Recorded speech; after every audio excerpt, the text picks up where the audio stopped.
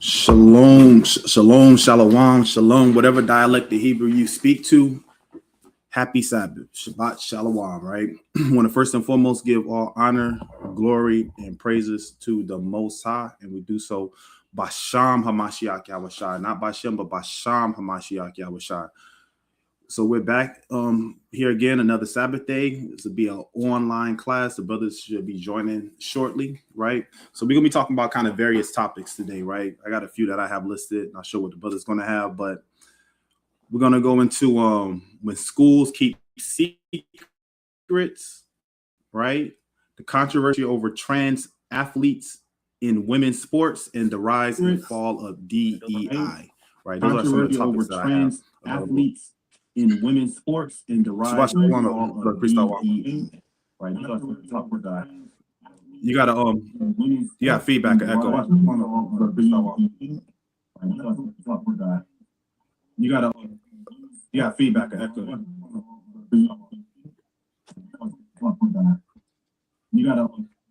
You got feedback and echo.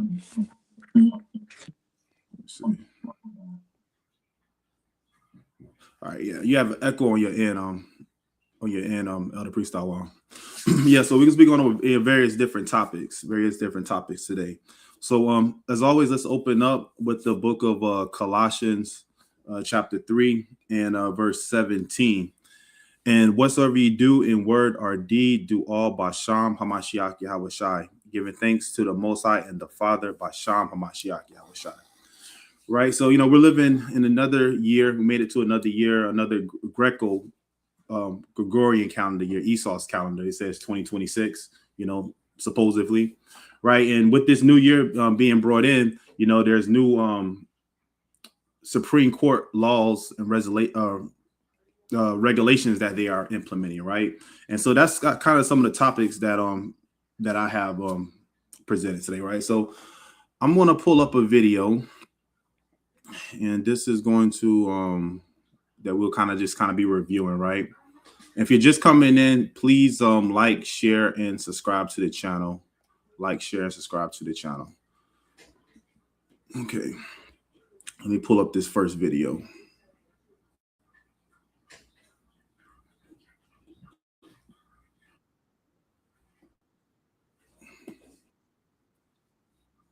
Do this weird at-home hack before bed to eliminate the parasite that causes type 2 diabetes. All right. So fair use, fair use. This is our thoughts and our views. I'll make sure I do plenty of stops, right? So they don't try to stop the video, right? So this first one is going to be from Dr. Phil, right? And it's talking about when schools keep secrets. Let's see.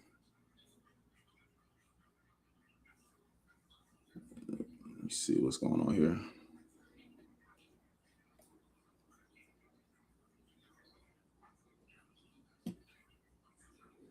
So let me close it and reopen it again. Bear with me, y'all.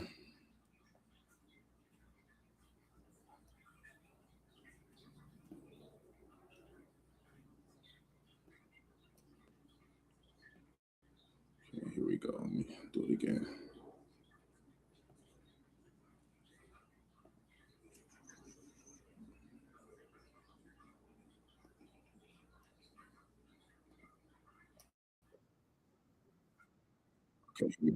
Okay, here we go. At the stage. Here we go. Transitioned at school, and she was just kept in the dark. Right, and this is an important video right here. Mother who says she was blindsided when she. This is something important that we go over, because a lot of people got children out there. You got to really be knowing what's going on, with the schools and what the schools are showing your children, right? So let's go to play. She learned her child was living as a different gender at school. A school counselor, she said that policies did not allow them to let the parents know what was going on. Children had a privacy right. You can't give aspirin without having express permission from the parents. Why would we be turning this process over to someone that's not trained for it and doesn't have a good history with the child?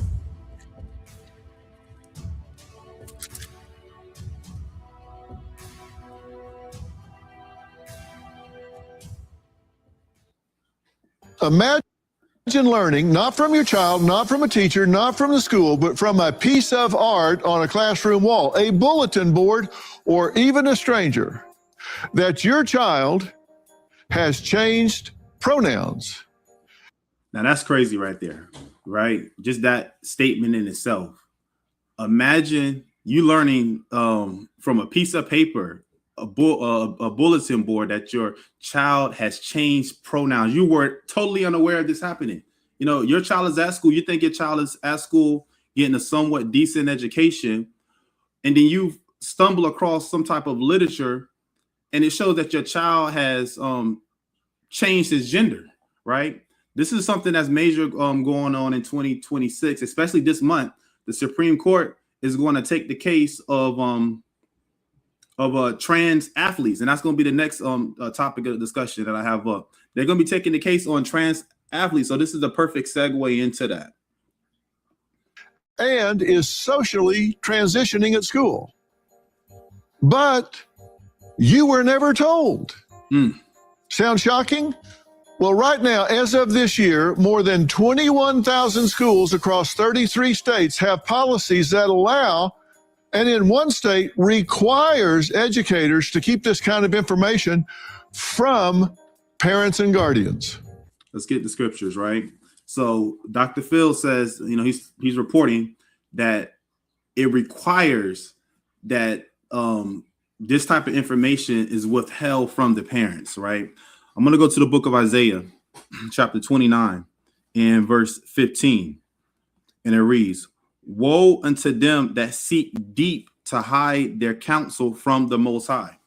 So when we look at that section, right? Because remember, you know, precept upon precept, precept upon precept, line upon line, here a little and there a little, right? It says, "Woe unto them that seek deep to hide their counsel from the Most High." Well, in a home, you have an order, right? That order is the Most High, Hamashiach Yahawashi, man, woman, and then child. That's the order. Let's get it real quick. This is the book of 1 Corinthians. Let me get that real quick. 1 Corinthians chapter 11. And I'm going to start at verse 3. But it says, "But I will have you know that the head of every man is Hamashiach Yahawashi, and the head of the woman is the man, and the head of Hamashiach Yahawashi is the Most High." So this is the order, right? Just so we can establish that. I'm going back to Isaiah again, chapter 29 and verse 15. "Woe unto them that seek deep to hide their counsel from the Most High." So in a man's home, right, he comes into authority of that home because he comes under the authority of Hamashiach Yahawashi, who comes under the authority of the Most High. So that's the authority. That man is head and king over his home. He is the power over his own home, right? So it says, "Woe unto them that seek deep to hide their counsel from the Most High." So you're hiding what you're doing from the parents, who are the authority of the household.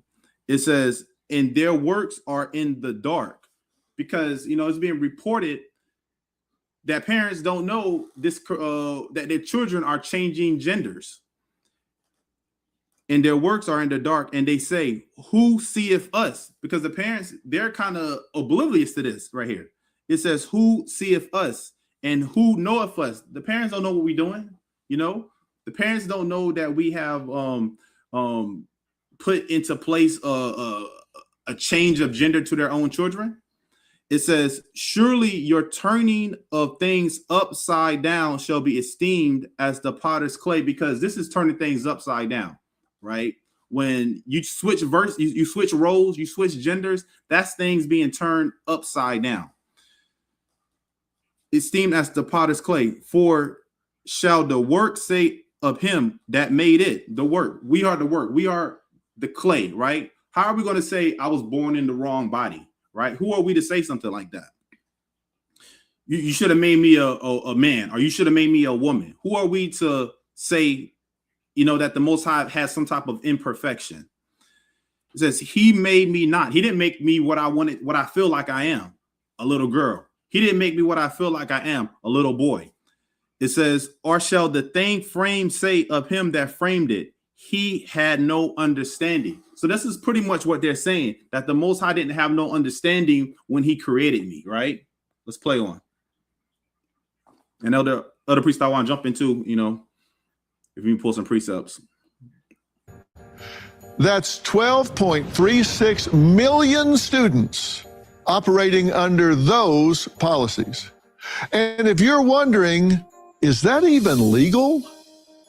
Well, courts across America are divided, leaving parents and teachers caught in the crossfire. Should schools have the right to keep parents in the dark?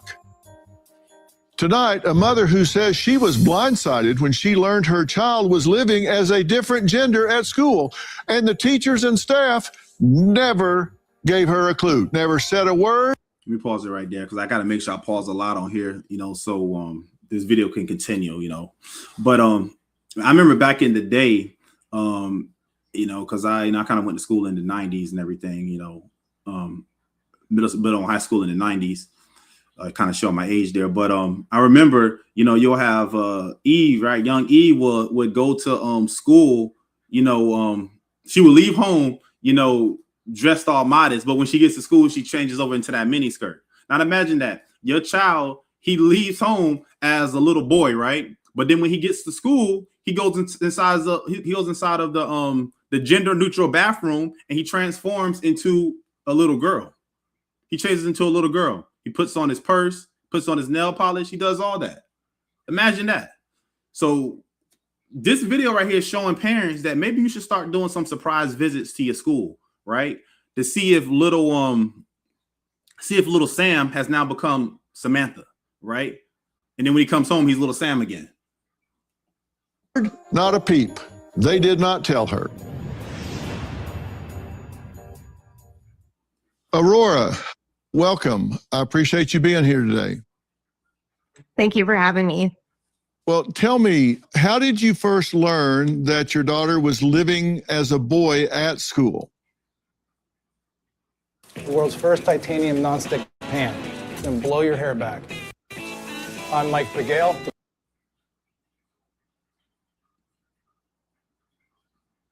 And he's ass boy. Bear with me. Bear with us. This is a much needed topic of discussion that we got to talk about. You know, if you're just joining, please go ahead and you know, like, share, subscribe, you know, put a comment in there, you know, tell your thoughts with how you feel about this whole thing right here. You know, if you have had experience with anything like this, you know, at your children's schools, you know, please share. Please share. Let me see. Let me pull this, take it down and pull it back up again.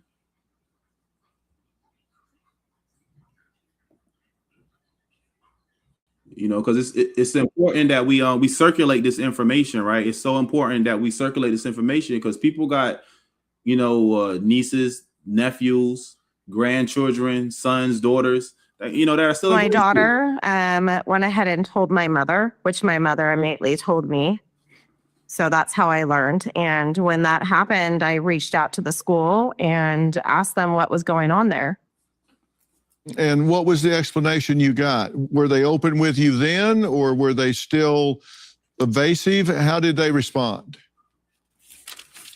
Well, I got a phone call from the school counselor immediately, and she said that their policy is that they cannot tell me unless the student, which was my daughter, says it's okay for them to tell me. So that their policies did not allow them to let the parents know what was going on. Okay. At that point, did they talk with you about it openly, or did they still stonewall you? What happened when you did talk to the counselor? I just told her that wasn't sufficient for me, that why would they ever do something like that? They don't know my daughter. Let me get a verse. This is the book of Psalms. This is the book of Psalms, chapter 94. In verse 20, to the point that she just made. Psalms chapter 94 and verse 20. Shall the throne of iniquity have fellowship with thee? Well, iniquity is sin. It says, shall the throne of iniquity have fellowship with thee, which frameth mischief by a law? You know, so if I just run it back just a little bit, right? If I run it back just a little bit, what she said. Immediately, and she said that their policy is that they cannot tell me unless the student, which was my daughter. You see that? She said the policy says that the student, which is her daughter, that they're pretty much not required to share this information, right? This is what this woman said. This is what, I guess the woman's name is Aurora. She said this. She said that it's not their policy to share that information. Says it's okay for them to tell me, so that their policies did not allow them to let the parents know what was going on. Okay. At that point, did they talk with you about it openly, or did they still stonewall you? What happened when you did talk to the counselor? I just told her that wasn't sufficient for me, that why would they ever do something like that? They don't know my daughter. She has never struggled throughout her life with her gender or sexuality. She had been going through a really hard time.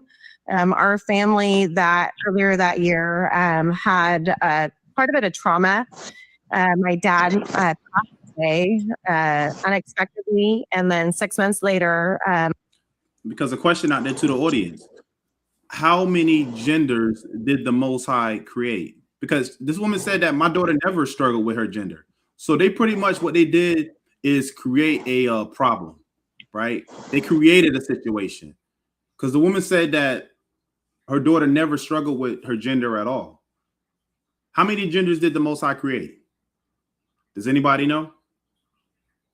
I'll give you a second. Does anybody know how many genders? Somebody put it inside the chat. How many genders did the Most High create? Did he create one gender? Did he create 72 genders? How many did he create? Because she said that my daughter never struggled with her gender before, right? This is the book of St. Matthew, chapter 19 and verse 4. And he answered and said unto them, have ye not read? When it says, have ye not read, that means the Old Testament, right? Because this is what Hamashiach Yahushua came when he walked the earth. He had the Old Testament. So it says, have ye not read that he which made them at the beginning made them male and female. So he created just two genders, male and female. He didn't create all these other types of genders out here, right? I was fighting, I got diagnosed with breast cancer. And then she was also in the 5th grade only when this happened and was going through puberty at a very young age. So I think it was accumulation of a lot of different things going on in her mind at a very young age. And it was just a really hard time for her and our family. And she got this idea that she might be a boy because of, maybe some of this confusion over her sexuality, and wasn't really ready at that time to let me know what was going on, and confided in a school counselor. And so it was very alarming to me that she would. Let me get a scripture, because she said that it was some type of confusion, right? Her daughter has some type of confusion on her gender. And remember, before, she never struggled with it until these thoughts were put inside of her mind, right? This is 1 Corinthians chapter 14 and verse 33. For the Most High is not the author of confusion. So the Most High didn't create this confusion right here. The school board created it through its policies, right? For the Most High is not the author of confusion, but of peace, as in all churches of the saints, right?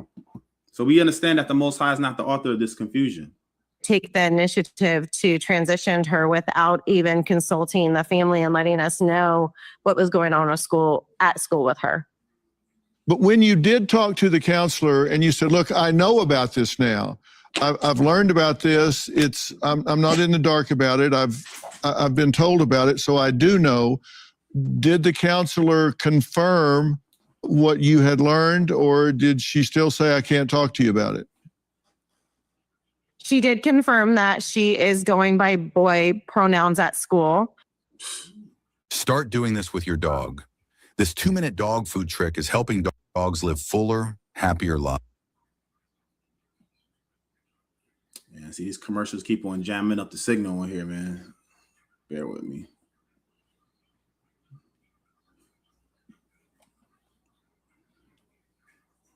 Y'all let us know your thoughts. What are your thoughts about this?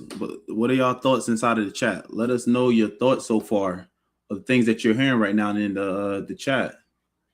Right? Do you agree or do you disagree with this right here?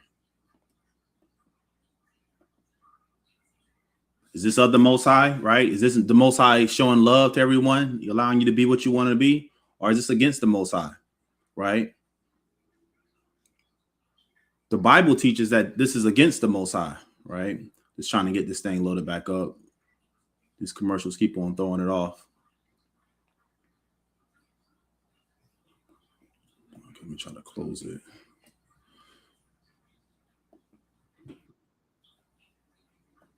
Okay, here we go. Let me share my screen again.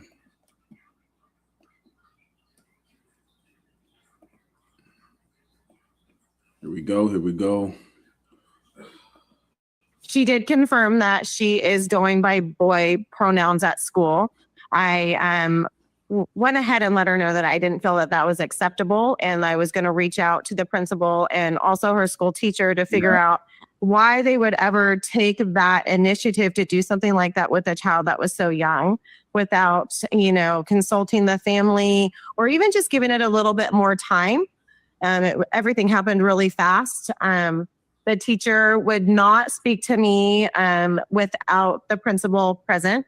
So I did get a phone call with the teacher and the principal, and I was told. And what that's what I'm saying. We read Isaiah 29, right? How the parents are the authority of the household. They're the power of the household. Who are these principals, right, and teachers to come in between a conversation between a parent and their child right here? This right here, it really infuriates me, right? Because I'm a parent. Who is this principal? Who is these teachers? Who are these counselors to come in between a child and their parent, right? Very rudely that this is their policy and there's nothing I can do about it.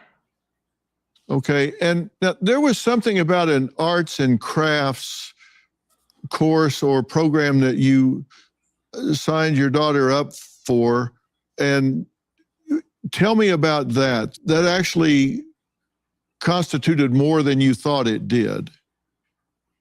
It did. It was, like I said, my daughter and her family had been going through a really hard time, and she is absolutely beautiful. She loved to do art. She paints quite often. And so she reached out and said that there was a girls group that was going to be at school during lunch.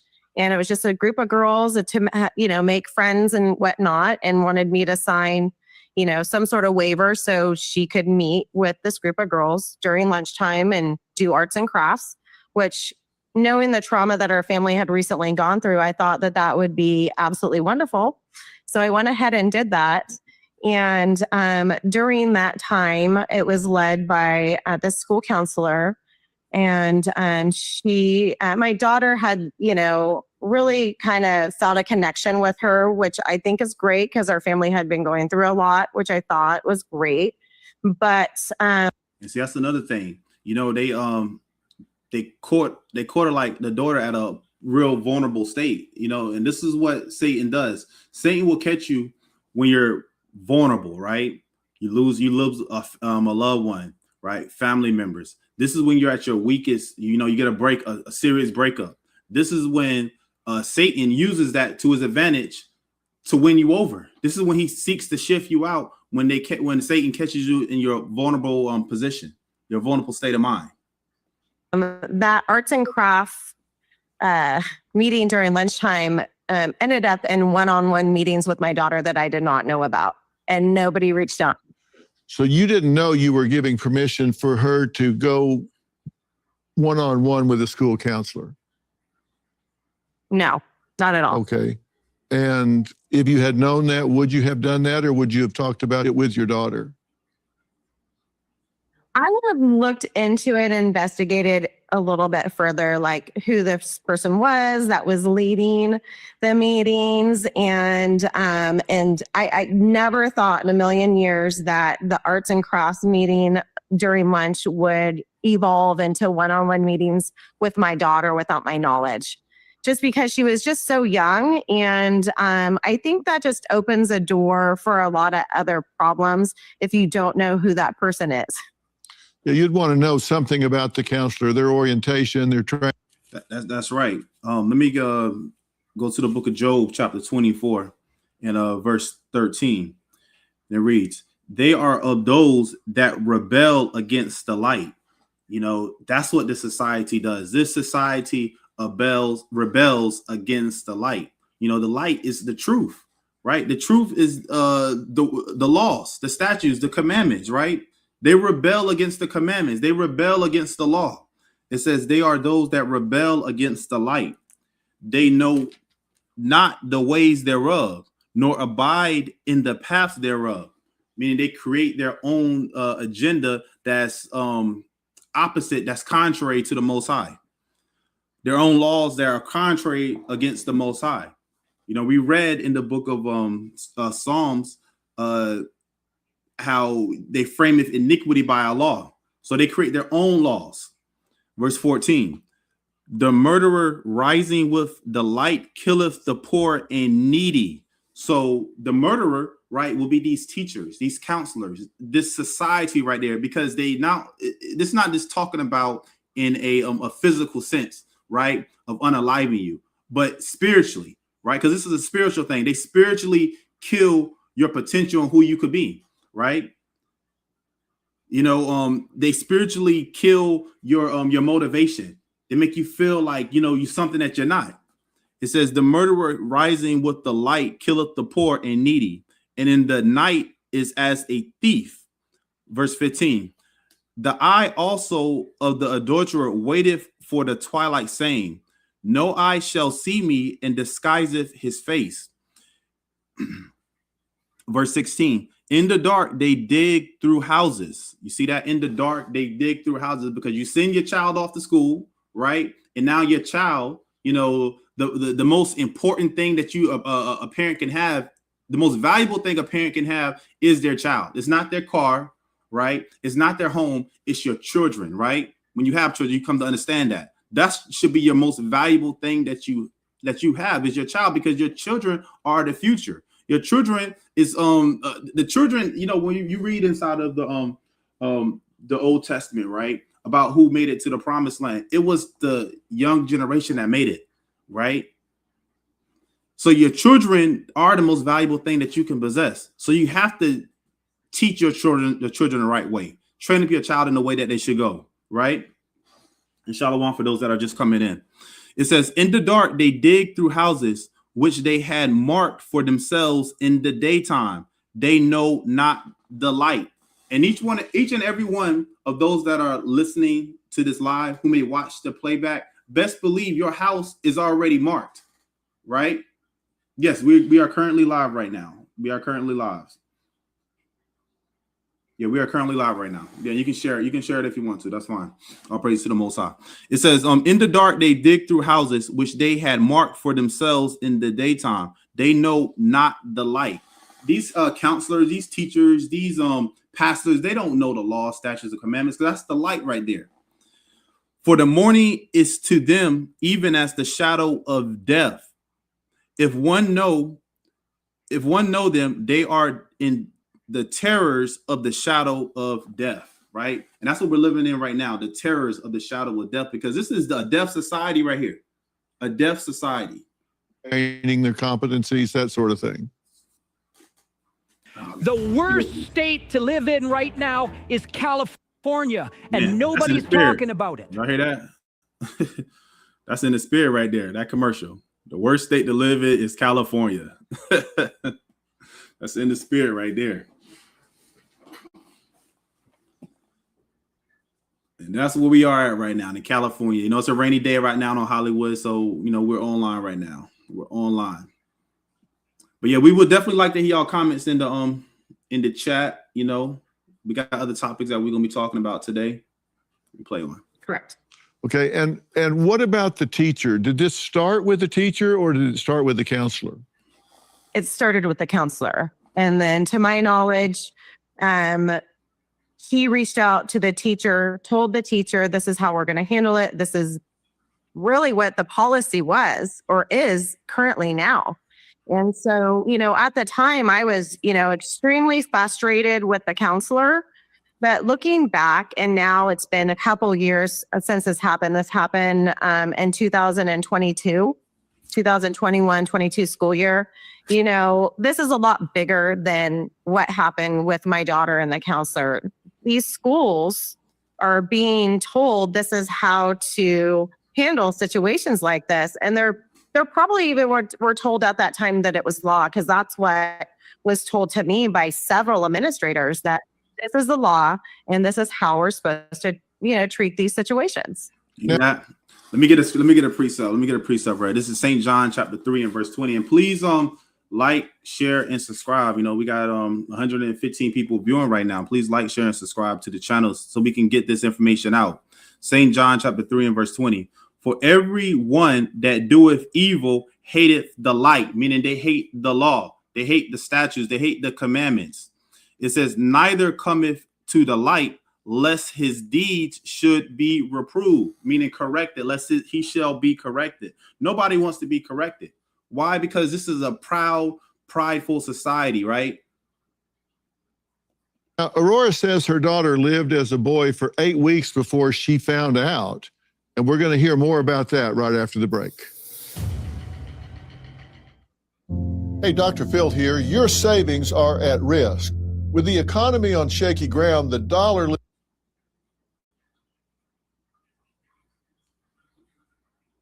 These commercials.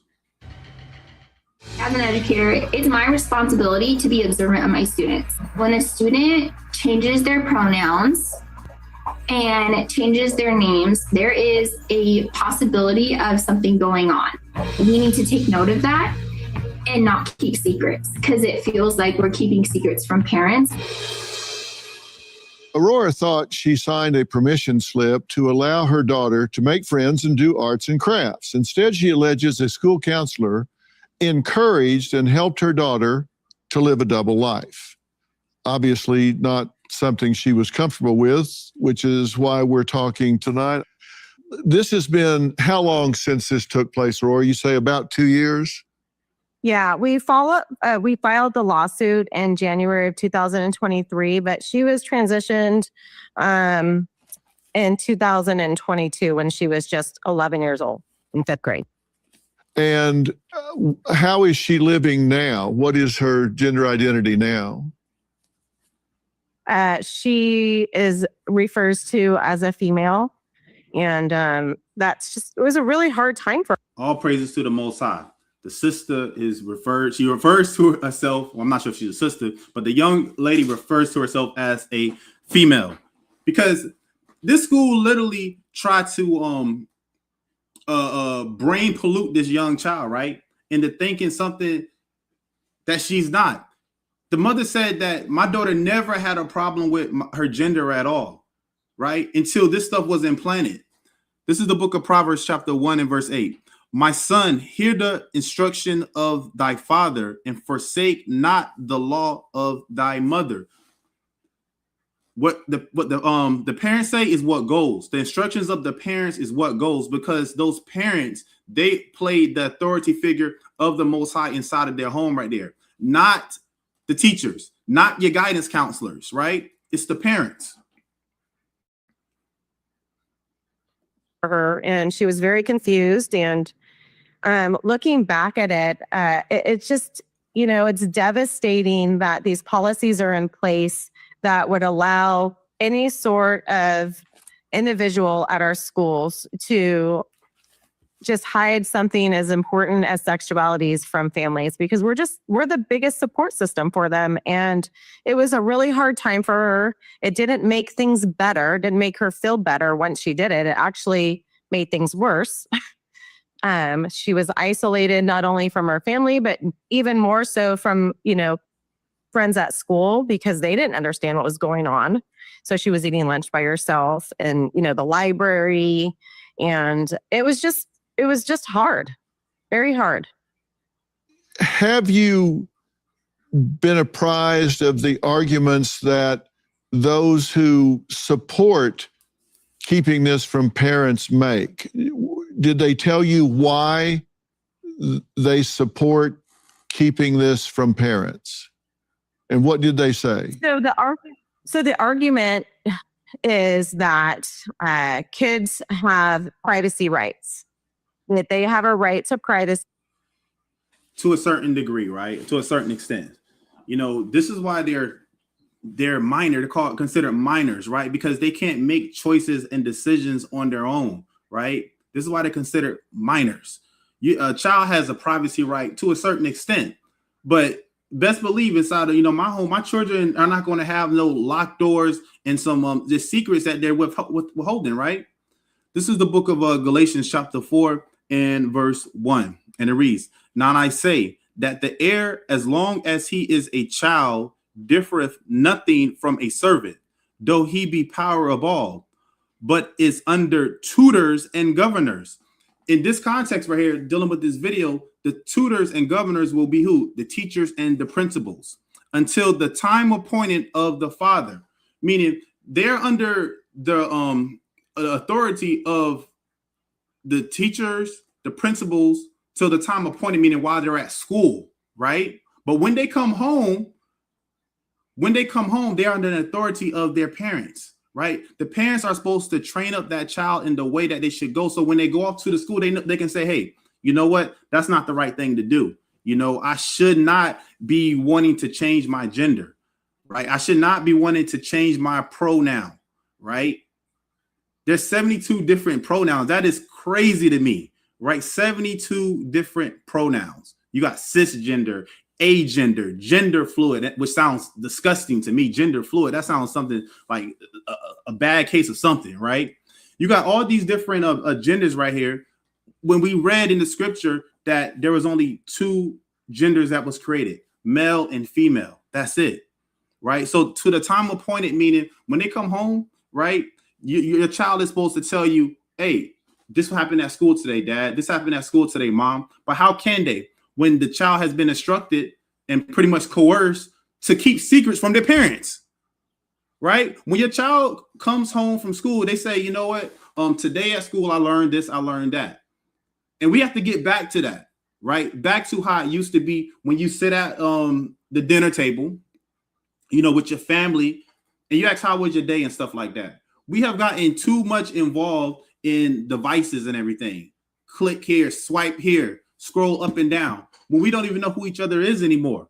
We all live in the same household, but you don't know who each other is anymore. You don't know who your wife is anymore, right? You don't know who your children are anymore. Y'all just live under the same roof. Y'all dwell under the same roof, right?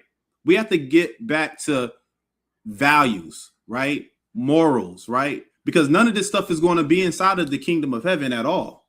None of it's going to be there. You have something you want to add, Priest Othawan? Qam Yasharahla, everyone. All praises to the Most High, Baal Shalom, Mashak Yahushua. I have a lot of information pertaining to this to look at where we at now. And it goes all the way back to the early 2000s, as far as their agenda, what they presented. But I'm going to read Colossians 3 and 5. It says, mortify therefore your members which are upon the earth, fornication, uncleanness, inordinate affection. That's what this is. Evil concupiscences. That's what this is. And covetousness, which is idolatry. And everything is set up with America and all these worlds trying to be as America, which is Babylon the Great. They're set up against the Most High. And what the Most High said we're supposed to be doing, and everybody's going to have to do it eventually, follow his law, statutes, commandments. Everything's against him. That's what you're looking at, with the devil ruling in the kingdoms of men. And he's setting up everything that will be against the Most High. And when you understand that, you can see all these movements, everything that they're dealing with is always against the Most High's laws. Because Leviticus 20 and 13 says what? We got to go to what he said to see whether or not you compare it to what the Most High has said to what they're doing. and then you get understanding. But see, they're taught that they're not under the law. So remember, we read went into the Negro slave Bible for us, and the laws were taken out. Wasn't no laws hardly in it. You would never know this. So therefore, when we bring it out, then what's the synopsis? They're not gonna like it because of the fact of they're not taught the laws, and they want to have their agenda. Like this is you can't really say certain things, I guess, on social media now, but I'm gonna say HS. And that's how we're gonna deal with that urban legend. That's what this says. It said for decades, HS activists have claimed that their same-sex attractions are inborn, genetic, and unchangeable. Now, transgender activists and their HS allies are beginning to claim that sexual orientation is fluid. So which is it? You see? A strange thing is occurring within the HS movement.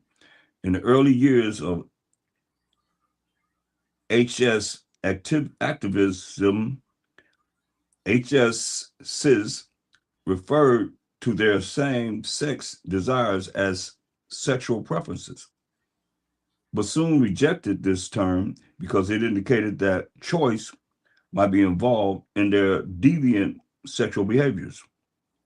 The preferred term for decades has been sexual orientation because it conveys the impression that being a HS is morally neutral, inborn, and unchangeable. In 1979, you see, we're going all the way back to 1979, several HS groups worked with federal legislators on passage of a pro-HS bill in Congress. They insisted that the old term affectual or sexual preference has been changed to affectional or sexual orientation. The reason for this is that it was felt orientation best expresses the nature of human sexuality, while preference raises the possibility that we believe that sexuality is a matter of choice. Ruda and Swartz, Gaze, AIDS, and You. The Devon Adair Company, Old Greenwich, Connecticut, 1987, pages 70 to 71. The HS movement has gained immense political power by claiming that HSs are born gay and that it is harmful to try to change them. The University of Washington's HS lobbying group, Gay by Les Trans Commission, for example, makes this claim on its website. HST is not a choice anymore than being left-handed or having blue eyes or being heterosexual is a choice. It is an orientation, part of who you are. The choice is in deciding how to live your life. The National Education Association and the American Psychological Association have helped perpetuate the born gay myth through its pamphlet, Just the Facts, which was sent to every school superintendent in the country.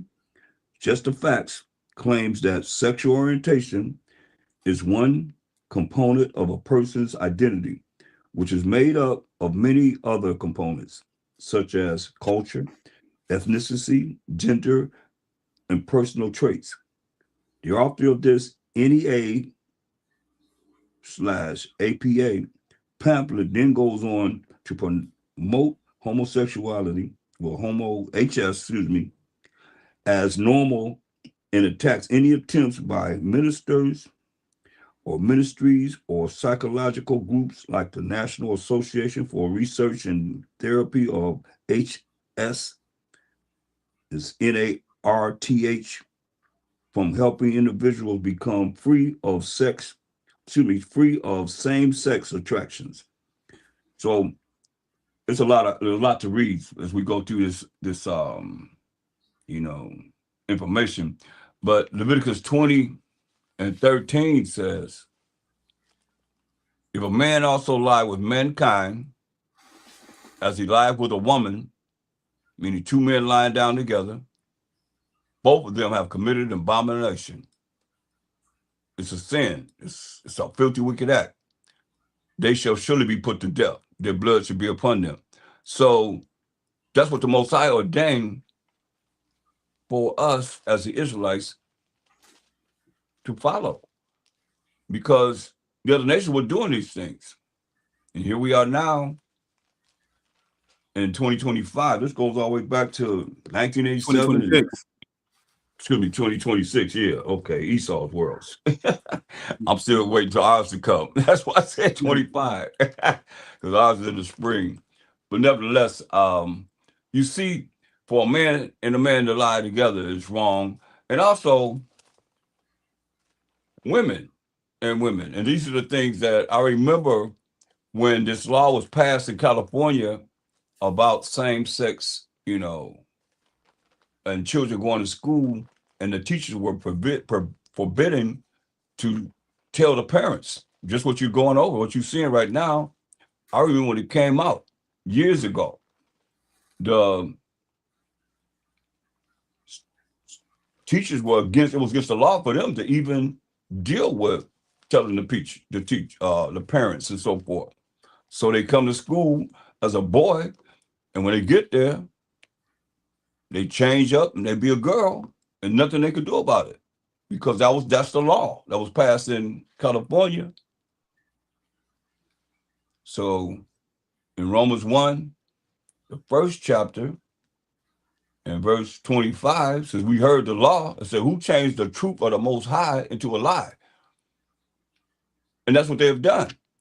The truth of the Most High is what? Psalm 119, 142.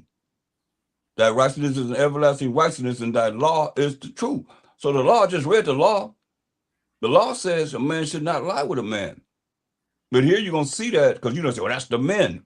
Well, here you're going to see that he's going to involve the women also. He said, who changed the truth of the Most High into a lie? And worship and serve the creature more than the creator. The creature is the system that they're following. That's contrary to the laws of the Most High, who is blessed forever. What it's called, the Most High gave them up unto vile affection. That's a vile affection. For even their women, here we go with the women. We just read about the men. Even their women did change the natural use into that which is against nature, meaning a woman with a man instead of women with women.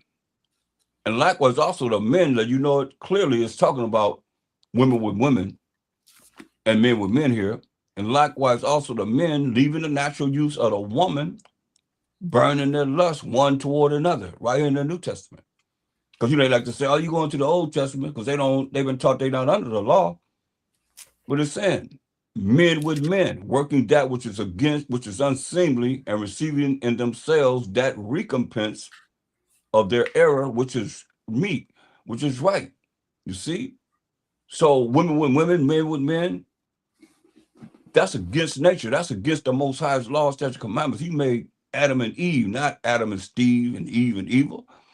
Matter of fact, you wouldn't even be here. Nobody would be here if their mother lay with another woman and their daddy laid with another man. Wouldn't be here. Wouldn't even exist. So yeah, go ahead. We can continue on. Okay. Come on. See, and they shouldn't have to tell, not even their family, until they're ready to tell their family about any sort of sexuality orientation. Ladies over 50, that fancy electric toothbrush that you have, it might actually be aging you.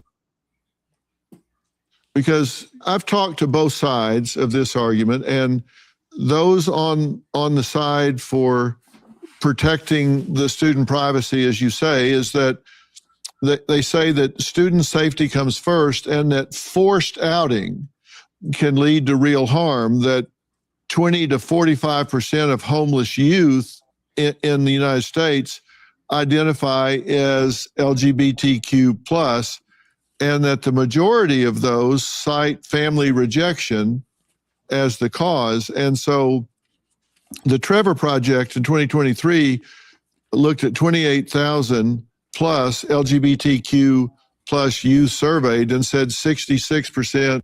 You know, and he said it cites family rejection. Let me go to the book of Psalms chapter 1 and verse 1, because this is something that should be rejected, right? And it reads, "Blessed is the man that walketh not in the counsel of the ungodly," or the unrighteous, right? "Nor standeth in the way of sinners, nor sitteth in the seat of the scornful." Right? So this should be rejected by the parents. We go to Ecclesiasticus chapter 30 and verse 1. "He that loveth his son," this also applies to your daughter as well. "He that loveth his son causes him oft to feel the rod," meaning correction, right? "That he may have joy of him in the end.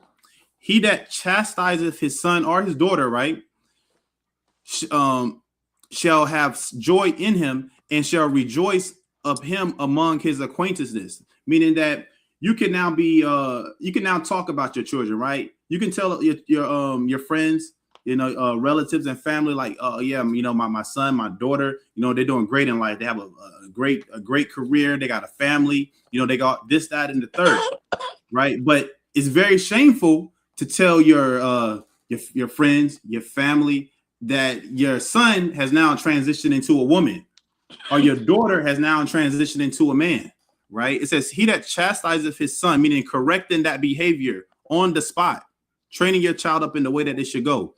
"He that chastiseth his son shall have joy in him and shall rejoice of him among his acquaintances. He that teacheth his son grieveth the enemy." So when you teach your child, you're grieving the enemy, because your child, right, does not become a product now of society. They don't become a product of the prison system. They don't become a product of having a house in Virginia, HIV, and having to get a whole bunch of medication and stuff like that, right? They don't become a product of all the things that occur when you fall into that type of lifestyle. When you fall into, we'll call it the gomotexual lifestyle, right? When you fall into that gomotexual lifestyle, right? Because, we want to make sure that, they don't, they pull down the video, right? Because we bringing out a lot of information here today. It says, "He that teacheth his son grieveth the enemy, and before his friends he shall rejoice of him."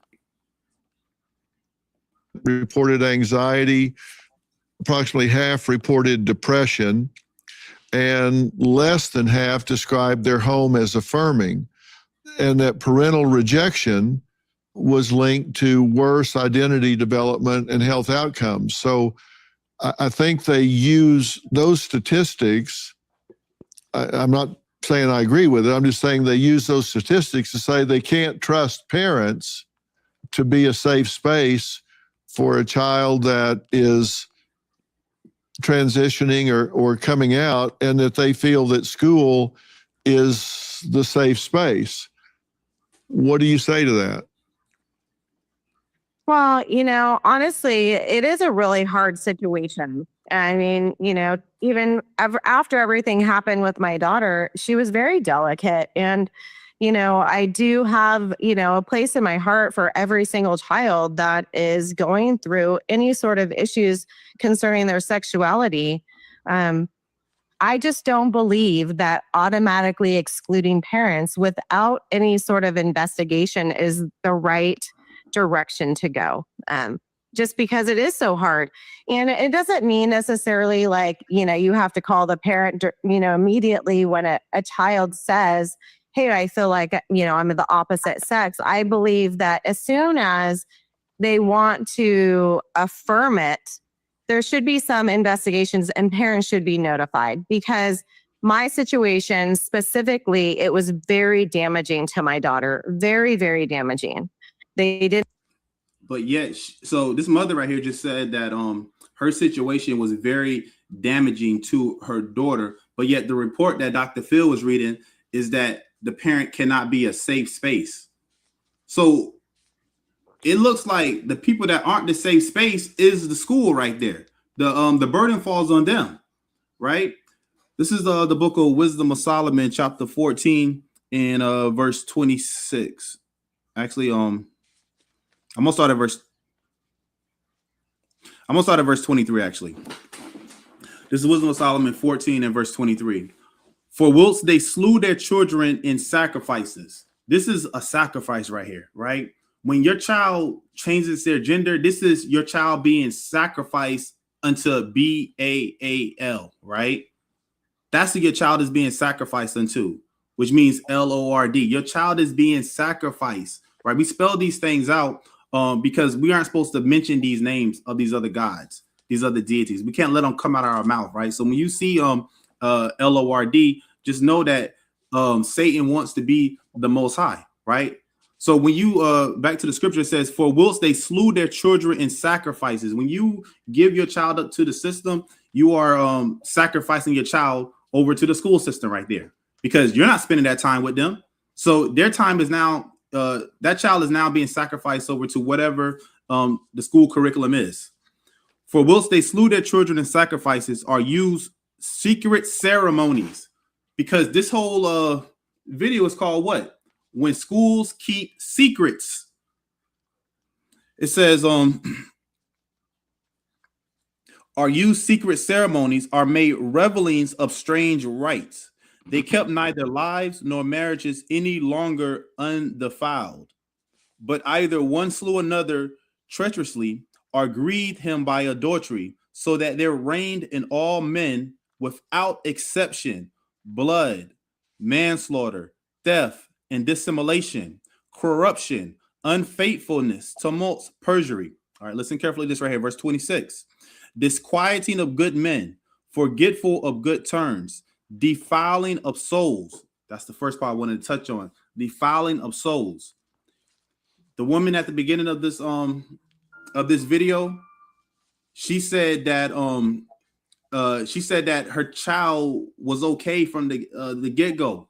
From the beginning, her child was fine, but her attitude changed somewhere down the line, right? Where she felt that she was she wanted to change her identity, who she is.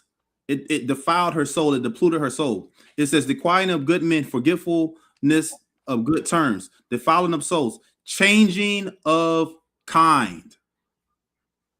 This is what the school wants to do to your child. They want to change their gender, changing of kind, making you confused. Disorder in marriages, adultery, and shameless uncleanliness.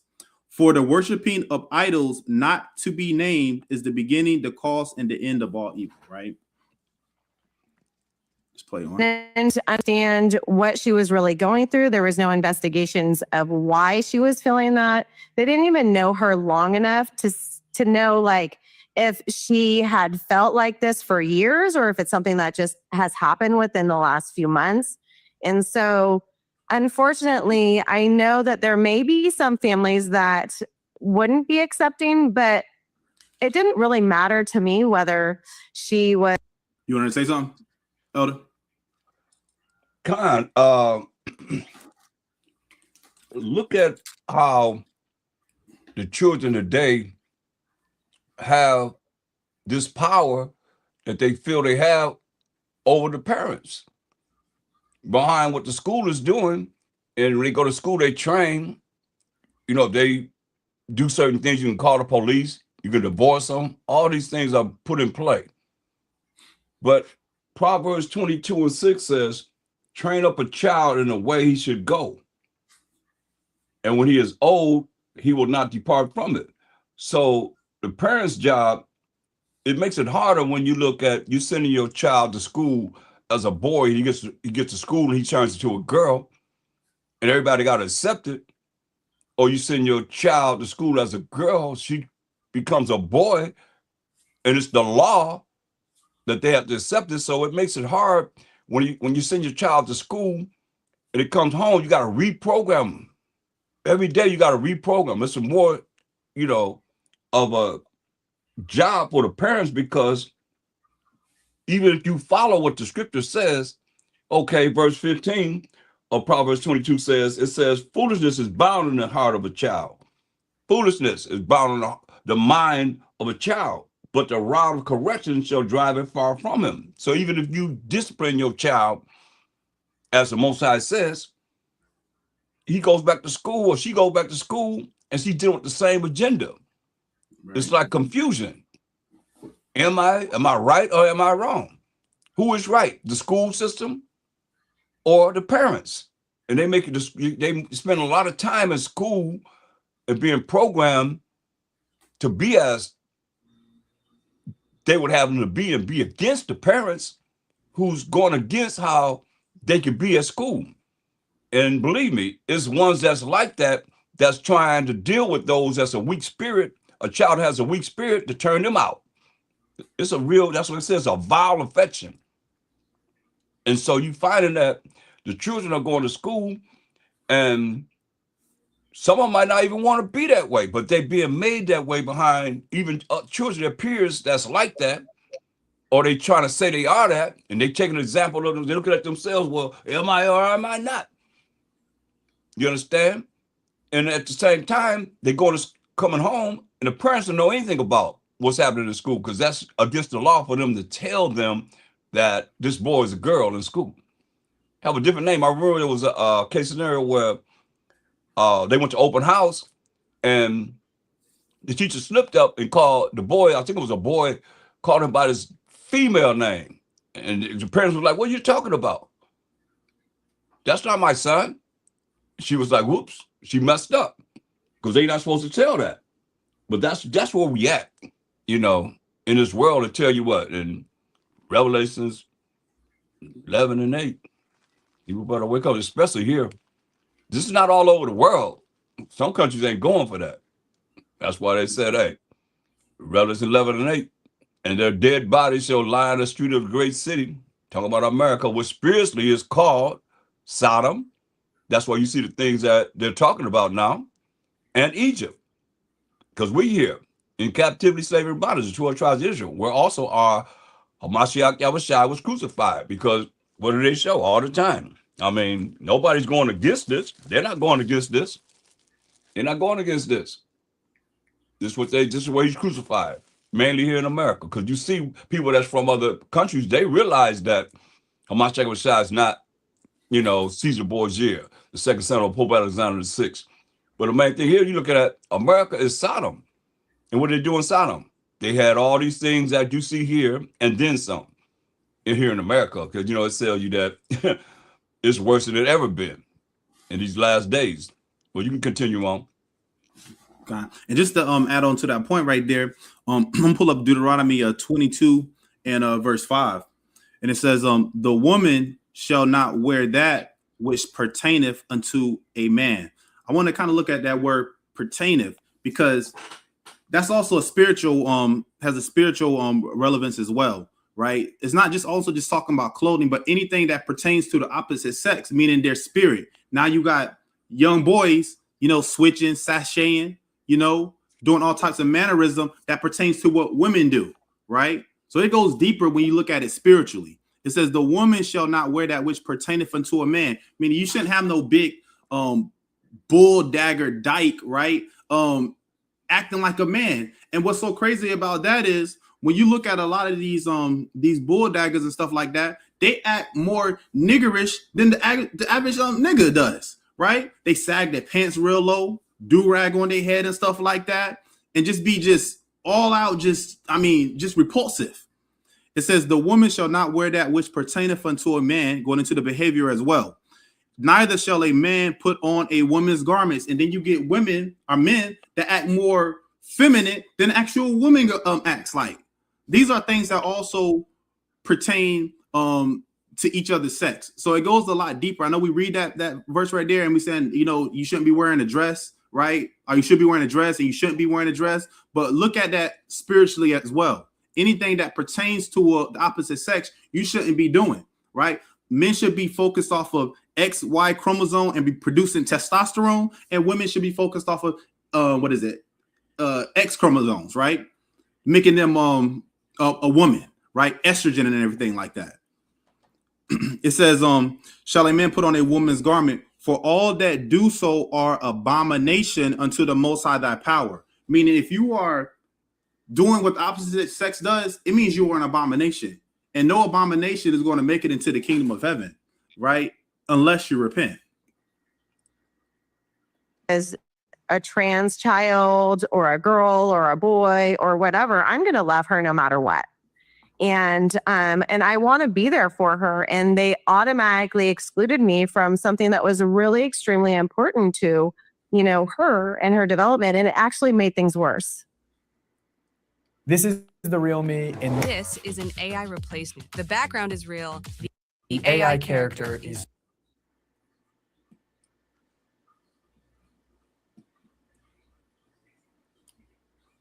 We got some buffer in here.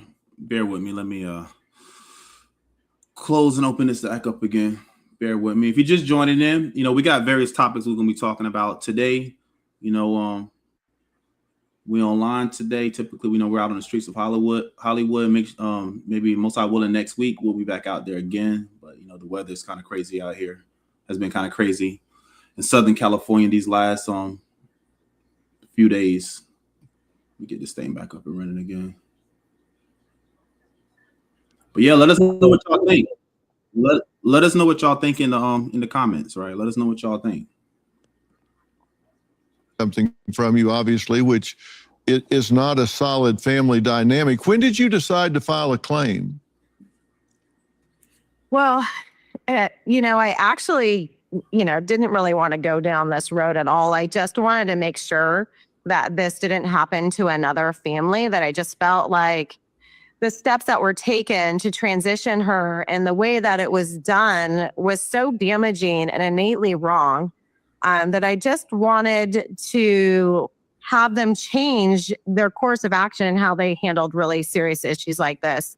And every step of the way, working my way up through the district, I just felt like I was bullied. I felt like the door was slammed in my face, and it was really hard. I mean, I got to a point where we had gotten through the summer with my daughter, and I had told her, I'm going to love you no matter what. Let's just give this time, in 6 months. If you still feel like this, let's move forward. No matter what you want to do, I'm going to. She's talking about how she'll love her daughter no matter what. Let's get a scripture on that. Right, because you can't love your child if and what she's talking about, I understand, she's talking about like an agape love, right? But you have to understand what love is, right? And this is how you have to love your child. Let's go to the book of, let me see. I'm gonna go to Romans. I think it's Romans 13. You see, I think it's Romans 13 and 10. So this is Romans 13 and 10. Love worketh no ill to his neighbor. Therefore, love is the fulfilling of the law, right? This is what love is, doing the law, right? That's what love is. Love is the keeping of the laws. And this is what you have to train up your child, in the way they should go. Teach them to love to keep the law. Teach your child to love to do what's right.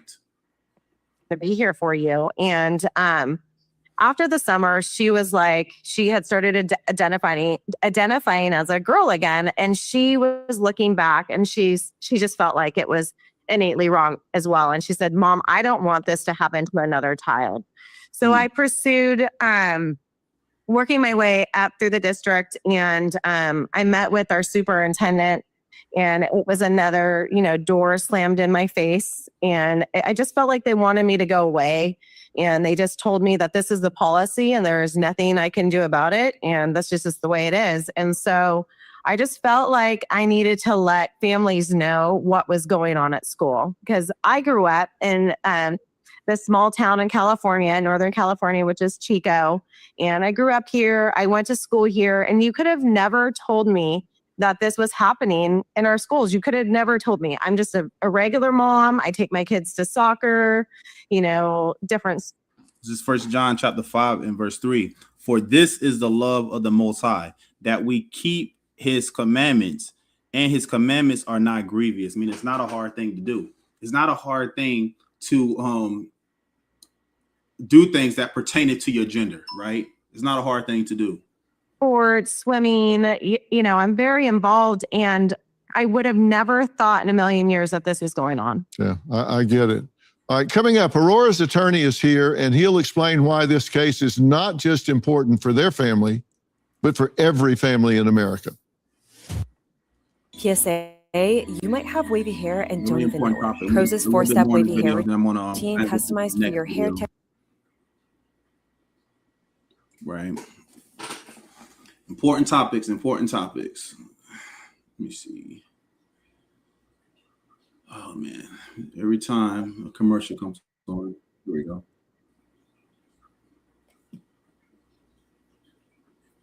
Let's play this. You've heard me talk about Jace Medical. If not, listen up, because they're doing incredible work in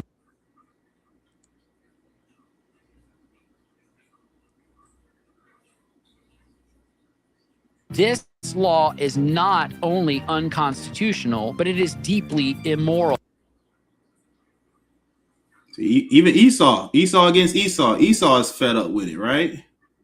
Don't wait. Order today. Visit jace.com and use code PHIL at checkout for a special discount. That's JASE.com, code PHIL. Parents living in America do have rights as citizens not to be martyrs or sheep led to the slaughter. That means doing exactly as parents have done in Chino Hills in suing the California government. This law is not only unconstitutional, but it is deeply immoral. We're back with Aurora, whose daughter, who we're calling AS, was helped to transition from a girl to a boy in the 5th grade without anyone from the school contacting her. Now, joining us is Josh Dixon, Aurora's attorney, and the director of litigation from the Center for American Liberty. Josh, appreciate your being here. You say this case is a fundamental game changer for how parents communicate with schools. Tell me what you mean. Yeah, so parents have the right to direct and control their children's upbringing and education. And part of what that right includes is the right to consent and to be involved when significant decisions are made in the lives of their children. And that right was violated here. The decision whether to undergo a social transition is a significant decision in the life of the child, and it's a decision that parents have to be involved in. The decision here was a decision that was made by the school to honor the child's assertion of the transgender identity, and that is a parental decision. And so because the school made the choice on its own to honor the child's assertion of the transgender identity, then the school stepped into the parental role and made that decision for the child when the parent should be the one making the decision. I think it's important for us to point out that we're not arguing that anytime a child comes to a school official and says, I think I may be trans, I think I may be gay, I think I may be whatever, we're not contending that that knowledge alone triggers the parental right. Schools don't have an obligation in that fact situation to tell the parents. We think that would be good policy, but we're not contending that violates the Constitution. What violates the Constitution is when the school makes the decision to honor the child's identity, which is what's happening here. It's not just happening in California. Gotta make sure I pause it in between so the algorithm doesn't take down the video. But this is Ecclesiasticus chapter 37, right off of what he's saying. Ecclesiasticus chapter 37 and let me see, I think it's verse 7. I'm gonna start at. It says, every counselor extolleth counsel, right? And the counselors in this case right here will be the school, the teachers, the school district. But there is some that counseleth for himself. These teachers, these principals, this school district, they're doing this for their own purposes. And the purpose is all in the end is money, right? It's all about that LGBTQ agenda, right? Things like transgender story time. What does that have to do with it? What does a transgender telling a story to a child have to do with making that child a better person at all, right? Giving morals to that child. How's that child going to excel in life because a transgender read them a story? So they're doing these things to they're counseling in a way for their own selves, for their own purposes. Verse 8, it says, beware of a counselor. So beware of these teachers. Beware of the school districts, right? Beware of a counselor and know before what need he have. So this is why you should know your children's teachers. You should have a relationship with your children's teacher. You should be asking for, progress reports, right? You should be checking in, going down to that school, checking in on your child, see what's going on. It says, for he will counsel for himself, lest he cast the lot upon thee, right? Because they're now making your child now becomes your enemy, is what it's going into. Your child now he goes against you in your own house. Now you have turmoil in your own house, and you got parents just don't understand, right? You got your child saying, I hate you, mom, go to hell. You don't let me do what I want to do. They're saying things of this nature right here because the school has now overthrown your authority. Yeah, as you mentioned at the outset, it's happening in schools all across the country. So this case is extremely important, not only for Aurora, it's important for every case, or every parent, I should say, in California. Almost every school in California has adopted this policy or a similar policy to the one that's at issue here. And then, like I said, the details may vary from state to state, but these types of policies are in place nationwide. Right. And, teachers are saying they don't want to be forced in outing a child. And I think that's just kind of a slang term, but I think there's a difference between outing a child publicly and consulting with the parent about a child. It seems to me that it's the reverse.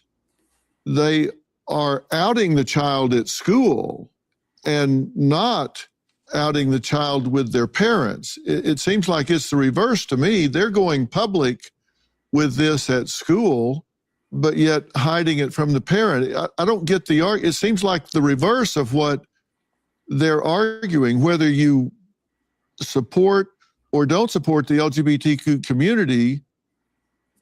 Their argument seems backwards to me. I don't understand the argument. Aren't they the ones that are outing the child by having them assume the other gender identity rather than the opposite? I think your instinct and your tuition there is exactly right. I mean, what the schools are arguing is that children who could be as young as 5 years old, by the way, have a privacy right against their parents to keep their social transition secret from their parents. Yet the social transition, by definition, is social. It is occurring throughout the school environment. And so everyone at school knows that the child is undergoing this transition. So what we're saying is that teachers, janitors, other classmates, everyone in the school environment knows. Yet the only people who can't are the very people who are closest to the children, which it turns the Constitution on its head. The essence of a privacy right is that it is, in some definition, in some measure, private. Well, this is not private. This is social. And so your instinct is exactly right, and it completely undermines the state's counter arguments. Look, Hi, I'm JT, and I made Result Hunter, the search engine for conservatives. Let me just tell you what it does. First of all, big tech right now is run by a bunch of... We have some parents in... Let's get some precepts in. I'm gonna go to Proverbs chapter 28, right? So he's talking about secrets, right? Keeping secrets, right? 5-year-olds keeping secrets from their parents, which is crazy. Proverbs 28 and let me see, what is it? Verse 13. He that covereth his sins shall not prosper. That's keeping secrets, trying to hide things, right? You're not going to prosper. You can't tell your child he can. It's okay for them to be a different sex, right? You're not going to prosper me in the end. On a bigger scheme, you're not going to be in the kingdom of heaven. It says, he that covereth his sins shall not prosper, but whoso confesseth and forsake them shall have mercy. So you have to confess your sins and forsake them, meaning don't go back unto them again, right? This is why, if you're in this type of lifestyle, this LGBTQ community, you have an opportunity to repent and leave that lifestyle alone, right? Let me see. I'm going to go to the book of Ecclesiastes, chapter 12. I'm just going to get a few more on this, then we can move on to the next video. Ecclesiastes 12 and 14. For the Most High shall bring every work into judgment with every secret thing, right? And this is a secret thing right here, to keep something like this from your parents, whether it be good or whether it be evil, right? So there's no hiding anything from the Most High, right? You had anything else you want to bring out on this video, Elder Priest Awan? Yeah. I'm gonna move on to the next one. God, I'm looking for concerning how they did this in the schools. This is all pre-planned. This is nothing that's just, this is nothing just happening off the bat. They plan things years and years before, the average person see it materialize, Right. Let me read this. It says,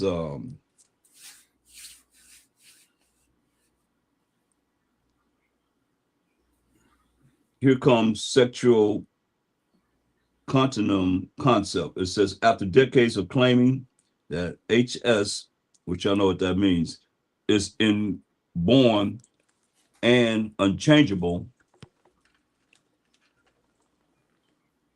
HS activists who are allied with the growing transgender movement are now beginning to assert that sexual orientation is fluid and that one can become whatever he or she wants to be along a sexual continuum.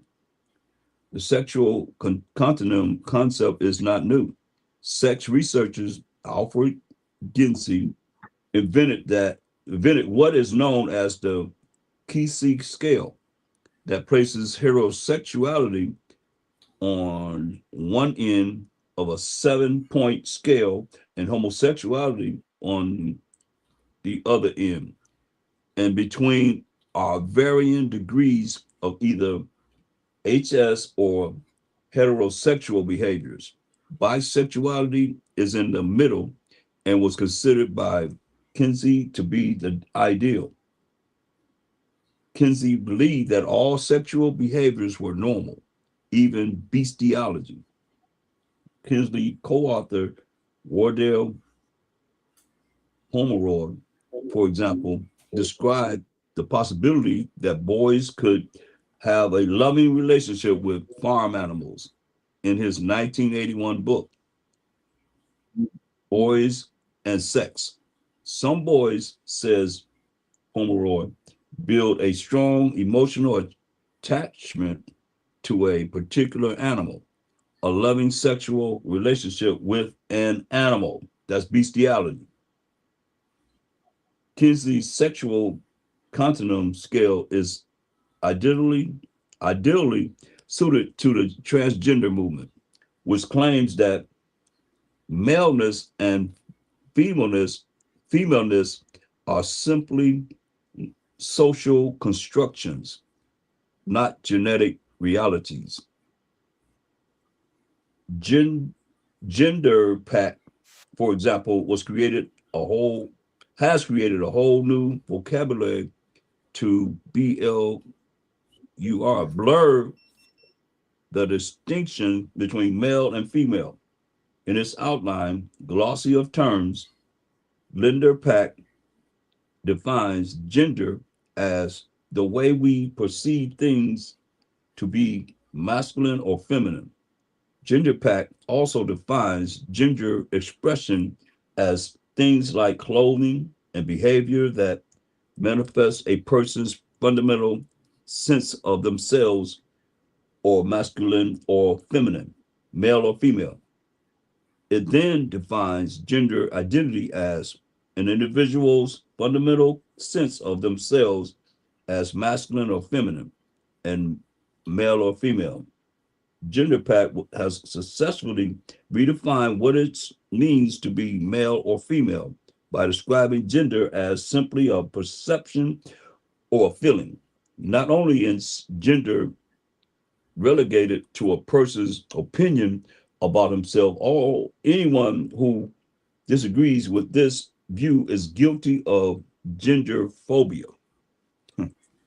Gender Pact leader Ricky Wilson's, a male to female transgender, compares gender phobia with the non-existent condition called homophobia in a press release issued on the 4th month, the 17th day, 2003. You see this going all the way back, like I said, almost 20 years ago, over 20 years ago, 23 years ago.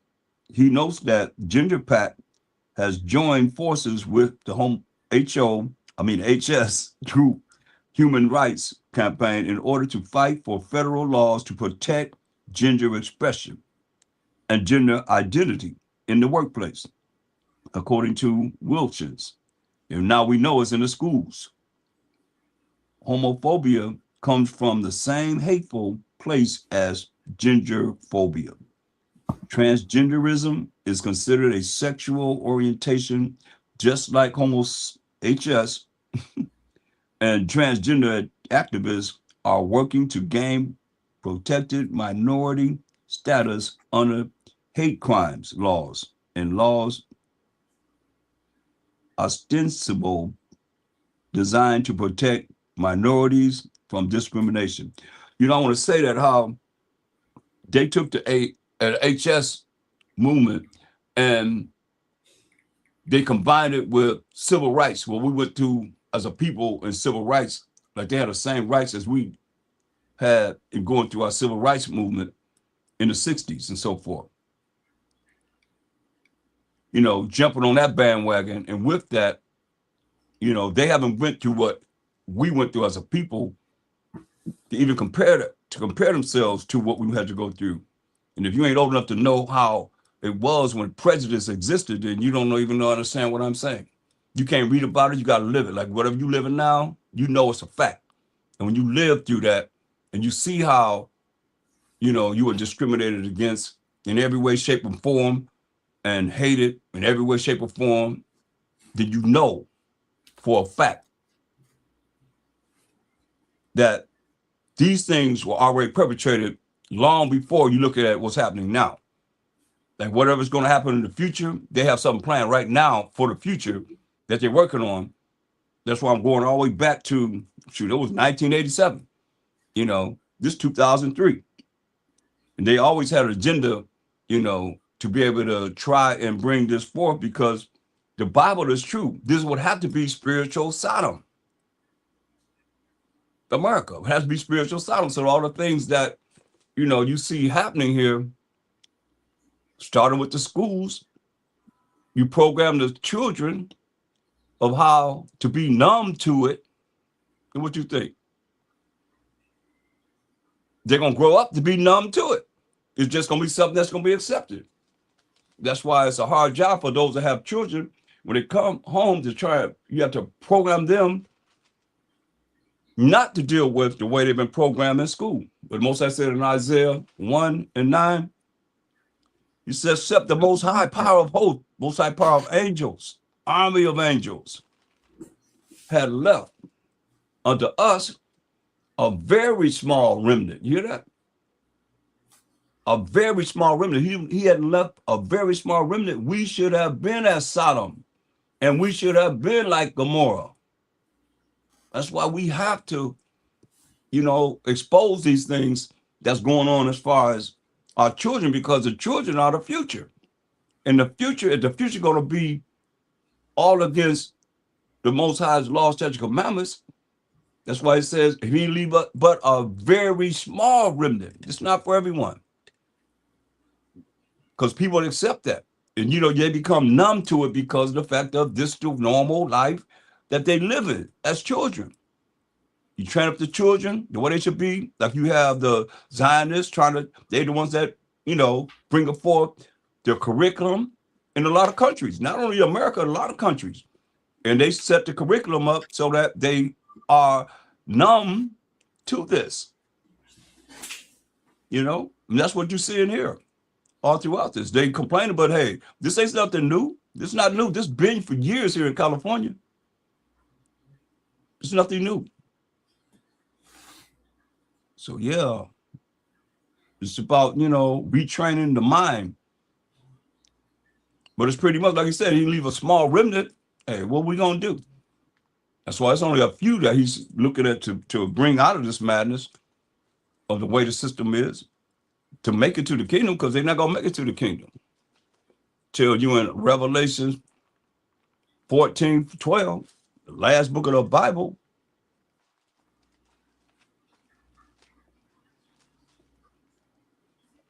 It say, here is the patience of the saints who are the 12 tribes of Israel. Here are they that keep the commandments of the Most High and the faith of a Mashiach Yahushua. He wasn't down with no man with man and women with women. Where's that in the Bible?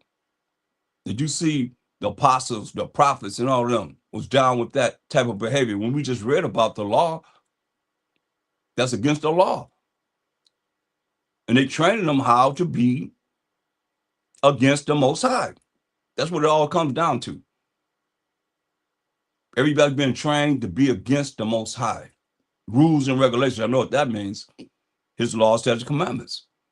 So if you're going to make it to the kingdom, then they're going to have to change all of that behavior. It's like, it's real, like I said, I read earlier, it's a vile affection. And even with Romans, we can continue in Romans. But it's very important that you see all these characteristics that they possess that's against the Most High, whether anybody like it or not. That's what the word says, and it creates all these spirits. These are all spirits.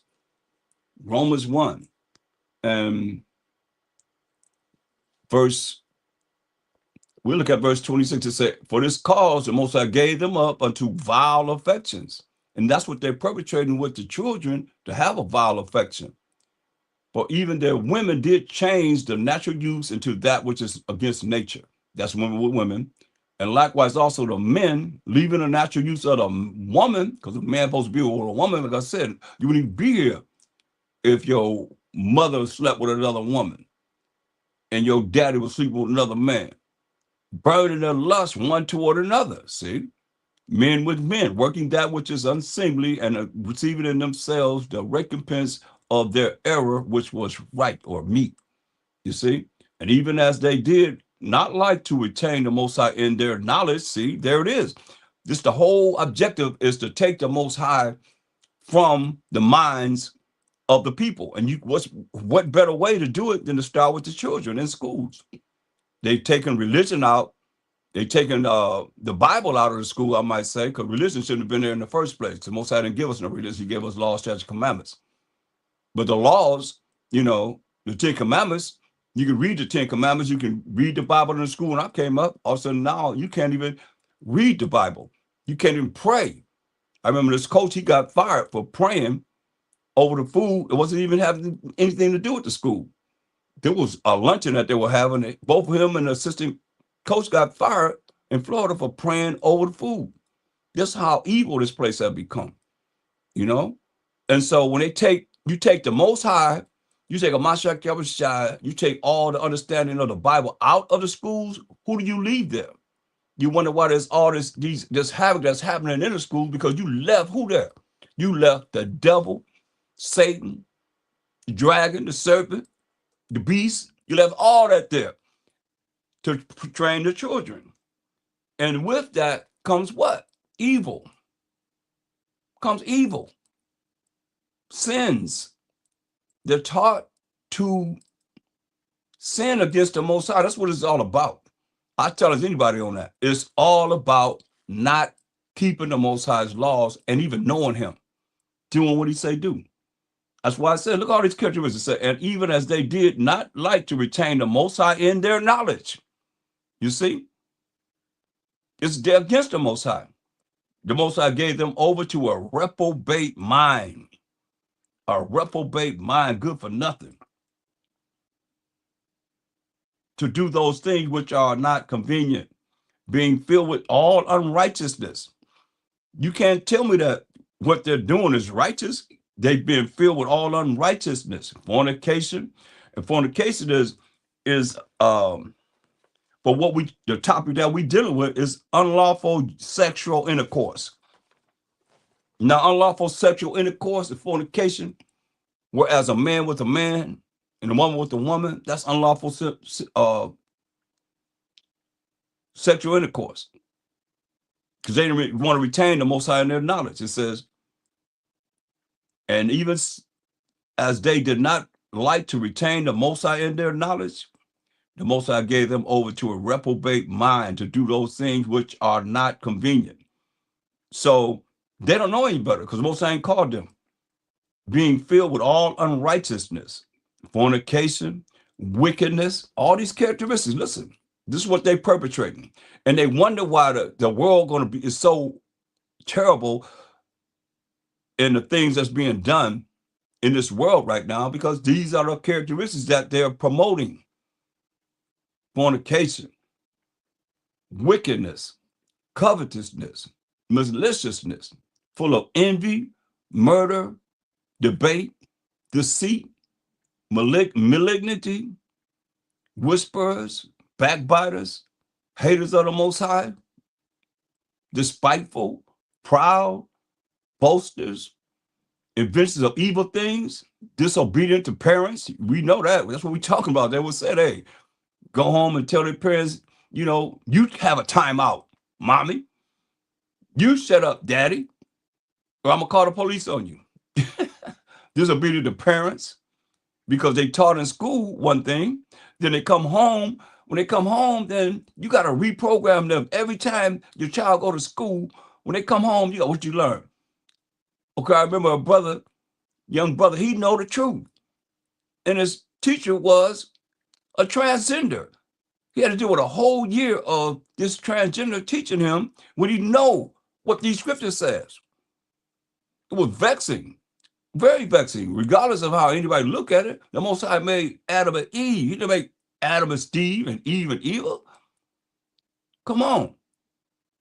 It says, haters of the Most High, despiteful, proud, boasters, inventors of evil things, disobedient to parents, without understanding, covenant breakers, without natural affection, because natural affection is a man with a woman. Not no man with man and woman with woman. Implacable, unmerciful, who knowing the judgment of the Most High. Listen at this closely, because a lot of y'all accept it as it is. You're friends with them. You're doing all the things that, would help to elevate and keep them intact of where they at instead of telling them repent and come out of that. Who knowing the judgment of the Most High. We read the judgment of the Most High in Leviticus 20:13. If a man lie with mankind as they do a woman, both of them have committed abomination, they shall surely be put to death. Who knowing, and that's for a woman and woman too, who knowing the judgment of the Most High, that they which commit such things are worthy of death, because we read the law. Not only do the same, but have pleasure in them that do them. That's you that have pleasure in being with these that are, of this transgender or HS or, lesbian, whatever it is that they're dealing with men and women with women, even if it's boy with boy, girl with girl, and you accept that, you just says, but have pleasure in them that do them, you're going to reap the same, man. Not only do the same, but have pleasure in them that do them. Most I say, going to put you to death too. You join with that. You down with that.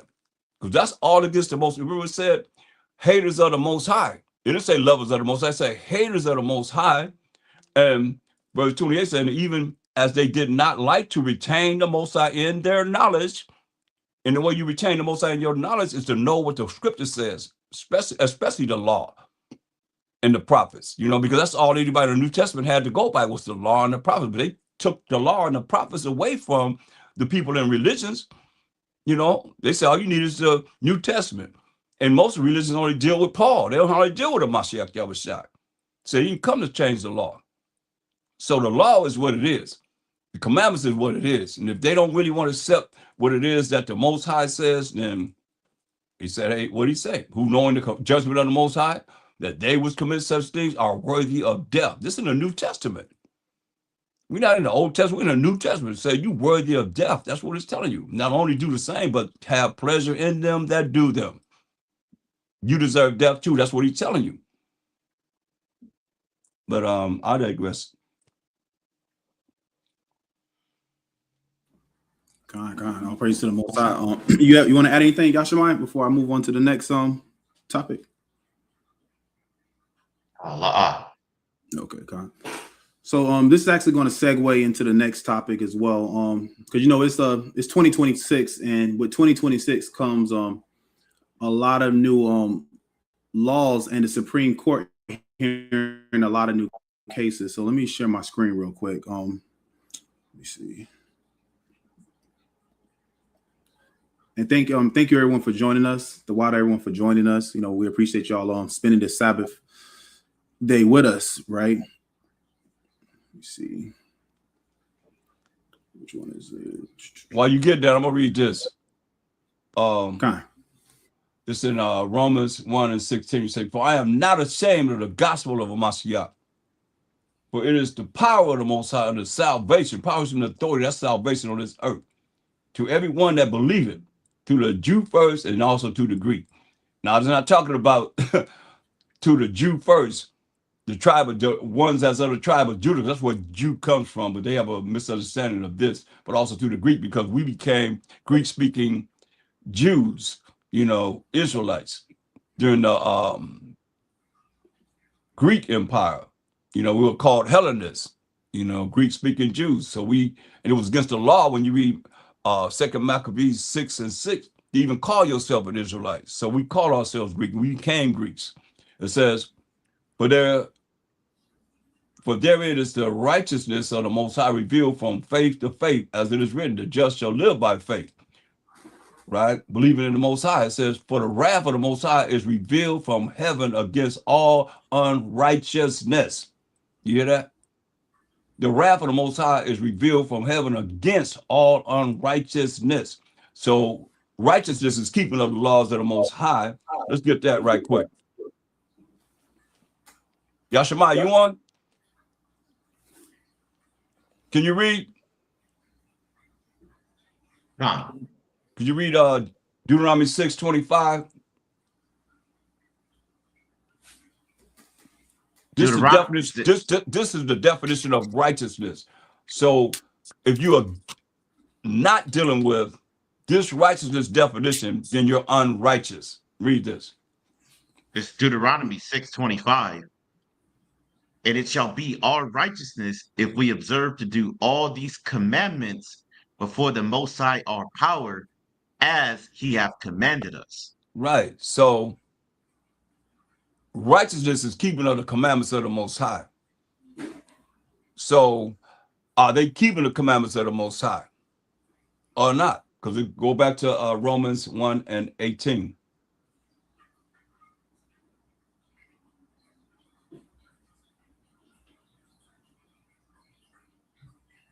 Romans 1:18.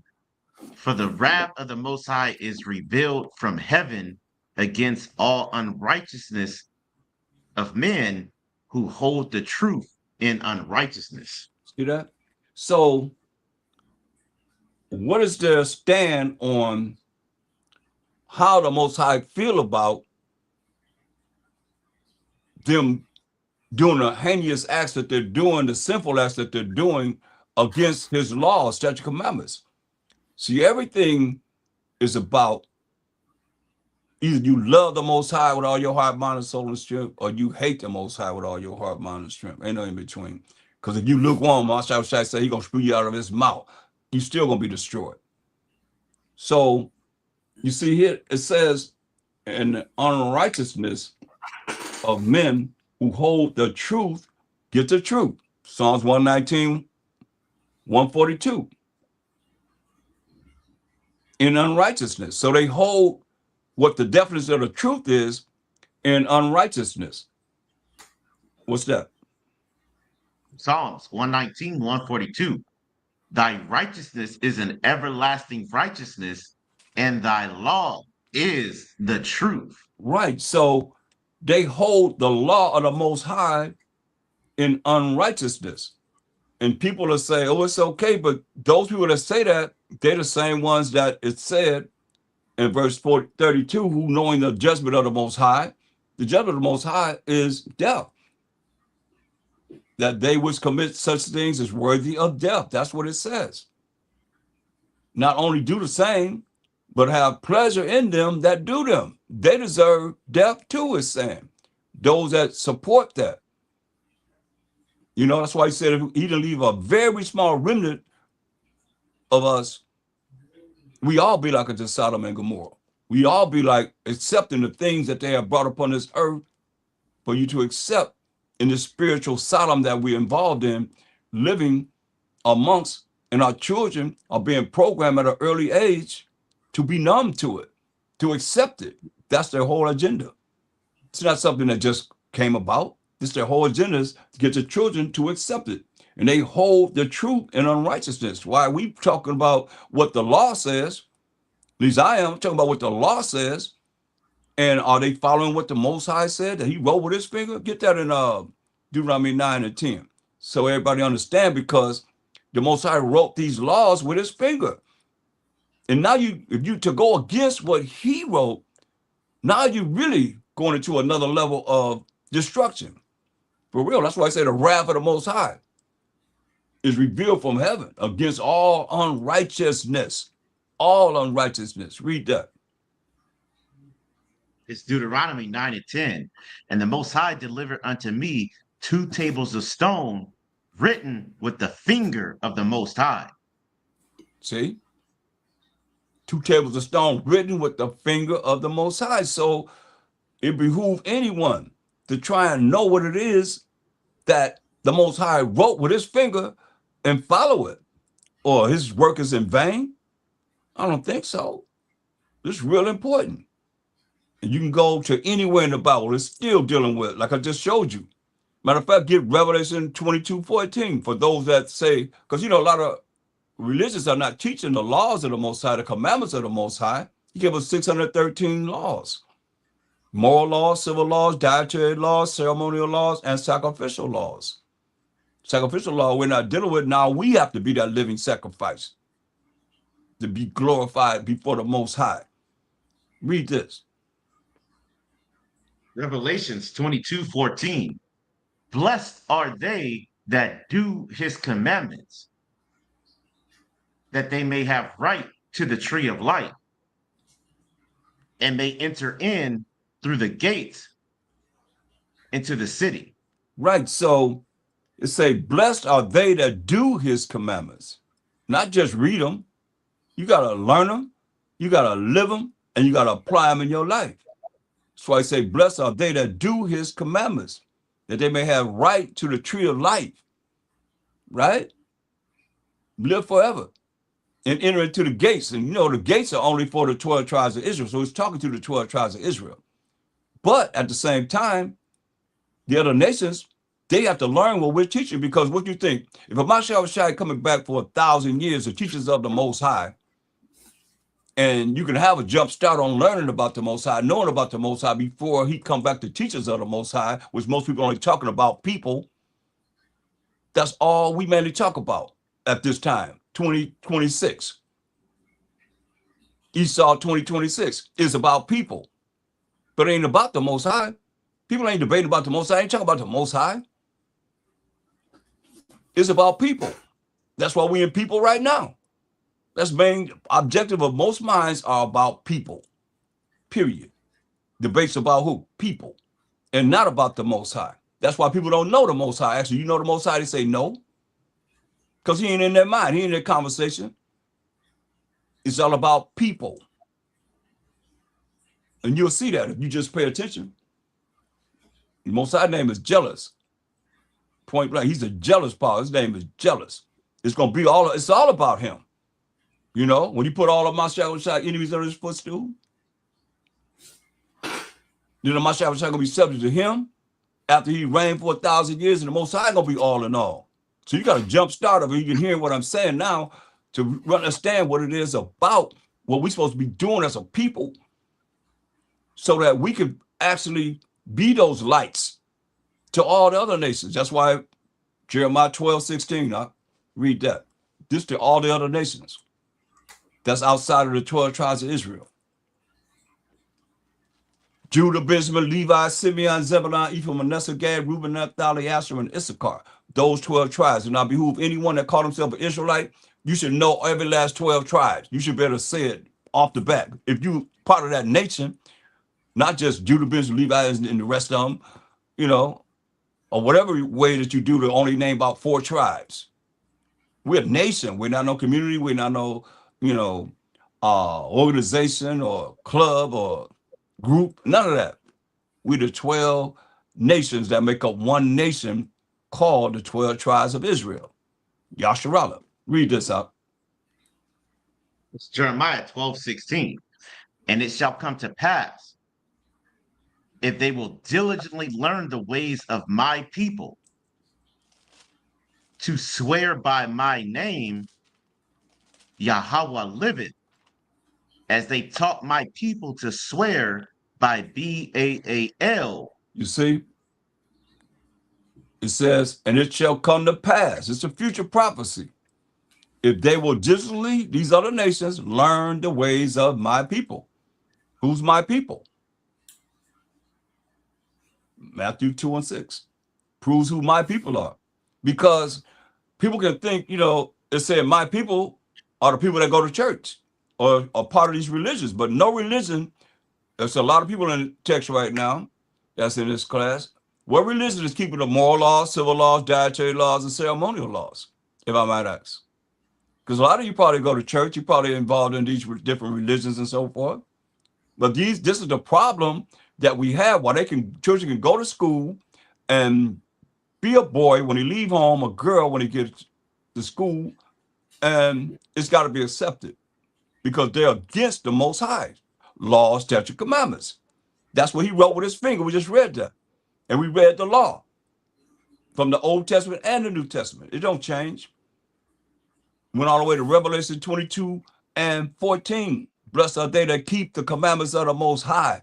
We only have, 7 more verses, and the Bible's over. He made sure he left you with that. But are they teaching that? No. Read this. It's tell you, and this shall come to pass if they will diligently learn the ways of my people. Who's my people? It's the book of Matthew 2:6. And thou, Bethlehem, in the land of Judah, are not the least among the princes of Judah. For out of thee shall come a governor that shall rule my people, Israel. So the Most High's people are the Israelites. And get Jeremiah 3:15.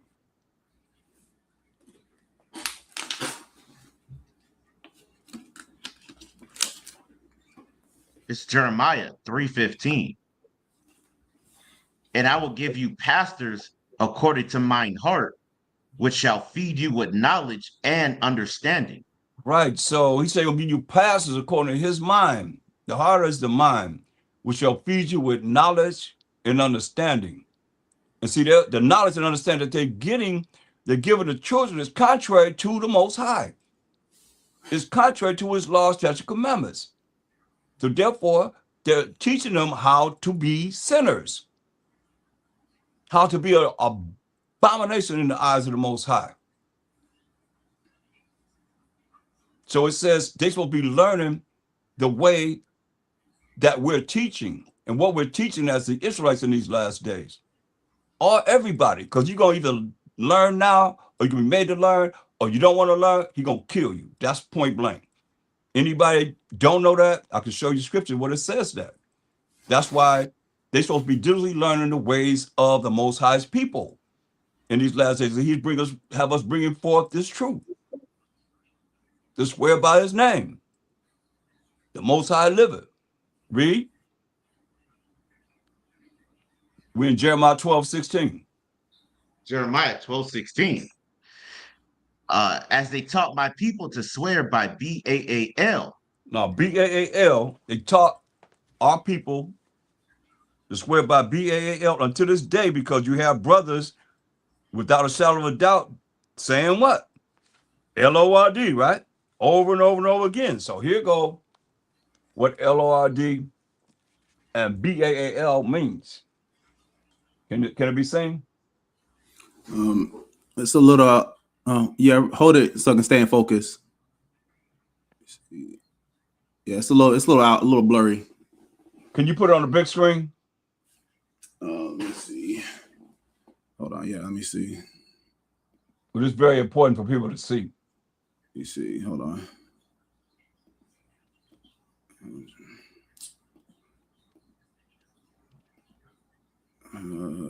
I've seen it. You had it there. Okay, yeah. Okay, right there. Yeah, right there. Yeah, right there. So y'all see what it means. Baal. It means Lord. That word, even HUSBAND. But mainly thing I'm looking at how they put Lord in the Bible, because they worship Baal. And also you see in the New Testament, you see MASTER also. This is what it means. As they made my people, the Most High said, worship who? Baal. They swear by Baal. And that's what it means. Lord. They know this. That's why this is from the Zondervan Compact Bible Dictionary. They know this. We don't know it because we still in gross darkness, trying to come out of gross ignorance, not knowing. But read from the top, Pop. Jeremiah 12:16. And it shall come to pass, if they will diligently learn the ways of my people, to swear by my name, Yahweh liveth, as they taught my people to swear by Baal. And they taught the Most High's people, the children of Israel, who we are, to swear by Baal, which is Lord, by putting it in the Bible. Lord in the Bible. And having us swear by Baal until this day. Can't deny that. And we'll try to come up with an excuse of why it's justifiable to do it. There's no different than when they go into school, they show them how to do things contrary to the laws of the Most High. They show them how to reject the Most High.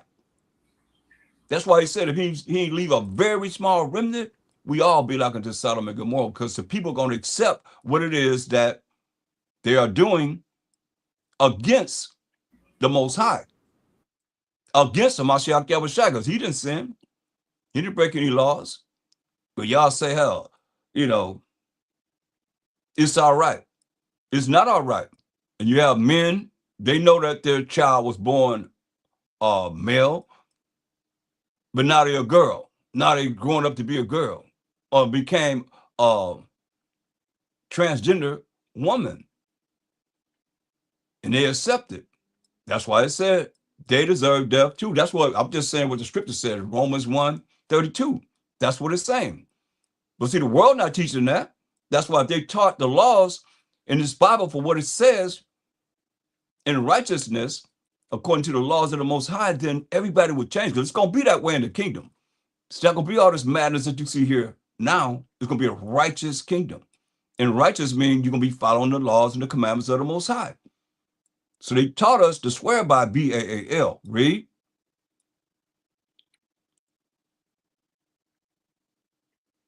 And shall they be built in the midst of my people.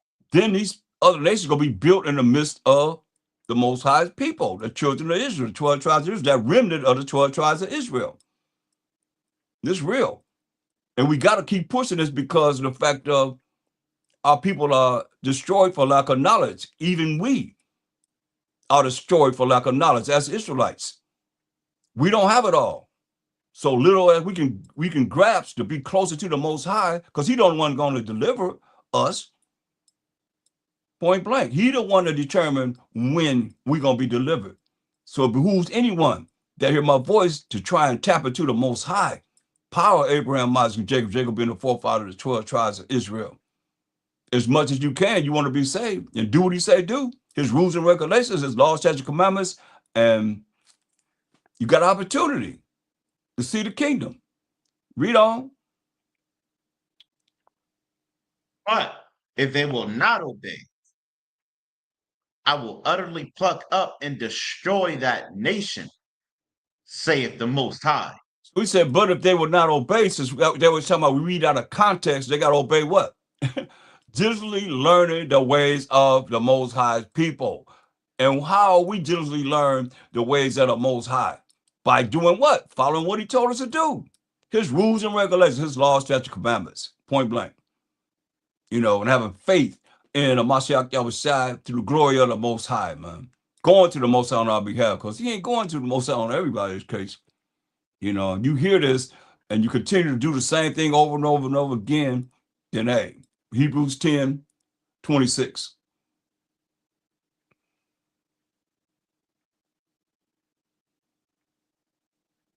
Hebrews 10:26. Now that you heard the law, hold up. Now that you heard the law, we gave you the law and we gave you many scriptures to justify how not to be accepting the fact that they're making the children contrary to the way they were born instead it's acceptable. Now you see it's bothering even the heathen. They got a problem with it. You know, they're not as satisfied with, you know, sending their boy to school. He's a girl at school, and then finding out they never knew this in their mind. All of a sudden now they finding out, oh, you a girl?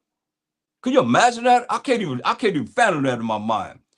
Going to school, you got to put that in your mind. You straight up straight. And you go to school for the home, what they call it, when you first go to school to meet your teachers and all that. The PTA? Not the PTA, that's the group. That's a group of the students that teachers that and parents that get together to be able to deal with that. When you first go to the school, whenever you meet your teachers and parent conference. Conference. Yeah, parent conference. Parent conference, right? So orientation. When you go there and you know your boy is a boy in your mind, but you go there and they say, oh yeah, and they slip up, might let you know that he's a girl in school or she's a boy in school. What kind of madness is that? Can you imagine the mindset? I'm talking about you don't even have a clue. Y'all don't have young children. And you go to school and all of a sudden the teacher's telling you that your girl is a boy. Or you find that out, man, that has to be heartbreaking, man. That when you really, really looking at loving your child and want them to be who they are, man, you got to look at what this is doing. Totally against, you know, normality, man. It's like making them be abominable. There's no way you can say that the Most High love that. Get Ecclesiastes 12:6. Ecclesiastes 12:6. Because they be saying, oh, the Most High love a sinner and he hate the sin. Now they didn't went to church, and that's what they've been taught in religions and so forth. Contrary to what the Most High and how we feel about the things that we see that's going on, that we talking about, and it's been exposed all day long. Read this. It's Ecclesiasticus 12:6. For the Most High hated sinners and will repay vengeance unto the unrighteous. See, the Most High hated sinners and will what? And will repay vengeance unto the unrighteous. And gonna repay vengeance unto the unrighteous, man. You hear that? Most High hated sinners.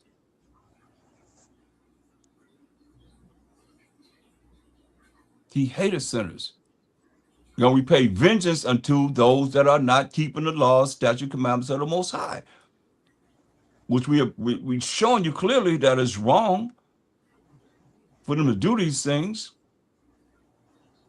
He gonna pay vengeance unto the unrighteous, those that don't keep the laws, statute, commandments of the Most High. Read.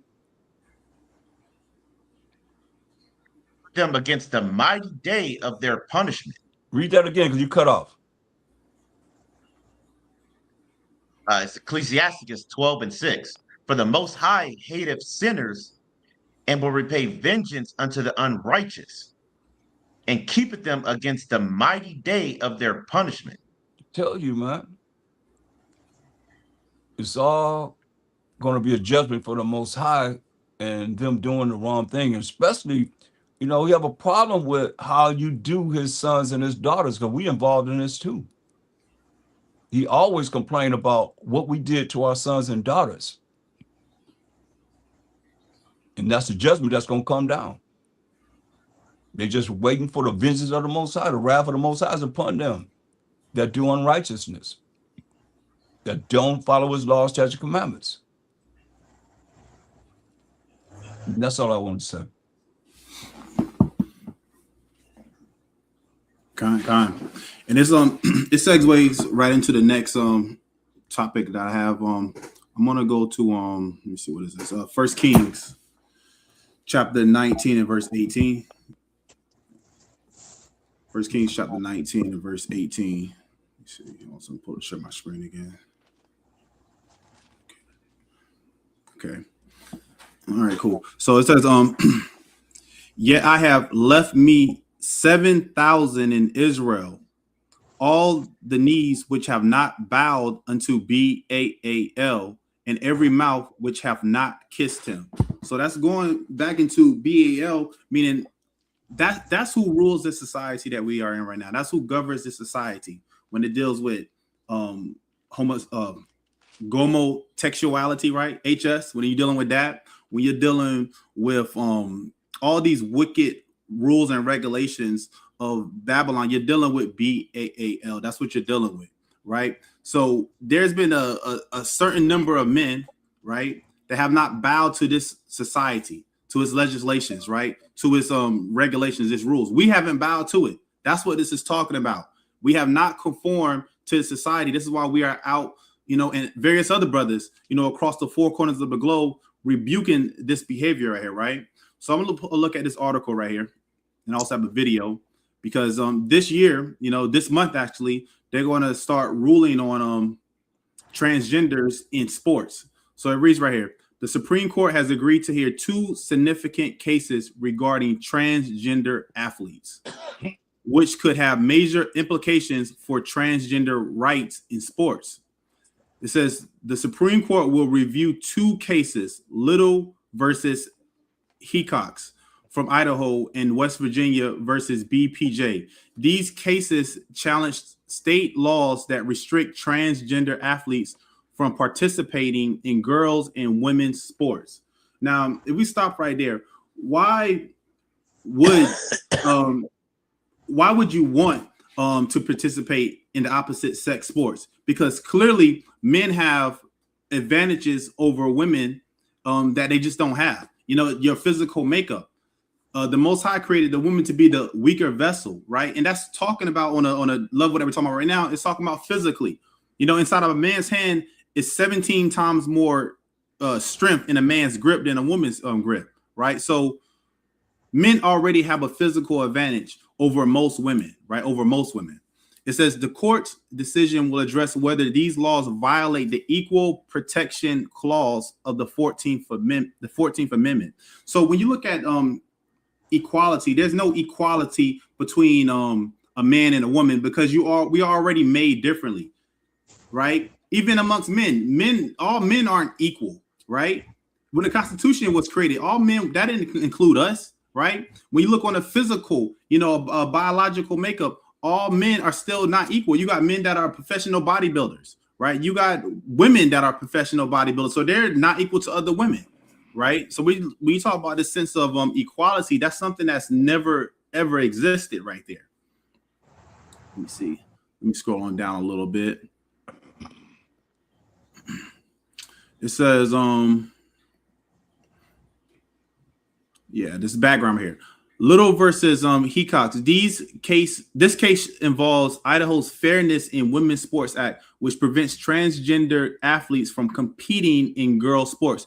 A transgender college student challenged this law, and the U.S. Court of Appeals for the Ninth Circuit upheld an injunction against the law, applying heightened scrutiny under the Equal Protection Clause. Let me see. I'm going to scroll down to the implications real quick, and I'm going to play the video. So it says, the Supreme Court's decision is expected to have far-reaching effects, potentially impacting similar laws in 27 states that have enacted restrictions on transgender athletes since 2020.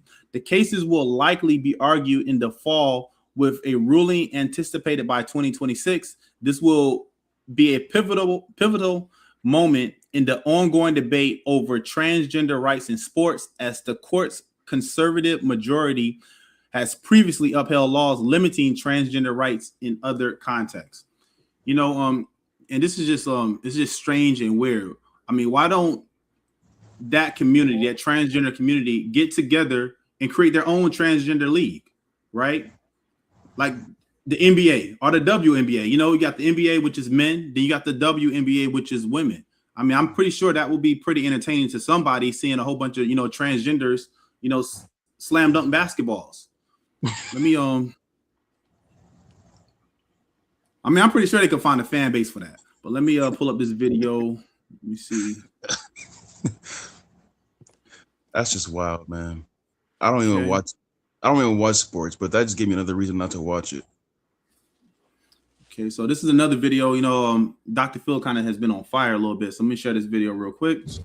Going through male puberty puts you at a biological advantage. Trans women are women, so let's just be clear. There's no amount of hormones that will ever erase the biological advantage. Let me stop right there because, from the get-go, he said trans women are women. Now, you see the mind confusion right there? We talked about it being in school.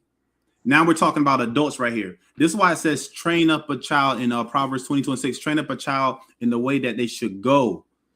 So when they're older, they won't depart, loosely paraphrasing, right? So we see they try to get you while you're young, right? Oh, no, you really feel like a little girl, or you really feel like a little boy. Because what does that lead to? Now, adults saying that transgender women are real women, right? That's ludicrous. That you have. The advantages of height, wingspan, bone strength. What you're showing me are male statistics, and trans women are not male.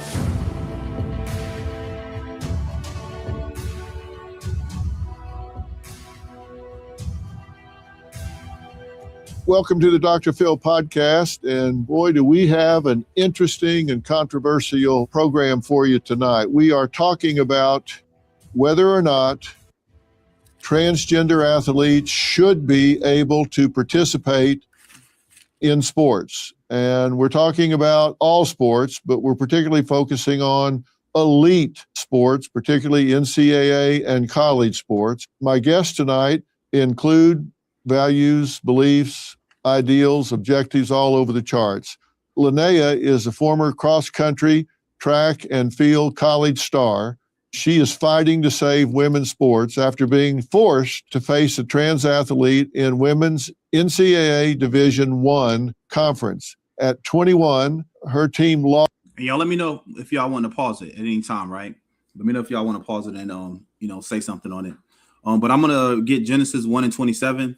We read in St. Matthew 19:4, about male and female, right? And for those that are just joining, right, please like, share, subscribe to the channel. We really don't know what our view count is, because a lot of this information is being suppressed because we are living in the last days and Satan wishes to have you, right? The brother said that he got people to like it, but somehow YouTube unliked it. I don't know.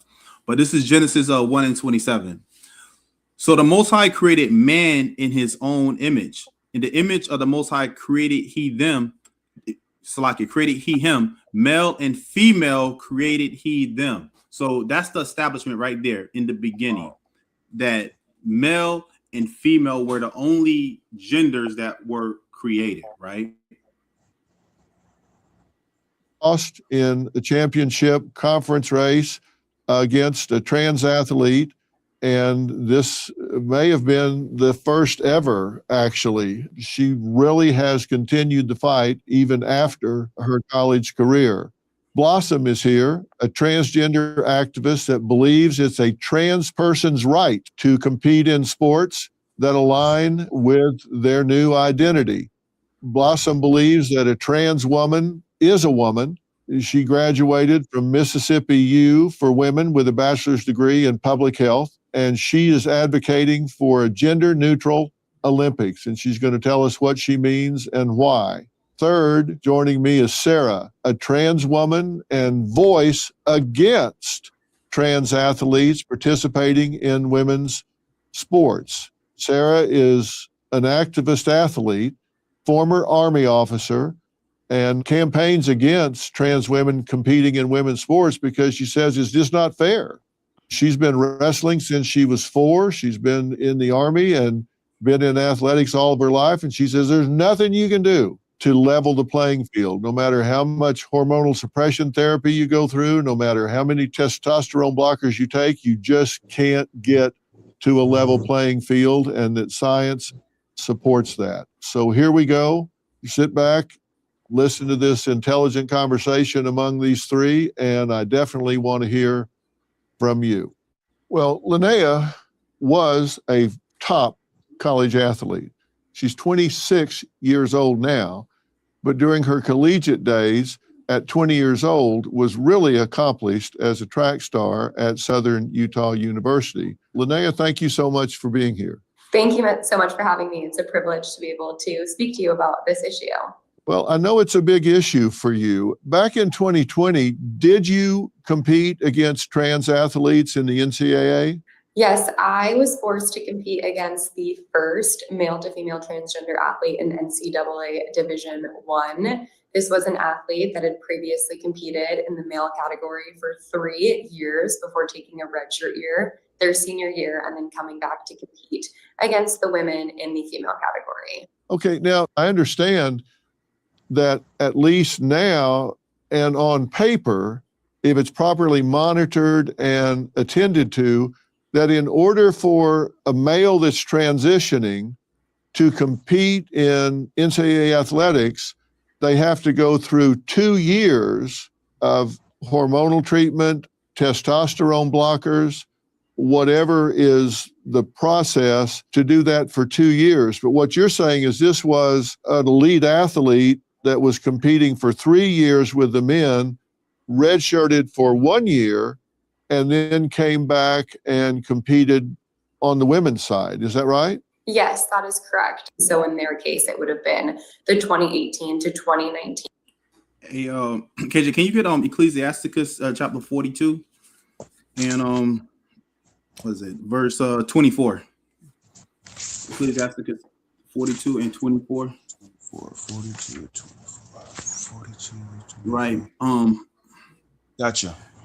Okay, because what we have to understand is that the Most High didn't make no type of mistakes. He didn't make an error when he created everything. Right. Let's read that. Ecclesiasticus chapter 42 and 24. All things are double one against another, and he hath made nothing imperfect. So we see that the Most High has no anything that he made imperfect. By people wanted to change their gender, change their sex and everything like that, what we're talking about right now, they're saying that the Most High, you made me imperfect. You didn't give me what I should have, right? You didn't give me, put me in the right body.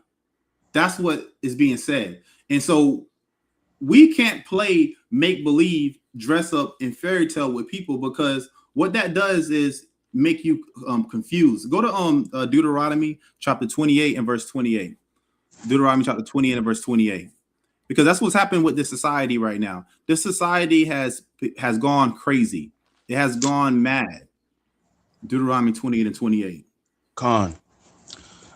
Deuteronomy 28 and 28. The Most High shall smite thee with madness. Right there, that's all I need. The Most High shall smite thee with madness, meaning craziness. We can't play, for those that are watching, those that may watch the replay, don't play fairy tale, play make-believe with these people right here, right? Don't do it at all. You know, you have to stand on business, stand on your beliefs, stand on the morals, stand on the principles of the Bible, right? We can't play make-believe that men don't have an advantage over a woman, right? There are things that are double standards, right? There are things that women can do that I can't do. There are things that men can do that women can't do. There are double standards in society. That's just how the Most High created it, right? You play on. Unless somebody wanted to ask something. Season.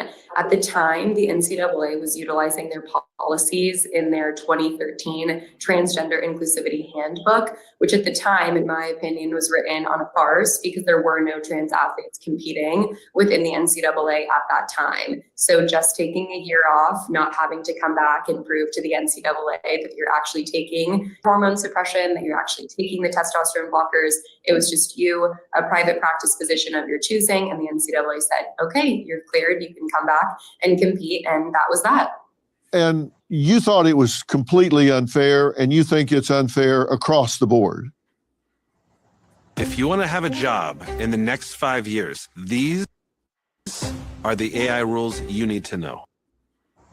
Correct. I think that if you are taking a Division I scholarship as a male-bodied individual competing as a Division I athlete on the men's team for 3 years, coming back and then transitioning to compete as a female is completely unfair.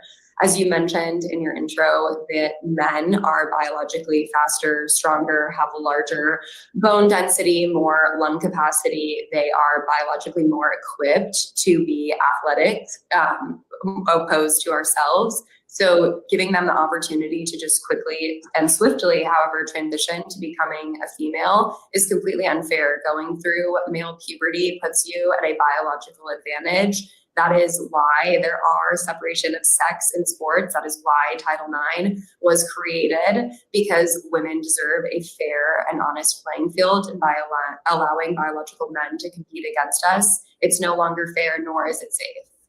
All right, so you've looked this athlete up when he was competing. Right, that's the important point that she made. She said neither is it fair nor is it safe.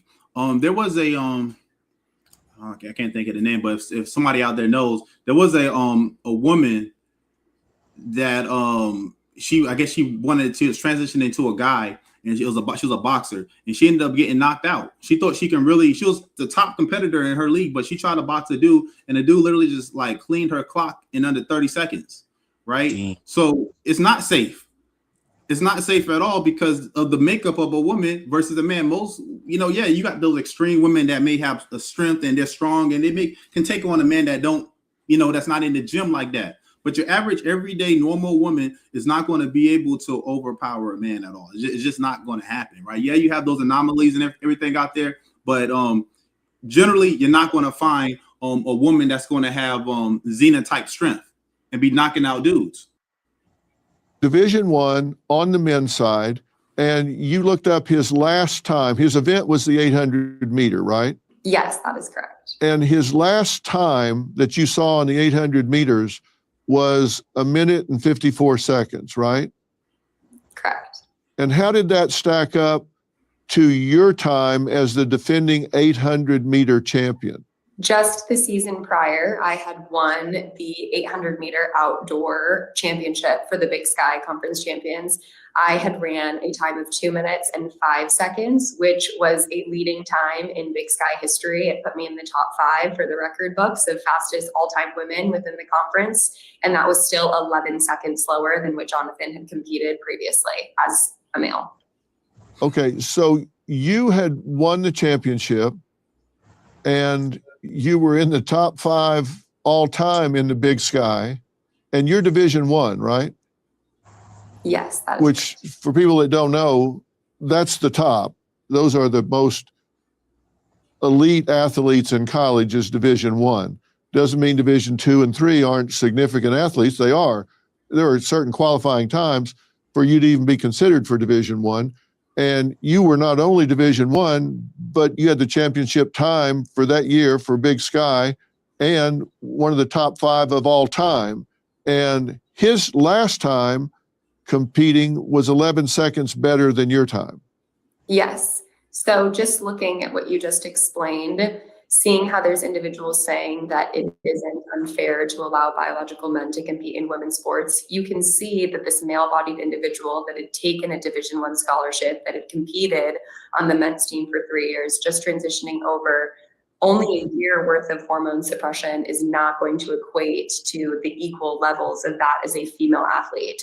We are at the top tier level of our sport. As you mentioned, Division I athletics is what every high school athlete strives to become a part of when they're looking at going further into the NCAA. I was fortunate enough to find a university that was going to support me in my endeavors and found the talent within me to allow me to represent.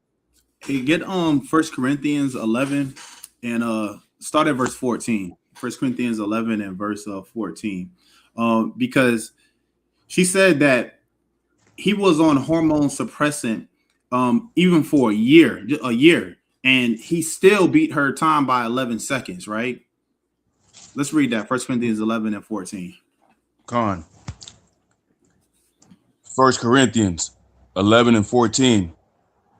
Doth not even nature, Salakia, doth not even nature itself teach you? Stop right there.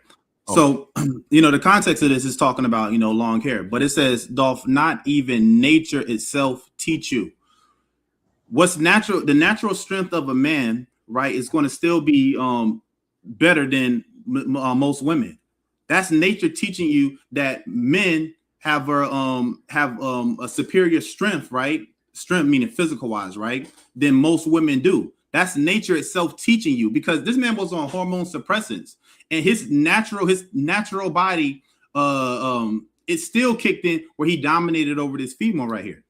So that's the Bible telling you, doth not even nature itself teach you, right? Nature will teach you that certain things men are just better at than women. Certain things women are better at than men, right? Because it's no equality here, right? It's no equality. You can drop that though. I just wanted that part. Their university, and to know that I was never going to step out onto an equal playing field ever again, regardless of the institution or the conference that I was a part of, because track and field is a nationwide sport. Every time that I step out onto that track, every time that I compete, every time that I put up a standing, that ranked me against every single Division I track and field athlete in that event across the country. So by them allowing a male-bodied individual to come in, it's not only affecting that one team, that one conference, but it's affecting the entirety of NCAA track and field female athletes across the country. Okay, but now when he came to compete with you after taking a year off, his time was better than your winning time by 11 seconds. But then he spent a year taking hormones and testosterone blockers that are designed to downgrade his capabilities.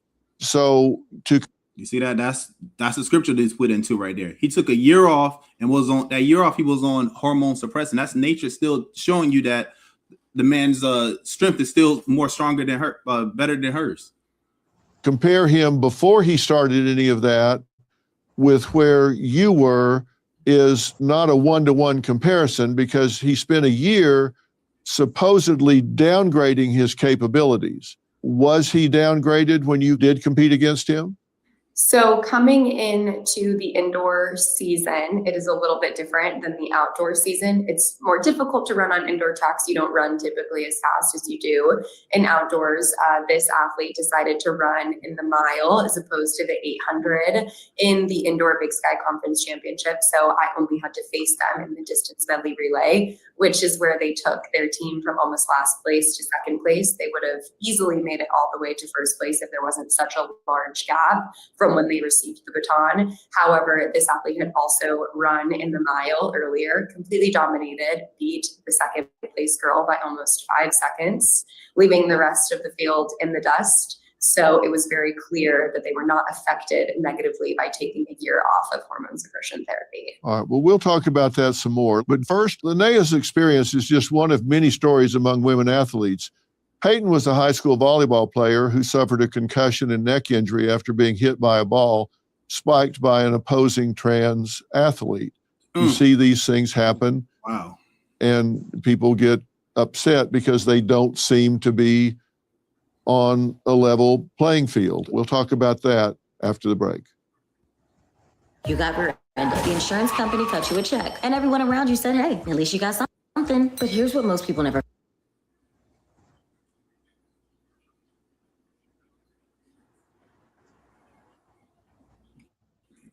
Bear with me. Salaki, bear with me. And get while this thing is buffering, get 1 Peter 3:7 real quick. 1 Peter 3:7.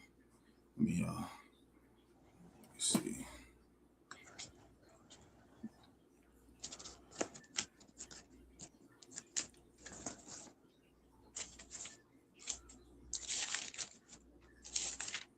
Come on.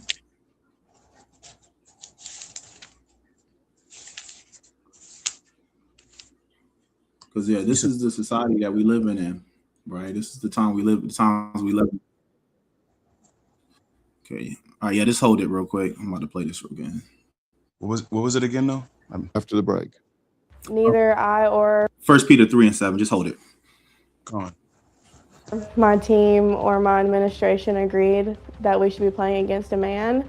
But at the time, again, this was 2 years ago, and we had no idea what to do. The game's almost over, and he goes up to spike the ball, and it comes right at me in the face, completely knocking me out, unconscious for about 30 seconds, while my body was in a fencing position on the floor, which is just how your body reacts to a brain injury.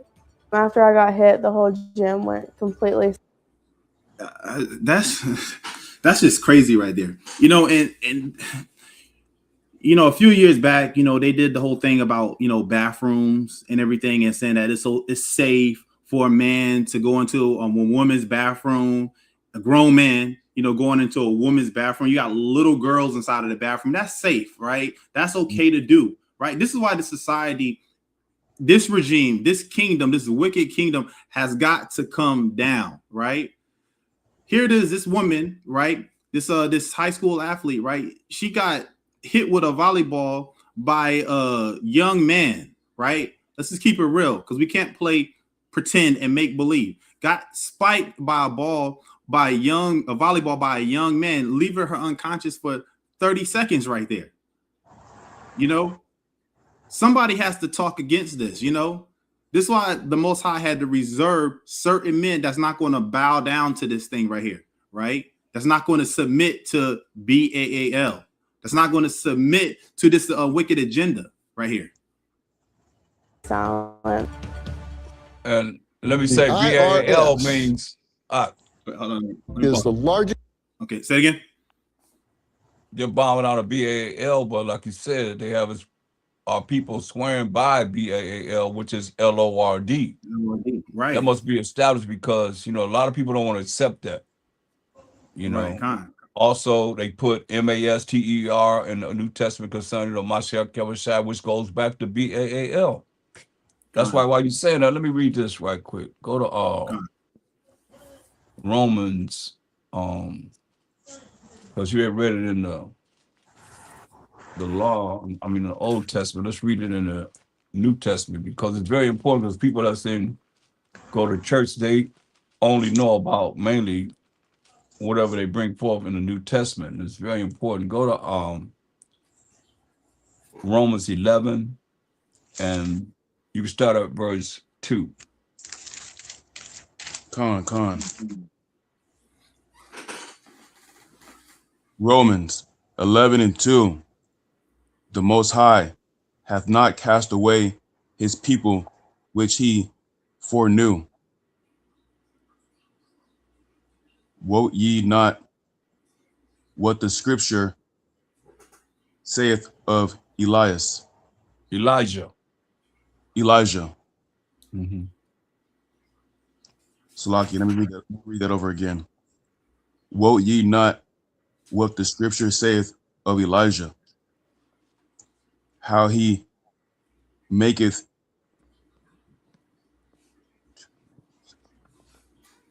intercession. How he maketh intercession to the Most High against Israel, saying, the Most High, they have killed the Salakia. The Most High, they have killed thy prophets and dig down thine altars,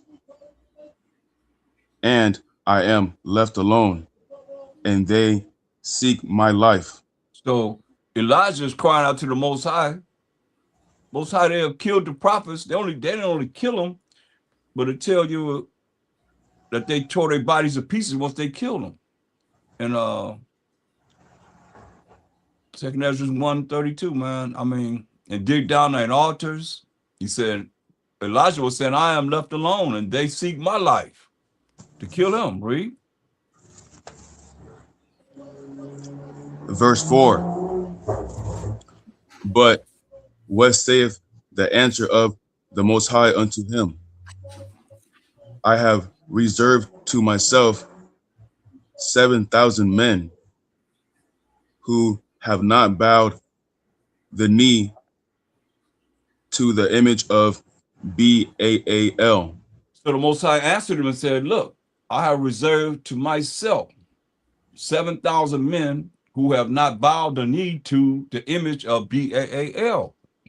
And we look at Baal, meaning Lord, was why the Most High said these Gentile nations, they had our people to swear by Baal, which is Lord unto this day.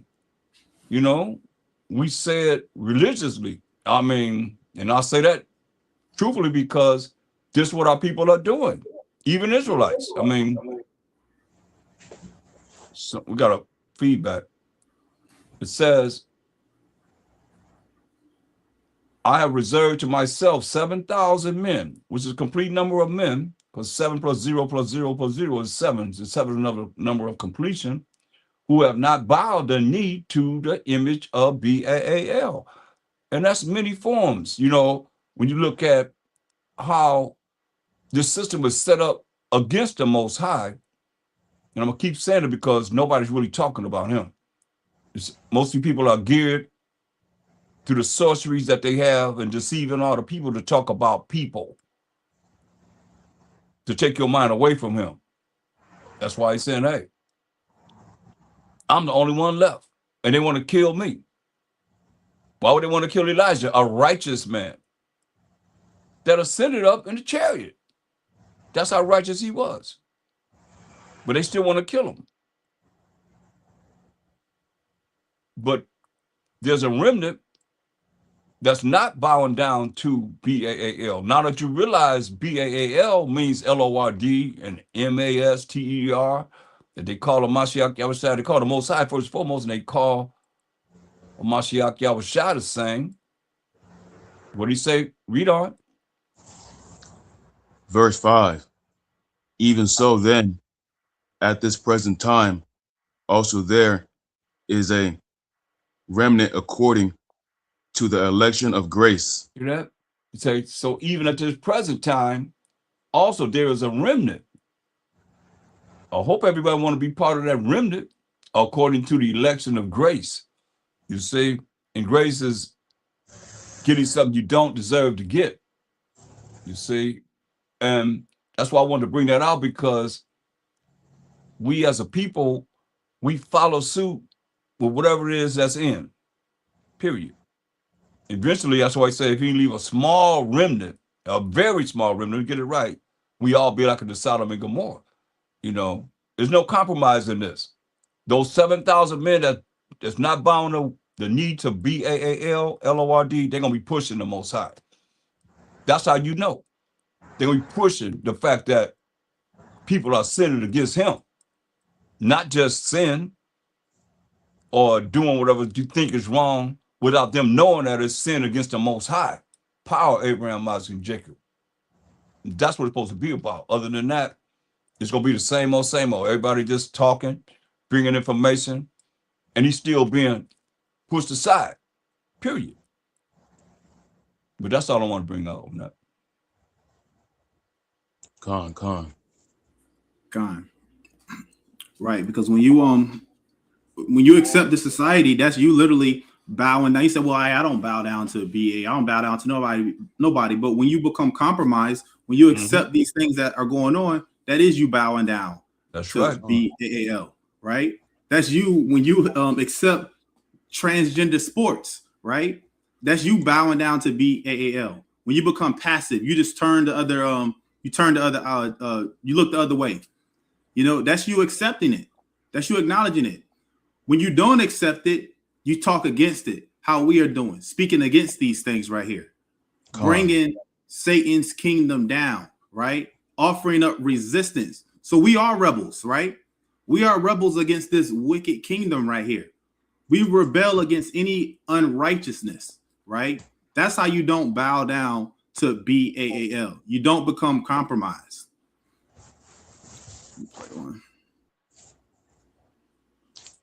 This collection agency with April 15th fast approaching. It's more aggressive than ever. If you owe back taxes or have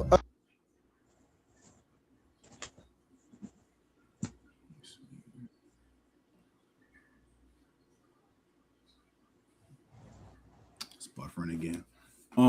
While this thing is buffering, go back to 1 Peter real quick. Let's go to read that right now. 1 Peter 3 and 7. Let me try to get this working again. Con. 1 Peter 3 and 7. Likewise, ye husbands, dwell with them according to knowledge. According to what? According to knowledge. This is how you should dwell with your spouse, your woman, your wife, according to knowledge, which is what? The scriptures. Go ahead. Giving honor unto the wife as unto the weaker vessel. As unto the weaker vessel. You understand that your woman can't do the same things that you can do. Now this is talking about on a on a spiritual level, but also on a physical level as well. Because remember, the scriptures are manifold. They could be talking about the spirit, they could be talking about the physical, or they could be talking about both, right? So it says, as unto the weaker vessel, understanding that the woman does not have the capabilities of a man, right? Go ahead. And as being heirs together of the grace of life, that your prayers be not hindered. Right. So we can drop that. Let me play. That's JASE.com. And when you check out, use the code PHIL, spelled PHIL, to get a discount on your order and to have the right meds on hand the moment you need them. I'm grateful for many things, and talk-based therapy is one of them. Yes. Because Adam and I was about to say the same thing. I was like, dang, dude, I thought it was YouTube, not YouTube. Yes. 2 Timothy. Nowadays it'd be like 6 ads on one video. Like, man. Well, tonight we're tackling a heated debate. Should transgender athletes be allowed to compete in women's sports? Now, Linnea was one of the first athletes to raise a red flag after her college track team competed against a trans runner and lost during a championship meet. Linnea, let me ask you, you saw this coming, right? You weren't just ambushed by this. You knew this trans athlete was coming over and competing on the women's side in the Big Sky Conference, correct? Yes, that is correct. The summer of 2019, when I reported back to university around August, as we start training for the cross-country season before the academic year starts, my head coach had become aware based off of, I believe, a conference coach meeting is where it was brought to his attention. He pulled me to the side as he knew that I was training all summer, working very difficult to try and repeat my conference title, that an athlete that had previously competed in the male category in the 800 meter was going to be transitioning over and competing as a female. I was completely astonished that this was happening. I was confused that the NCAA was going to allow something like this to take place.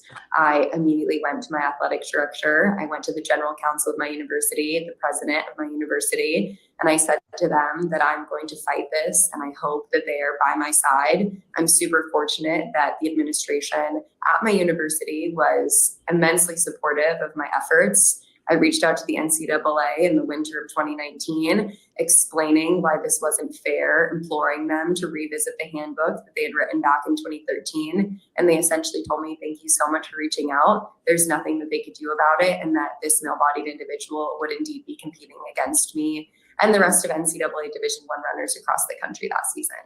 Did they give any reason, the basics of their decision, or just, hey, we're not changing it, there's nothing we can do about it? According to the handbook, they stated that there is no biological advantage over being a male as opposed to a female athlete. So they referred back to that as it was written in the handbook. That's why I said these people are mad. She said there's no biological advantage, right? No biological advantage. I mean, we got a whole different biological makeup.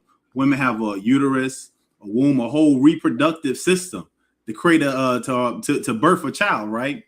And you have to love to see this stuff right here happen, right? Go to St. Matthew real quick, chapter 12 and verse 25. Because when you see Esau upset and mad about these things, understand that this we are at the end of this thing right here. When Esau is finally complaining and say this is wrong, we understand that we are living in these last days. Let's read that. St. Matthew 12 and 25. You can start at. St. Matthew 12 and 25. And Hamashiach Yahushai knew their thoughts and said unto them, every kingdom divided against itself is brought to desolation. Is brought to what? Desolation. Is brought to destruction. Because he knows their wicked thoughts. He knows how these people, they behave. They want to break the Sabbath, eat abominable foods, cross-dress, all these things right here. Hamashiach Yahushai knows their thoughts. It says every kingdom divided against itself is brought to desolation, brought to destruction. Right now, America, this is a kingdom divided against itself. Read on. And every city or house divided against itself shall not stand. Because we started off, talking about the children, right? We talked about, keeping secrets from the parents. The school, the teachers keeping secrets from the parents. That's a house divided against itself. Who lives in a house? A family. A father, a mother, sons, daughters, cats, dogs. That's your family right there, right? So that's a house divided against itself. It cannot stand. Go ahead. Verse 26. And if Satan cast out Satan. If what? Salakia. And if Satan cast out Satan. This is what you see. You see Esau, Satan, casting out Satan. She said she wrote a letter to the to the sports people, right? And they pretty much said it's no biological difference. That's Satan casting out Satan right there. Go ahead. He is divided against himself. How shall then his kingdom stand? How is this kingdom going to continue to stand? Right. So we should be happy when we see these things right here. When we see Esau pissed off at Esau, right? Angry at Esau, because a house divided cannot stand. Go to Ecclesiasticus chapter 25 and start at verse 6. Ecclesiasticus 25 and verse 6. 25 and 6. 25 and 6. Con. Ecclesiasticus 25 and 6. Much experience is the crown of old men. Right, because so it says much experience is the crown of old men. Because old men, right, an elder, they have lived to see a lot of things. They have lived to see ages come and go, decades come and go, things happening. They have seen how the society has fallen into decadence, has the morals of society have gone down, right? And I'm pretty sure Elder Priest Awama, if you let him, he'll tell you all about it from his time as a child up into now, right? Of the decadence that has happened, right? I can tell you from my time seeing the decadence happen, right? And it goes on down the line, right? So it says, much experience is the crown of old men, because an old person, an old man, an elder, they have much experience on life. They can teach you a few things, a thing or two, right? Read on.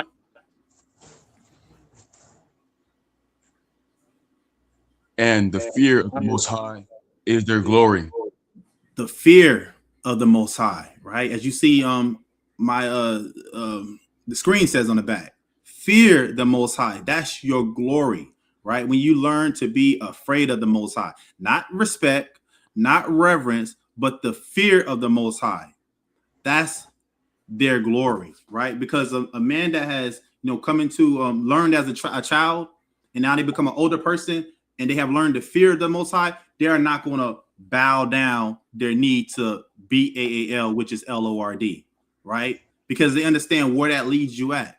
Right. If you grew up in the time when HIV, a house in Virginia, first came a thing, you seen it dealt with the whole LGBTQ community. Right.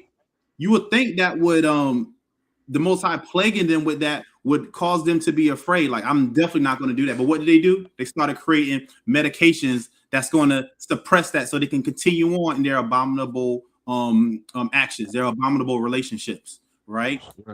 So the fear of the Most High becomes your glory, right? Did somebody say something?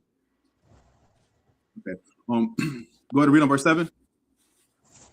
Verse 7. There be 9 things which I have judged in mine heart to be happy. So listen to this. These are the 9 things that have been judged in your heart to be happy. Go ahead. And the 10th I will utter with my tongue. Go ahead. A man that hath joy of his children. Stop right there. A man that have joy of his children. You have seen, you raise your child in the ways they should go, according to the scriptures, and now you have joy in your children, right? You see them go out to be productive members of society, right? You see that they are serving the Most High. So you have joy in your children. How can you have joy in your child when your child, changes his gender? Your child brings home the same sex and say, "We getting married, Dad. We getting married, Mom." How can you have joy in that, right? How can there be any happiness in that right there? Read on. And he that liveth to see the fall of his enemy. When we see a kingdom divided, Satan casting out Satan, we are living right now and watching and witnessing the fall of this kingdom right here, right? Seeing the fall of Babylon, America the Great, right? It's falling now. You play one. Book. There has been a multitude of different studies that have taken place since that handbook was written that did in fact show that being a male-bodied individual does give you an exemplary amount of advantages over being a female. You look at track and field, every race that I wanted to compete in, there was a different standard for women as there was for men. You look at men and women's golf teams, women hit from different tees, volleyball teams, the net is higher for men opposed to women. I could go on and on. This isn't because women are any less than that of male athletes, but we are different. There's different standards, which is exactly why Title IX was implemented, which is exactly why there is a male and a female category, and there's not co-ed sports across the board. Right. Hey, get on Proverbs 11 and 1 real quick. Proverbs 11 and 1. Con.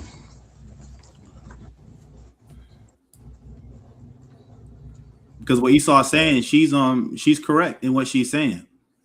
Proverbs 11 and 1.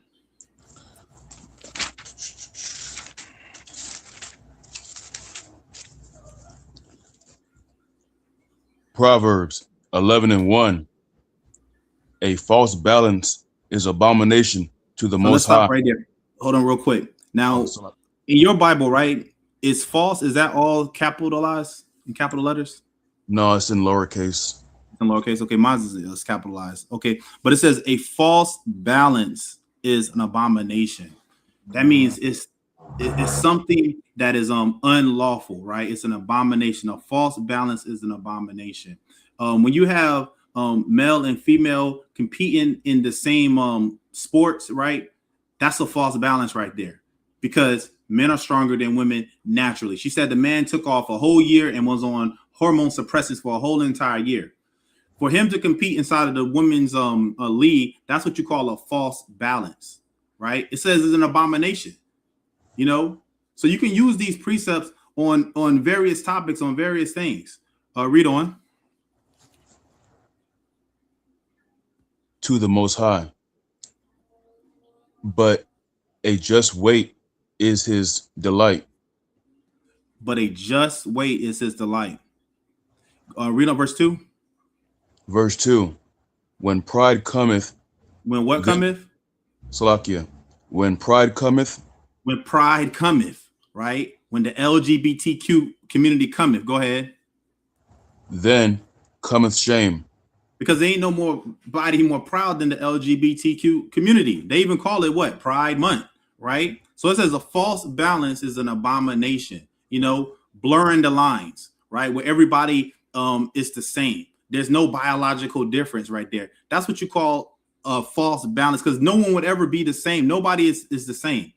And it kind of started, I would say, you know, probably in my generation of, I would say in, well, actually, no, it was a little after me. It might have been more so your generation and Yashimai's generation, when they started giving out what you call participation awards, right? You get a award just because you showed up, just because you dare. Yep. It's not based off your merits. It's not based off how well you studied, how well you did something, but just because you showed up, you get a participation award. And this is what people believe how they're going to make it to the kingdom of heaven. They believe they're going to make it to the kingdom of heaven by just saying, I believe and I confess with my heart, I confess with my mind, you know, that Jesus died for my sins. They think that's going to be enough, right? Because Christians, what do they believe? They believe that salvation is just saying that you're saved.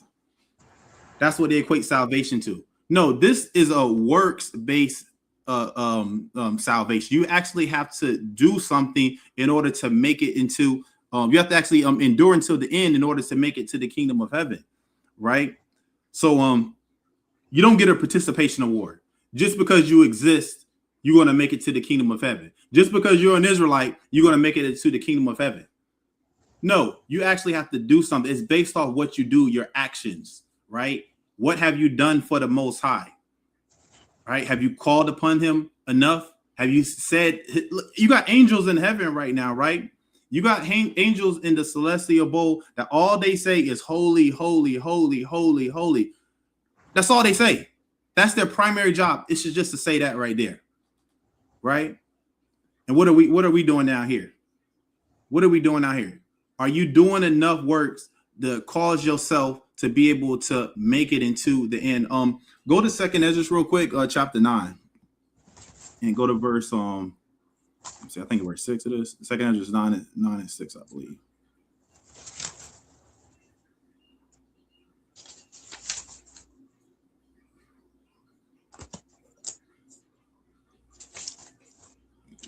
Let me see.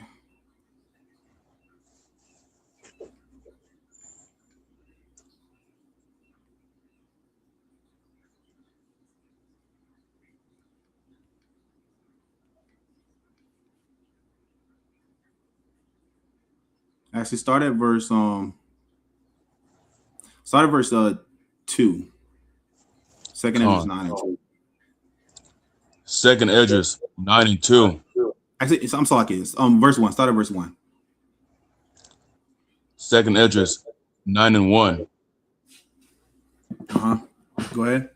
He answered me them and said, measure thou the time diligently in itself. So we this is precepting off of Proverbs 11 and 1 about a false balance, right?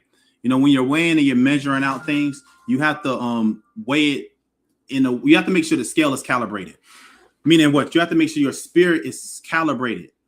Right now, we are in the time to calibrate your spirit so you can be weighed in a just balance, right? Does your good outweigh the evil, right? So it says, measure thou time diligently in itself. We're living in this time that's full of nothing but wickedness, right? It's full of nothing but evil thoughts of people, men and women. So you have to measure this time diligently. Know what time we are in right now. Go ahead. And when thou seest part of the signs past, which I have told thee before. Verse 2. Then shalt thou understand that it is the very same time wherein the highest will begin to visit the world which he made. Because right now, this world, right, is off balance, right? It's an unjust balance right now. It's too much wickedness and not enough good, right? There's only a remnant that's teaching this Bible right now, right this moment, right? There's only a remnant, right, across the four corners of the globe that's teaching about these scriptures right here, the law, statutes, and commandments, right? And there's an even smaller remnant that's only strictly talking about the Most High, right? And talking about the fear of the Most High. So you put 2 and 2 together. Read on. Verse 3. Therefore, when there shall be seen, Salakia, therefore, when there shall be seen earthquakes and uproars of the people in the world. Ain't we saying that now? When you turn on your television, right? We got the what do they call it? The doomsday clock that's going to happen. They're going to update the doomsday clock at the end of this month, right? They're going to tell you about the wars and the uprisings of all these things that are happening. This is measuring the time diligently, knowing where we at right now, so you don't get caught out there with your chin, right? Go ahead. Verse 4. Then shalt thou well understand that the Most High spake of those things from the days that were before thee, even from the beginning. And you don't know that because you don't speak of the Most High. You don't want to inquire about who the Most High is. Because if you inquired of who the Most High is, you would know that he spoke of these times from the book of Genesis, right? When he says the evil, the wickedness in Genesis chapter 6, right? When he first destroyed it with Noah, that these evils have reached the high heavens, right? He spoke of this from the beginning. That's the beginning. Go ahead. Verse 5. For like as all that is made in the world hath a beginning and an end. Everything has a beginning and everything has an end, right? That's what creation is all about right there. Hamashiach Yahawashi had a beginning and he had an end, right? To all you Christians out there that say he's the same, he's the Most High, right? The Most High is the only one who has no beginning or has no end. He is the Ancient of Days. But all of his creation that he created has a beginning and it has an end. It has a start point, it has an end point. Like when you're running a marathon race, right? And this is why you're not saved. Nobody is saved right now. A marathon has a start and then it has an ending, right? You can't be at the start of the line and say, I've won the race. And you haven't even started yet, right? You can't be inside of a war, right, and ask for the medal honor, and you haven't even fought the war yet. You just put on the uniform, right? And you haven't even fought in the war yet and say, oh yeah, I won this war already. It don't work like that. It works with endurance, enduring through being tempted by these things right here that we see, that we're watching, that we're talking about right here, right? So the Most High has everything he created of a beginning, and he's created an ending for it. And this is going to be the end of this world right here because of the constant decadence and the spiraling out of control of this wicked regime and kingdom. Go ahead. And the end is manifest. And the what? And the end is manifest. The end is manifest. We can see it. Go ahead. Verse 6. Even so, the times also of the highest have plain beginnings in wonders and powerful works. Right. He said it's just plain, it's plain beginnings. It's simple. You know, you see how he created everything. He created things to be good. You know, he created animals that he said, and this was good. right? He created these things, and this was good. Everything has plain and simple beginnings to it, right? But you got people, right? So we talk about people, they want to make things not so plain. They want to convolute everything, right? That's when we teach on Hollywood, that's nothing all about people, really. Literally, you go to Hollywood to see pentagrams of people, right? That's literally what people go there for. Con. Read on. And endings in effects and signs. And endings. So it says plain beginnings in wonder and powerful works, and endings and effects and signs, right? We are witnessing the effects right now. We are witnessing the fall of this kingdom right now, and we all should be happy about it. We all should be enthusiastic about it right here, right? Which we have to always ask ourselves: are we going to be shifted out of this thing, right? Are we going to be shifted out, blown away, by another doctrine? Are we going to stand firm in this and continue to ask the Most High to keep our spirit with us, suffer, to endure trials and tribulations? Go ahead. Verse 7, and every one that shall be saved. And what? And every one that shall be saved. So to you Christians out there, and every one that shall be saved, how shall he be saved? Go ahead. And shall be able to escape by his works. By his what? By his works. No, you can just say, I'm saved already. By his works. By your works, your actions. This is not you get a participation award just because you, right? You may you get a participation award because you 6'8". You get a participation award because you made the honor roll. No, your works is how you keeping the law, statutes, and commandments. Go ahead. And by faith, which is also a work. Go ahead. Whereby ye have believed. Whereby ye have believed, right? Play on. And so when you actually did get into a meet with this athlete, you didn't go head to head in a individual event, but you did in a relay event. And you say that when that athlete got the baton in the relay event, the athlete just ran off and left everybody else. True? Correct. That is exactly what happened. You said the athlete didn't run the 800, they ran the mile. How did the athlete do in the mile?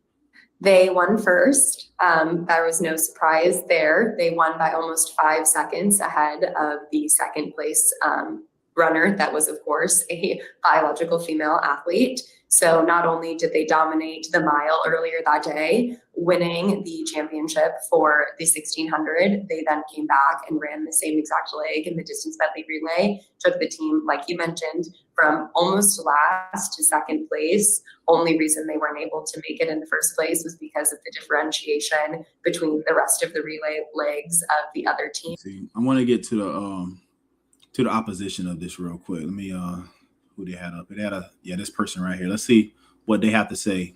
The opposition of this, right?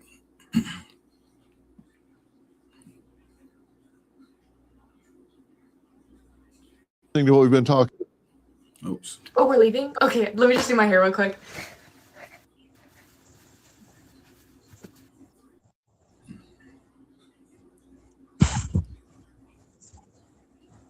Let me see.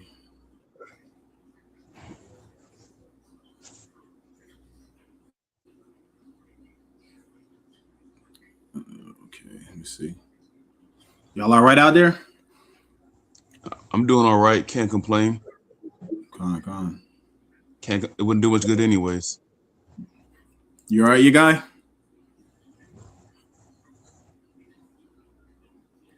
Yeah, I'm okay. All right. Buffering right here. Let me log out. Just let it take its time. What about you, Yashamai? Gone. Gone. How are you, Brother Sadiq? I'm hanging in there. Yeah. How about you, Elder Priest Awan? see, I'm trying to get this thing going again. I'm all right. All right, cool. Let me hear it. Here we go. I was gonna say maybe it's maybe okay. I was gonna say maybe disconnect from the Wi-Fi. Just use the male sport. Yeah, I got it now. Cool. All right. Thank y'all for joining. Us on this Sabbath day. Blossom is 38 and is a prominent trans activist and sees things very differently. Blossom, thanks for joining us. Thank you for having me, Dr. Phil. So you've been listening to what we've been talking about so far. You think that trans athletes should have an opportunity to practice, to play, to compete in the women's division of sports at all levels, correct?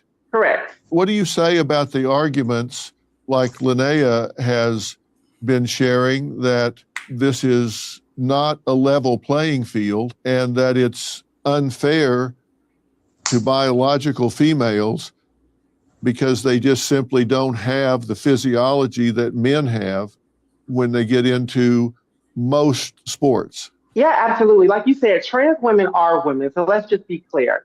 And we also have to remember there are some trans women athletes that have been beaten by cis women athletes. Leah Thomas is a prime example. Hold up. The NCAA has regulations. Wait a minute. She said trans women are women. God. Come on now. That he said trans women are women. Get it right. That's what I'm saying. She said, let me get it straight. Let me get you straight. Trans women are women? What? They born as a man, a boy to a man. What you talking about? Wow, that's deep. It's real deep. Look at the picture right here where it paused at on his arm. Wow. That's what I'm saying. This is why these scriptures are so important. Man. Most High had to reserve a remnant that did not bow the knee to BAAL, which is LORD. This is what, when you say LORD, this is what you are approving right here. Let trans kids play. That's what you're approving of. Yup. And this also goes to the point of, when you're dealing with the laws, because every law does not apply to everybody, right? You got laws that apply to men, laws that apply to women, and then laws that apply to the collective, right? There are menstrual laws, right? Menstruation laws, right? That apply to women. When a woman is on her monthly flower, her monthly cycle, how's that going to apply to a trans man right there, right? That don't apply to them, right? There are laws about giving birth. If you have a little boy, if you have a little girl, this is where the confusion comes into play at right here. How long you're unclean for. So this is why these topics have to be brought out, because a lot of people don't know this stuff right here. A lot of people don't know the world that we live in. You wake up and we're living in a totally different world. Rules that trans women have to meet when it comes to their hormone levels. They have to be within a certain range in order for them to compete with other women. And so with that being said, I just think it's really propaganda. The NCAA has over 510,000 athletes. And within those athletes, there are less than 10 trans athletes, which is only 0.002% of the population out of a population of trans people, which is only 1%. So actually, by the fact that Leah Thomas had been beaten by cis women, it actually debunks that trans women have a competitive edge over cis women. And when we talk about bone density levels, everybody's body chemistry is made differently. There are some cis women that have naturally higher testosterone levels than trans women because of something that we call genetics. When we talk about biology, genetics is biology, and we have to remember that. Some cis women experience transphobia. Iman Khalid is a prime example. Is a prime example. The Algerian boxer who people thought was trans because she looked masculine, something that she can't control. And I think it's very dangerous when we put all women in a position to be tested to prove that they're not trans. And that executive order that Donald Trump signed is nothing more than waste and fraud, in my opinion. You're only signing for 0.002% of the population. You are subjecting all women, whether they're cis or trans, to rigorous tests to prove that they are not trans in order for them to play. And I think that was kind of left out of the conversation when we were thinking about this. And I think we have to bring it to the forefront. It's very, very important. All women can experience transphobia. All women can be affected by transphobia. Well, listen, I let you say everything you just said without interrupting you 1 second. Hey, for you, like especially you single brothers out there and whatnot, just a little bit of advice. You probably should like seek a woman that has at least one verifiable birth at this point, because people can alter their birth certificates now, right? So if you are a brother looking for a woman, I would say go for a woman that has one verifiable birth. Can you get the book of 1 Corinthians chapter 6 and verse 9? 1 Corinthians 6 and verse 9. Con. 6 and 9.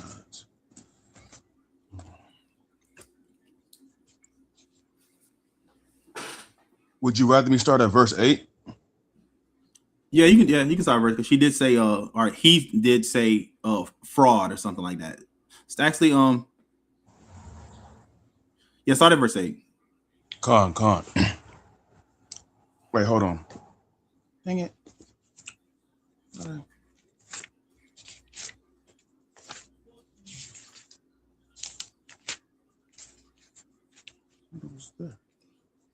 Yeah, 1 Corinthians 6 and 8.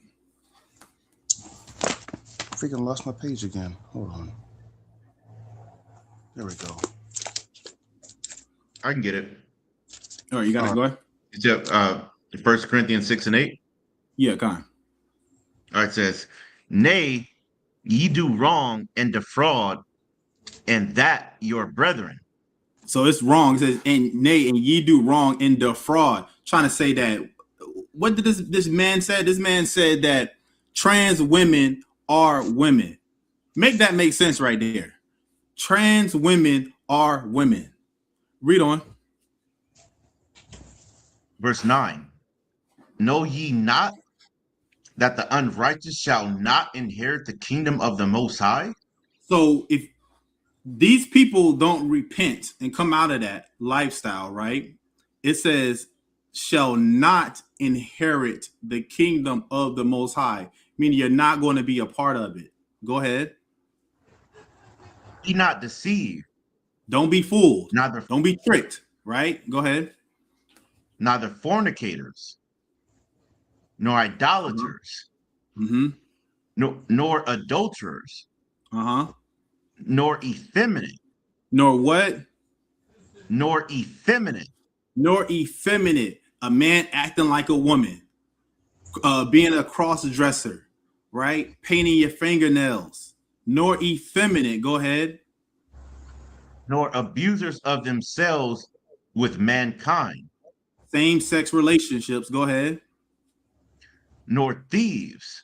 Nor covetous. Nor drunkards. Go ahead. Nor revilers. Nor extortioners shall inherit the kingdom of the Most High. Shall inherit the kingdom of the Most High. Now, this is for all you Christians. You love Paul, right? Paul is the law, the last authority for y'all. It says, shall inherit the kingdom of the Most High. Just read verse 11. Verse 11. And such were some of you. Meaning some of us were in these type of lifestyles, but it requires change. What is change is repenting. Change is turning from your wicked behavior, right? That's why Paul said, and such were some of you. Go ahead. But ye are washed. But ye are sanctified. And when it says, but ye are washed, that's not talking about being, dipped into some water and you come out and you got the same mindset. You just come out a wet transgender, right? It says, but ye are washed, meaning you've been washed in the word. You've been washed in the law. You have been shown that this is not a right thing to do. That's what you've been cleansed by. Go ahead. But ye are justified by Sham HaMashiach Yahushai and by the spirit of our power. You see that?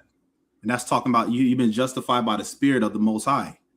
And you speak very well and you're very articulate in the things that you say, but it just simply is not supported by science. And I don't know that I disagree with you about the number of trans athletes, because I'm not sure what you're referring to in terms of the different levels and all the different sports, but there has been a tremendous amount of research done.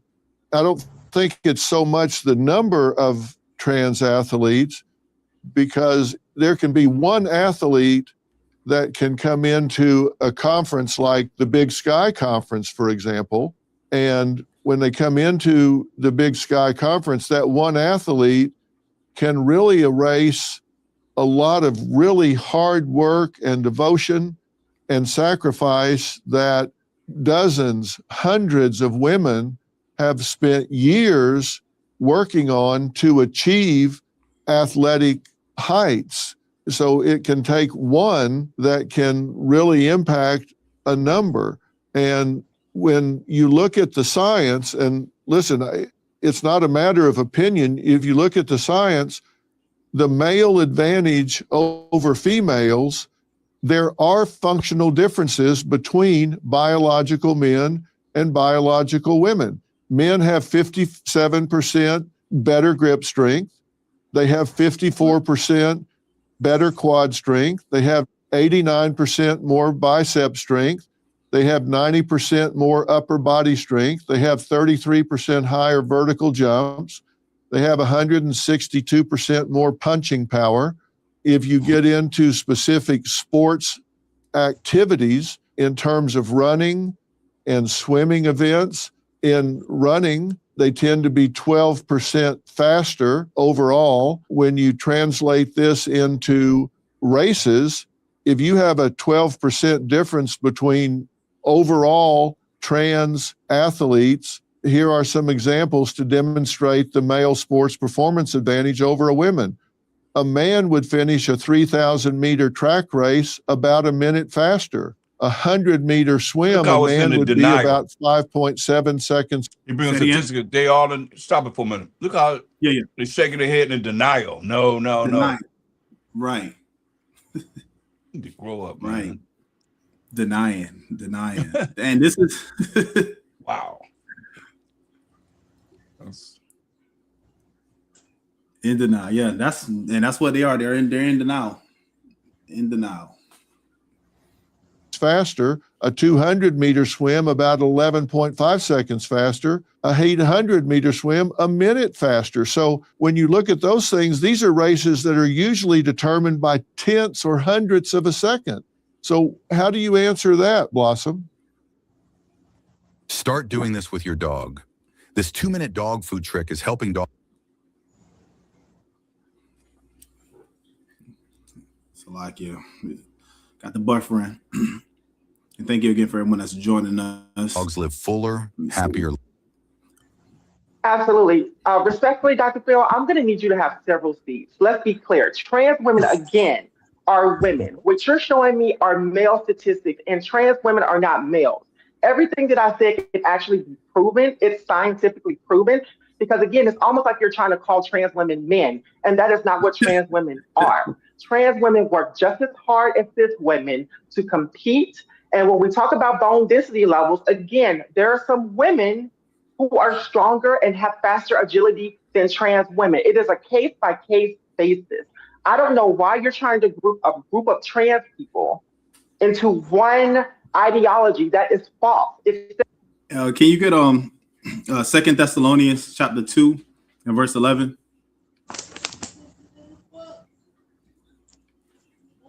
Second Thessalonians chapter 2 and verse 11.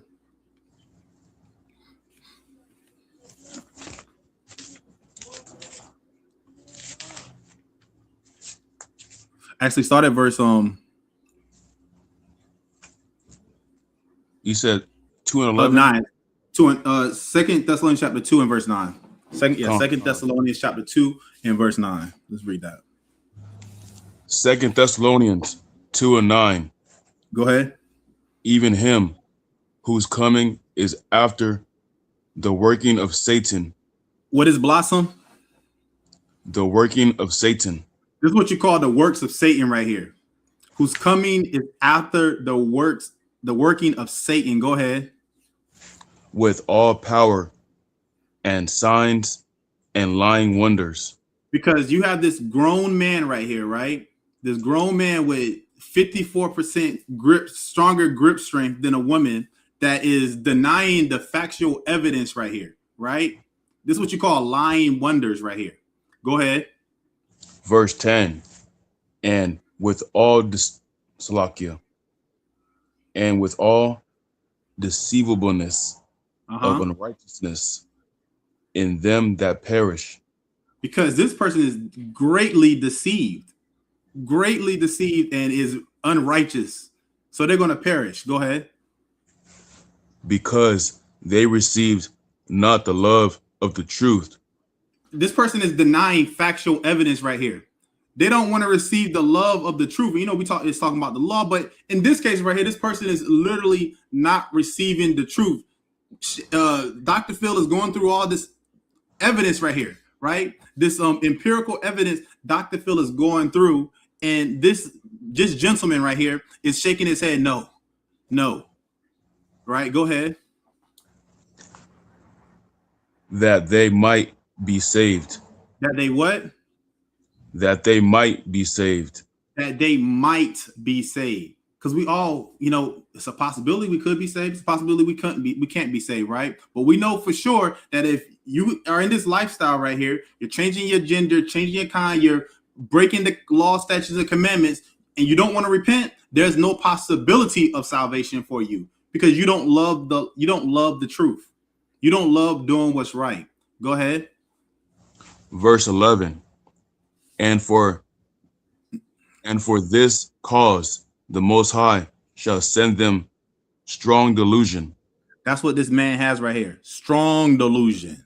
He believes that transgender women are women. That's what you call strong delusion right there, right? Transgender women are not men, but they are women. That's what I'm saying. For all you brothers out there, you might want to this word of advice. You try to find you a woman that has had a child before. No matter if that child is grown and out of the house, at least you know that they have a reproductive system, right? And for you women, you know, you might want to ask, you know, do a chromosome check. I don't know, see if they got an XY chromosome. You know, just some advice. Read that from the beginning again, verse 11. Qam. 2 Thessalonians 2:11. And for this cause the Most High shall send them strong delusion, that they should believe a lie. That they should believe a lie. See that? Sounds like conservative propaganda. And I think you have drunk the Kool-Aid and have gotten lost in the sauce. I'm sorry, Dr. Phil. I am going to disagree with you. And I think that the statistics that you've shown me prove nothing when it comes to trans women. Get up there and show me statistics specifically with trans women and cis women, and then we can revisit this conversation. Otherwise, I think you're being biased. I think that it is baloney and propaganda, and I think it needs to be fixed. Okay, let me respond to that. Listen, I welcome everything you're saying. I want you to have your opportunity to speak out. You absolutely. That doesn't offend me at all. I have you here because I want you to have your say and challenge everything. So you're not offending me in the least. I want you to speak up. So I want people to hear both sides of this. And Lene, you can speak out as well. But I want to say one thing. I think trans athletes should absolutely be allowed to compete. Listen, I grew up as an athlete, but for being in team sports and being able to compete, I'd have been in a lot of trouble. I'd have been lost. I don't think trans athletes should be denied the wonderful world of athletics and competition. The question is, where should they compete and who should they compete against? Now, yeah, like I said, if they create their own league of just transgenders, you know, like I said, that might be entertaining to some people, right? You know, but don't compete in the sport with the opposite gender. You know, you're a male, don't try to compete in the sport with females. Blossom is saying look, there may be differences between biological men and biological women, but we're talking about transgender athletes, not male athletes competing against female athletes. Blossom, you'd give me that biological male athletes versus biological female athletes, of course, that's not fair. But you're saying that's not what you're talking about. You're talking about transgenders that have gone through a lot of hormonal suppression therapy, testosterone blockers for years, sometimes a minimum of 2, according to the NCAA now, and some for much. Hey, stop it right there. Now think about it. Before they go through all these transforming themselves, they still a man. When they come out of transforming themselves, I've seen it many times. When they turn to men when it came to fighting. They beat people up. Right. Because they really men. They act like, they act like they're gay and all that, but whenever it comes down to the time that they gotta defend themselves or, get an attitude, like you see they have attitudes, right? They fought like a man. They're gonna be just like a man. I mean, when they do all these operations and everything, do it take their strength away from them? Where they become weak like a woman to be a lesser vessel? A weaker vessel, I mean. Are they taking all that away from them? You gotta think about that. Because the statistic, even if you take a little bit of those numbers away, come on. They still gonna be stronger than a woman. Right. Especially when adrenaline come up, you know how strong we get. Right. When it come down to you really gotta have the most strength you gotta have, a woman can't compete with that. No way. That's why women shouldn't be cops and all that, because what if a cop, a woman that's 150 pounds, she gotta deal with a dude that's 375 pounds. How's she gonna handle that? Even 2 of them don't mount to as much as he weigh, and you got to wrestle with him. It's crazy. I mean, right. Right. Totally wrong. I just want to just get this disclaimer to everybody that's watching. Right. In no way are we some type of red pill like group or whatnot. We just telling what's real and what's not real, because we aren't going to play make believe and pretend with y'all. It is what it is. Certain things you want men to do, certain things you're gonna want women to do. And like Priest I'm saying, you don't want a woman, you got an issue at your house. You don't want no, 5'2" woman to show up with a utility belt and she can barely, walk in and stuff like that. You don't want that. If you're in war somewhere, or if your house is on fire, your apartment's on fire, right? Most I forbid. You don't want no small little 4'11" woman carrying all this heavy gear like an axe and the fire hose and stuff like that. You're not going to want that. You don't. Who's going to trust their life on a bridge that was built by a whole bunch of women? When he said that, the strength inside of a man's hand is like 54% times stronger. We love women. We love women over here, right? But what's real is what's real. Even myself, like I be having issues sometimes when I have when I go to get my oil change, and women would change my oil and stuff like that, because I don't know if they tighten it the part tight enough, right? So we got to understand and live with what's reality, what's real and what's not real. And a transgender woman is not a real woman, right? And women, you should be offended by that thing right there. You should be offended by some man saying that he's a woman. Lung volume. Now, I'm gonna get a little bit on this, and we can move on to the next topic unless somebody else want to bring something out. The only thing that seems to equate is hemoglobin. Other than that, it just simply doesn't equate. I disagree, Dr. Phil, because again, does anybody else got anything else on this? So I when I was back in high school, I had one situation where I was coming out the bathroom, and so I come out the bathroom, and then a transgender, it was a girl changing to a man. Is it on? You call that a transgender man, right?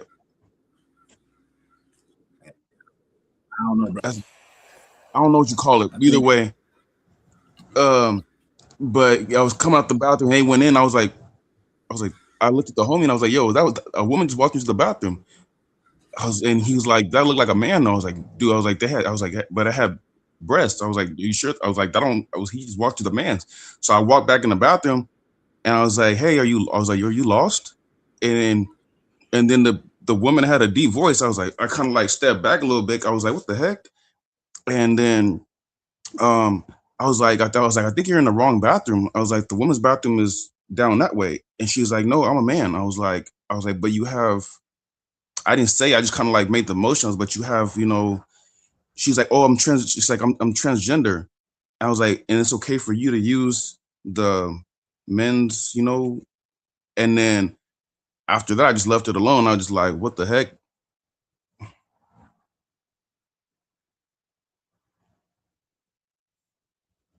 I can't hear you. Con. Yeah. I don't know. I mean, you have to stand against that stuff. That's what we got to do. We have to be defenders of this truth right here. Let me see. Anybody else had anything else on that? Arnie, top at another brother want to bring out at all? Because I had one more. Okay. What's the next verse you want me to go to? Well, hold on a second. So the next thing I'm gonna bring up is talking about diversity, equity, and inclusion. They call it DEI. That's kind of been a main topic that's been going on about just Trump getting rid of a lot of these programs, right? Let me pull this video up right here. Let's pull up this video real quick because this is also another ploy. This is another trick right here, right? To keep us relying on the oppressor, right? So let's play this video.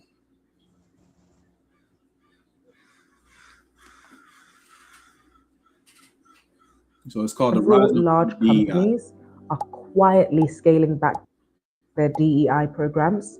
And by DEI programs, I mean diversity, equity, and inclusion programs that have helped so many people get into not only tech, but multiple other industries as well. I have been. Oh man, it must be buffering. Hold on, give me a second. Y'all bear with me. Take your time, no rush. Did you know that? Okay, here we go. Several large companies are quietly scaling back their DEI programs. And by DEI programs, I mean diversity, equity, and inclusion programs that have helped so many people get into not only tech, but multiple other industries as well. I have even benefited firsthand from these programs. Being part of communities like Coding Black Females and Code First Girls, they are very much known for partnering with organizations to help people from diverse backgrounds get into the tech space. And I fear that without these DEI programs, a lot of people. Let me pause it real quick. Let me get everybody who's not familiar with a DEI program is up to date on it real quick. Let me share my screen. Let me see. For those that don't know what DEI is. Let me see. Okay, so DEI stands for Diversity, Equity, and Inclusion Program. A DEI program stands for Diversity, Equity, and Inclusion Program. It is designed to create environments in workplaces, schools, and organizations where individuals from all backgrounds feel respected, supported, and able to thrive. DEI programs aim to address historical and systemic disparities based on race, gender, age, ability, and sexual orientation, promoting fair treatment and full participation of all people, particularly those who have been historically underrepresented or discriminated against, right? So it's kind of like a revamped, what you call that thing? Oh man, it slips my tongue. Affirmative action is kind of what it is. Just a little bit revamped, right? So, Trump is talking about getting rid of this, right, real quick. So let me play this video that I have. Play this video. And we should be happy to get rid of things like this anyway, because what Trump is doing is he's actually making us stick together. He's forming a way that we can gather ourselves together because we are getting excluded from these things that are happening, right? people are going to end up getting left behind, and a lot of opportunities will be missed, especially for those who belong to minority groups or who are from diverse backgrounds. So in today's video, I'm going to be discussing the rise and the fall of D&I programs and how you can best safeguard yourself and advocate for D&I programs where you are. So let's get into it. So let's take a look back at why DEI programs were started in the very first place. If we go all the way back to 2020, when George Floyd was tragically murdered, unlock the world's largest, most liquid financial market with Forex.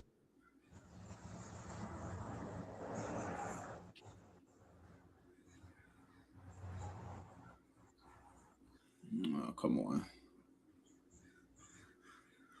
You might have to turn down the quality. Yeah. They can go faster. Let me try that real quick. Or you might have to turn off your Wi-Fi and just use your the mobile data on your phone. Let me see. How's 720? You said it's 720? Yeah. Okay. All right, let's try that. All right, let me close it and reopen it again. All right.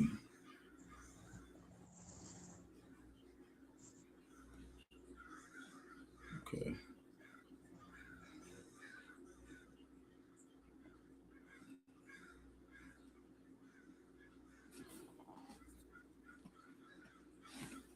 That's a lot here, y'all.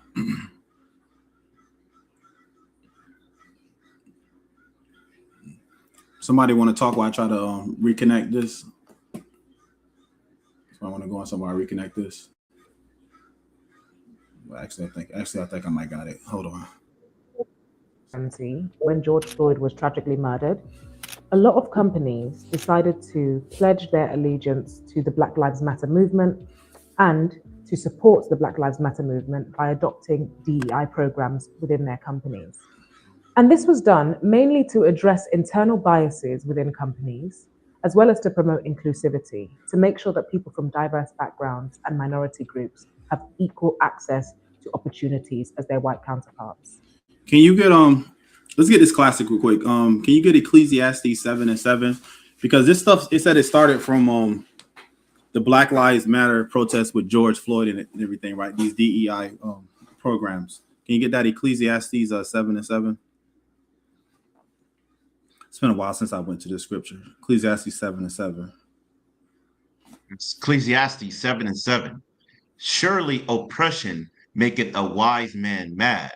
So we had those protests back in 2020 with George Floyd, right? Every city across the United States, overseas, everybody was tearing down things, right?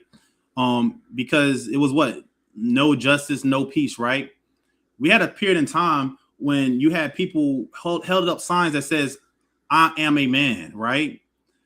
So this oppression, it maketh a wise man mad. It's making people angry, you know, seeing people gunned down, their life taken away from them. All these things, they happen, right? Read on. And a gift destroyeth the heart. Because what happens is a gift takes away your focus, right? So they give you what? DEI programs, right? That's a gift. We're going to include you in every single thing. Now you can be included. It's inclusion on everything. You know, you can have rights. You're just fighting for civil rights. I mean, think about that. You are literally fighting for just civil rights. The right just to exist is what you're fighting for, right? So it says, and a gift destroyeth the heart. You think that gift is, you know, you just having the right to exist, the right to live and everything, right? This is pretty much what the DEI programs was created for, to calm down the 12 tribes of Israel, to get your mind going somewhere else, and you forget the focus, you forget the mission, which is what? Fearing the Most High. That's the mission, right? Go to the book of Ecclesiasticus, chapter 2 and verse 12. Ecclesiasticus 2 and 12.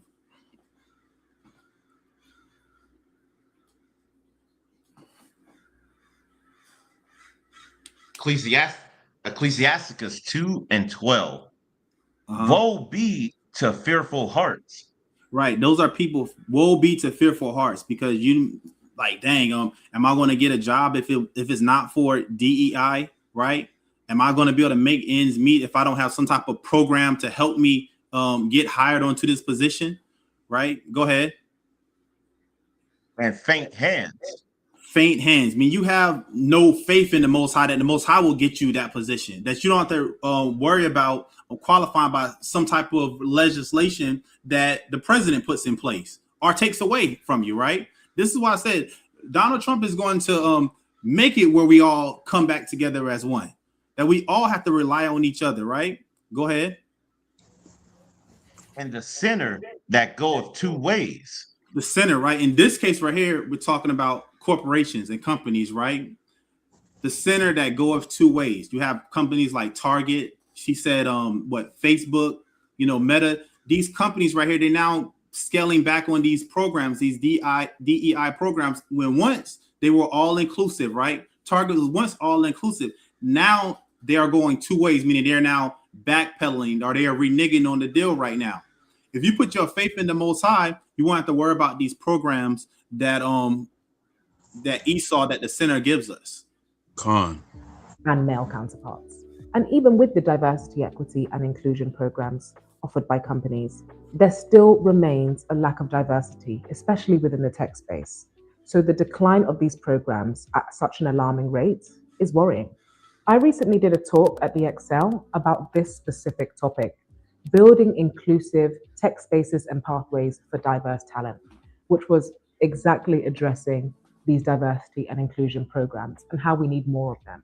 So to hear that there's a decline is truly worrying and also quite heartbreaking to hear. I'm going to share with you some of the facts and statistics that I shared within my talk, so you can just understand how dire the situation is, especially within the tech space at this moment in time. According to LinkedIn, Black professionals are 29% less likely to be promoted than their white counterparts. And according to Lean In's Women in the Workplace report, women of color are less likely to have advocates in the workplace. Besides this, a study by Harvard Business Review revealed that mentorship and sponsorship programs improve the promotion rates of underrepresented groups by about 30%. And those are just a few of many statistics that I shared during my talk, which lets you know how dire the situation actually is for diversity within the tech space. So what has actually caused this radical shift away from diversity and inclusion programs being adopted by large companies like Target, Meta, Amazon, and even Walmart, to name a few? Well, there are a number of factors that have actually influenced the decision of companies to abolish these DEI initiatives. But a significant force behind this movement is a conservative activist by the name of Robbie Starbuck. And he has been visiting companies directly and persuading them to abolish their DEI initiatives in favor of his philosophy of go woke, go broke, which is basically a term that he uses to describe how companies are now wasting money and spending a lot of money in uncertain times on these programs to support a cause that is very meaningful, by the way. However, he feels that it's not profitable for companies to be doing this, hence why he has been pushing the narrative that DEI programs should go. And he has quite some... Can someone get Ecclesiasticus 19 and verse 26? Khan, I got you. Actually, start at verse 25. Start at 25. Ecclesiasticus 19 and 25. There is an exquisite subtlety. There is an exquisite subtlety. It says subtlety. That means you doing something, but you're doing it on the low. You passing these laws kind of subtle, right? Like a snake. You're being very subtle. These CEOs, they're being very subtle because on one point they were all for it, but now they are pulling back, right, underneath your nose. So the next thing you know, you try to go get a job somewhere and you can't get hired, all because of who you are, right? What you look like, Go ahead. And the same is unjust. And there is one that turneth aside to make judgment appear. And there is a wise man that justifieth in judgment. Go ahead. Verse 26, there is a wicked man that hangeth down his head sadly. You see that? There is a wicked man that hangeth down his head sadly, right? That's your Mark Zuckerberg's like, man, put his head down like, unfortunately, we're going to have to get rid of these programs right here, right? You got people like Jeff Bezos. Unfortunately, we got to get rid of some of you Negroes, right? Some of you Israelites, we got to get rid of you. We have to do cutbacks, right? We have to, take so this is called cutbacks. We got to do some cutbacks, right? They hang down their heads sadly. Like, we have to make these changes for the company, for the greater good, right? Read on. But inwardly, he is full of deceit. Because best believe that all these people are on a mass group chat. Elon Musk, Donald Trump, Jeff Bezos, right? They all got a group chat amongst one another. They're full of deceit because it's all have been planned to keep you down. It's not about, these other nations, these other, one nation here, two nations here. All this right here is designed to keep the 12 tribes of Israel down. That's what it's designed for. It's designed for your downfall. That's what DEI is all about right there. Read on. Verse 27, casting down his countenance. Casting down his what? Casting down his Slakia. Casting down his countenance. Casting down his countenance. That's your demeanor, your appearance and stuff like that. When you can't provide for those that you love, you can't provide for your household, right? So then you turn to crime, or you turn to something that's unlawful to do. Casting down his countenance, right? Go ahead. And making as if he heard not. Right. You can drop that. Go to the book of James chapter 1 in verse 8. James 1 and 8.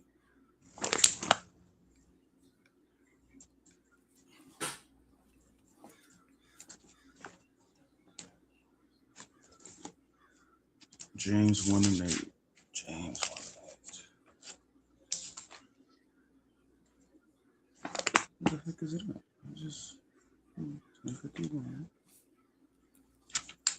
Must be a small book. You said James? Yeah, 1 and 8. Yeah, I can get it. Right. Oh, you got it? I got it too, my bad. I got it the last second. Got it.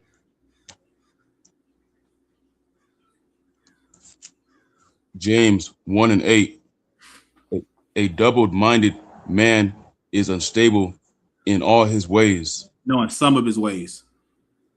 In all his ways. A double-minded man is unstable in all his ways. When they say, "Oh yeah, we all inclusive, we support all lives matter and all that type of stuff," and then they slowly pull it away, that's the instability. We read in St. Matthew 12 verse 25 and 26 how Satan being divided against Satan, his kingdom cannot stand, right? This is we're living in the kingdom of regime that's unstable, right? You don't know the next thing that's going to happen, right? You don't know if gas prices are going to go up, if gas prices are going to go down, right? You don't know if you're going to get 40 hours this week, or you don't know if you're going to get 20 hours this week. This is what you call an unstable society right here. And they're making it, like I said, Trump is making it where we are going to stop depending on people and start depending on the Most High, right? Because that's what you're being shown right now. Stop depending on this society and learn how to depend on the Most High. Learn what the order is. The Most High, Hamashiach Yahawashi, and then Yasharahla, right? We got it all backwards. It's all Qam Yasharahla. But let Esau just take away your DEI. Then what you want to do? You're going to be praying to the Most High. Oh, please, Most High, let me get this job. Please, Most High, don't let me get laid off.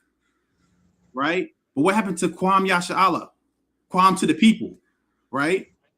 That's literally what you're saying when you say Qam Yasharahla, Qam to the people. It's Qam Most High, because he is the creator of his people, right? Who is Israel, right? And we have that mediator who is Hamashiach Yahushai, right? Let's play one. Some influence because he's managed to persuade companies like Walmart and Ford to reconsider their DEI initiative offerings and in some cases even retract them. Target even recently announced the abolishment of their DEI initiatives and policies and also halting the career building programs for Black employees in 2025. And let me tell you, they have definitely been met with some backlash, especially from Beyonce's mother, Miss Tina Knowles, who posted something basically canceling them. And I really admired this, to be honest, because we should really be naming and shaming the companies who are retracting these DEI programs and essentially saying, well, we don't really care anymore. We care about our profits much more. And even with some companies turning their backs on diversity, equity, and inclusion programs and initiatives, there are still some who have remained steadfast in their commitment and support towards these programs. And these are some of the companies that you can thank for doing that. And hopefully they continue to do so. I just got in a car accident in California. Be honest, am I about to get wrecked harder by insurance than by the crash? So if you are someone who will be impacted by the lack of and the decline of these diversity and inclusion programs and initiatives, then I'm going to share a few strategies for you that will help you prevail in any industry that you're in, despite the lack of these programs. So now more than ever is the time to be building out a network. With the absence of these diversity and inclusion initiatives. She's literally giving you some keys right here. Little does she know it. You know, the sister said, now should you be building up a network? That goes back to us coming back together. That goes back to us gathering ourselves together. That's what you call building up a network, right? You know, typically, you know, we're out on the streets of Hollywood and stuff like that. And, you know, you got people just breaking the commandments, you know, selling all types of stuff. You know, we have the, you know, more out there right beside us, selling all types of stuff, right? You know, just selling to our people, defiling the Sabbath day, all that stuff, right?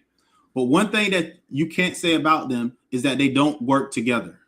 They have a massive table, right? And all of them work together to do what they're doing.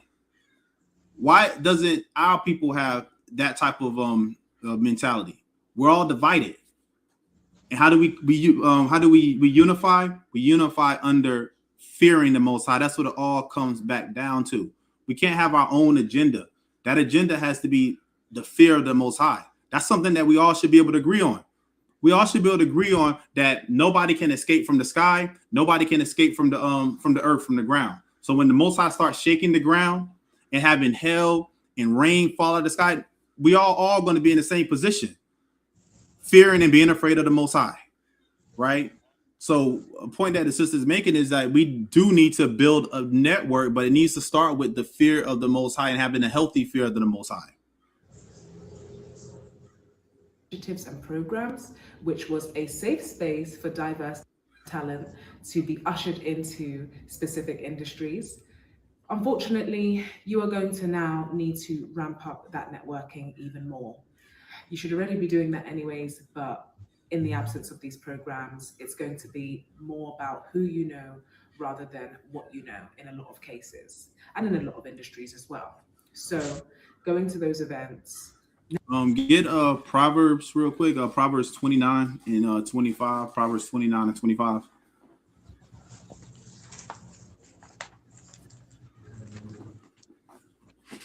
You said Proverbs. Proverbs 29 and 25. Khan, got you. Proverbs 29 and 25. Go ahead. The fear of man bringeth a snare. Right there. It says the fear of man bringeth a snare, because you fear people. You fear losing your job, right? You fear not being able to make your rent, your mortgage payment, losing your car, losing your house. You fear man, right? The fear of people is what it's saying, bringeth a snare. The fear of man bringeth a snare. Go ahead. But whoso putteth his trust in the Most High shall be safe. You see that? Read it one more time, that part.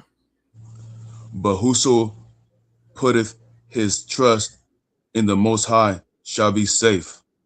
But whoso putteth his trust in the Most High shall be safe. That's your strong tower. That's your safety net right there. Putting your trust in the Most High, right? Go to Ecclesiasticus chapter 12 and verse 43. You said I'm sorry, Ecclesiasticus 12 and 43. 12 and 13. Salakia, 12 and 13. Khan. Ecclesiasticus 12 and 13. Who will pity a charmer that is bitten with it? Salakia. Who will pity a charmer that is bitten with a serpent? So it says a snake charmer, right? If a snake charmer is bitten by that snake, who's going to feel sorry for them? Because they know it's a snake. These companies, right? If you are fired, laid off, who should really pity you? Because you know the wickedness of these companies. You know the wickedness of Babylon. You know that it's against the Israelites.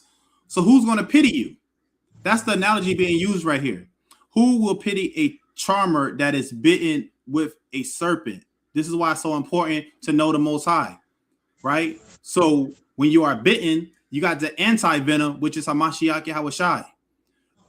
Just a side note that you know that a lamb's blood, they use lamb's blood actually as an anti-venom against snake bites, right? They use the blood of a lamb. I mean, let that sink in on you. Read on. Or any such as come nigh wild beasts. So any such as come nigh wild beasts. So anybody that comes close to a wild beast. And Esau is this wild beast. These other nations are the wild beasts. This is why we must stick together. We must come together under the correct order. The Most High, Hamashiach Yahushai, and then Yasharahla, right? Read on.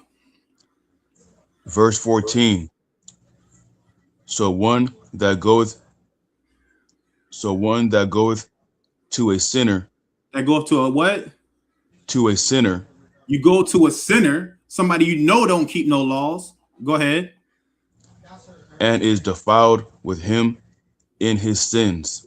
Because you are now, whoever you go to, the sinner you go to, you are now going to be in the sin that they're in, right?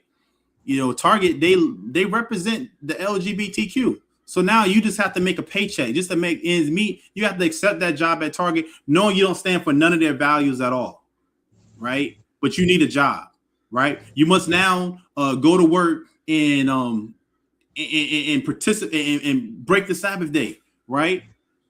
Whatever it may be. It says, so one that go to a sinner and is defiled with him in his sins, who will pity? This is why it's about us creating opportunities and jobs for each other, right? Although we still in captivity. You know, the scripture says in Jeremiah that we build houses in this captivity, right? We know that we are in the end, but that doesn't mean that we don't come together, right? We still have to gather ourselves together because we are right now rehearsing the righteous acts. We are preparing ourselves for the kingdom. That's what everybody's watching. They want. I suspect everybody wants to make it to the kingdom. I don't know anybody that says, you know, I want to make it to hell. I mean, maybe there is people out there like that, say that think that, you know.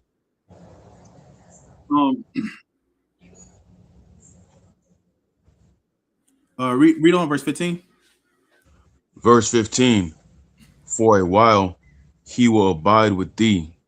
Right? Because for a while it'll be okay. You know, DEI, it's okay. It's all good. Go ahead. But if thou begin to fall, he will not tarry. Right, because Satan ain't gonna abide with you, continue with you. But who's going to continue with you?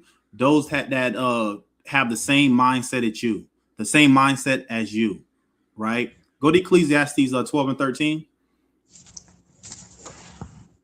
Those that have the same mindset as you is who's going to abide with you.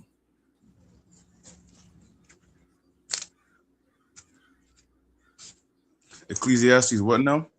12 and 13. Con. I got you. Ecclesiastes 12 and 13.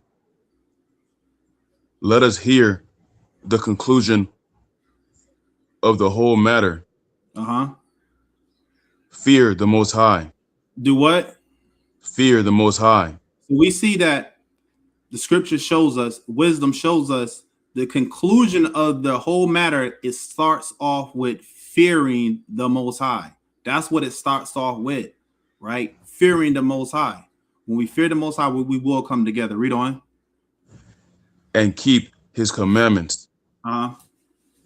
For this is the whole duty of man. And then the Most High will take care of everything else. You fear the Most High and you keep his commandments.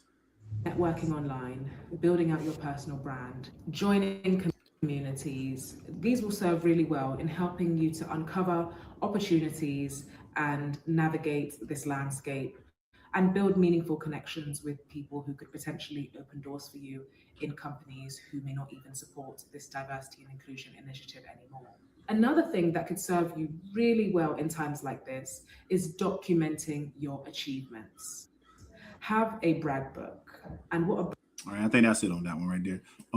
Anybody else got anything on this video right here that we want to bring out about DEI?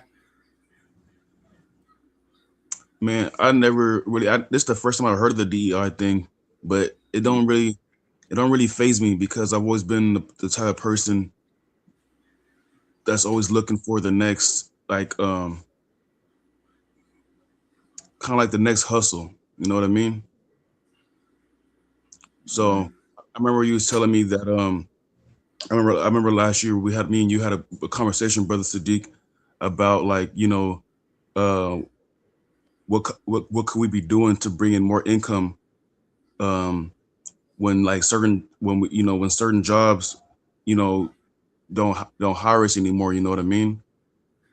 And I remember you was telling me how you're gonna, you know, start doing other things. So I was like, I've always been the type of person that's like, I don't just like, I have a job, but I do other things outside of my job to, you know, to keep income coming in, you know what I mean? Right. Yeah, you gotta have backups. You gotta have a backup, right?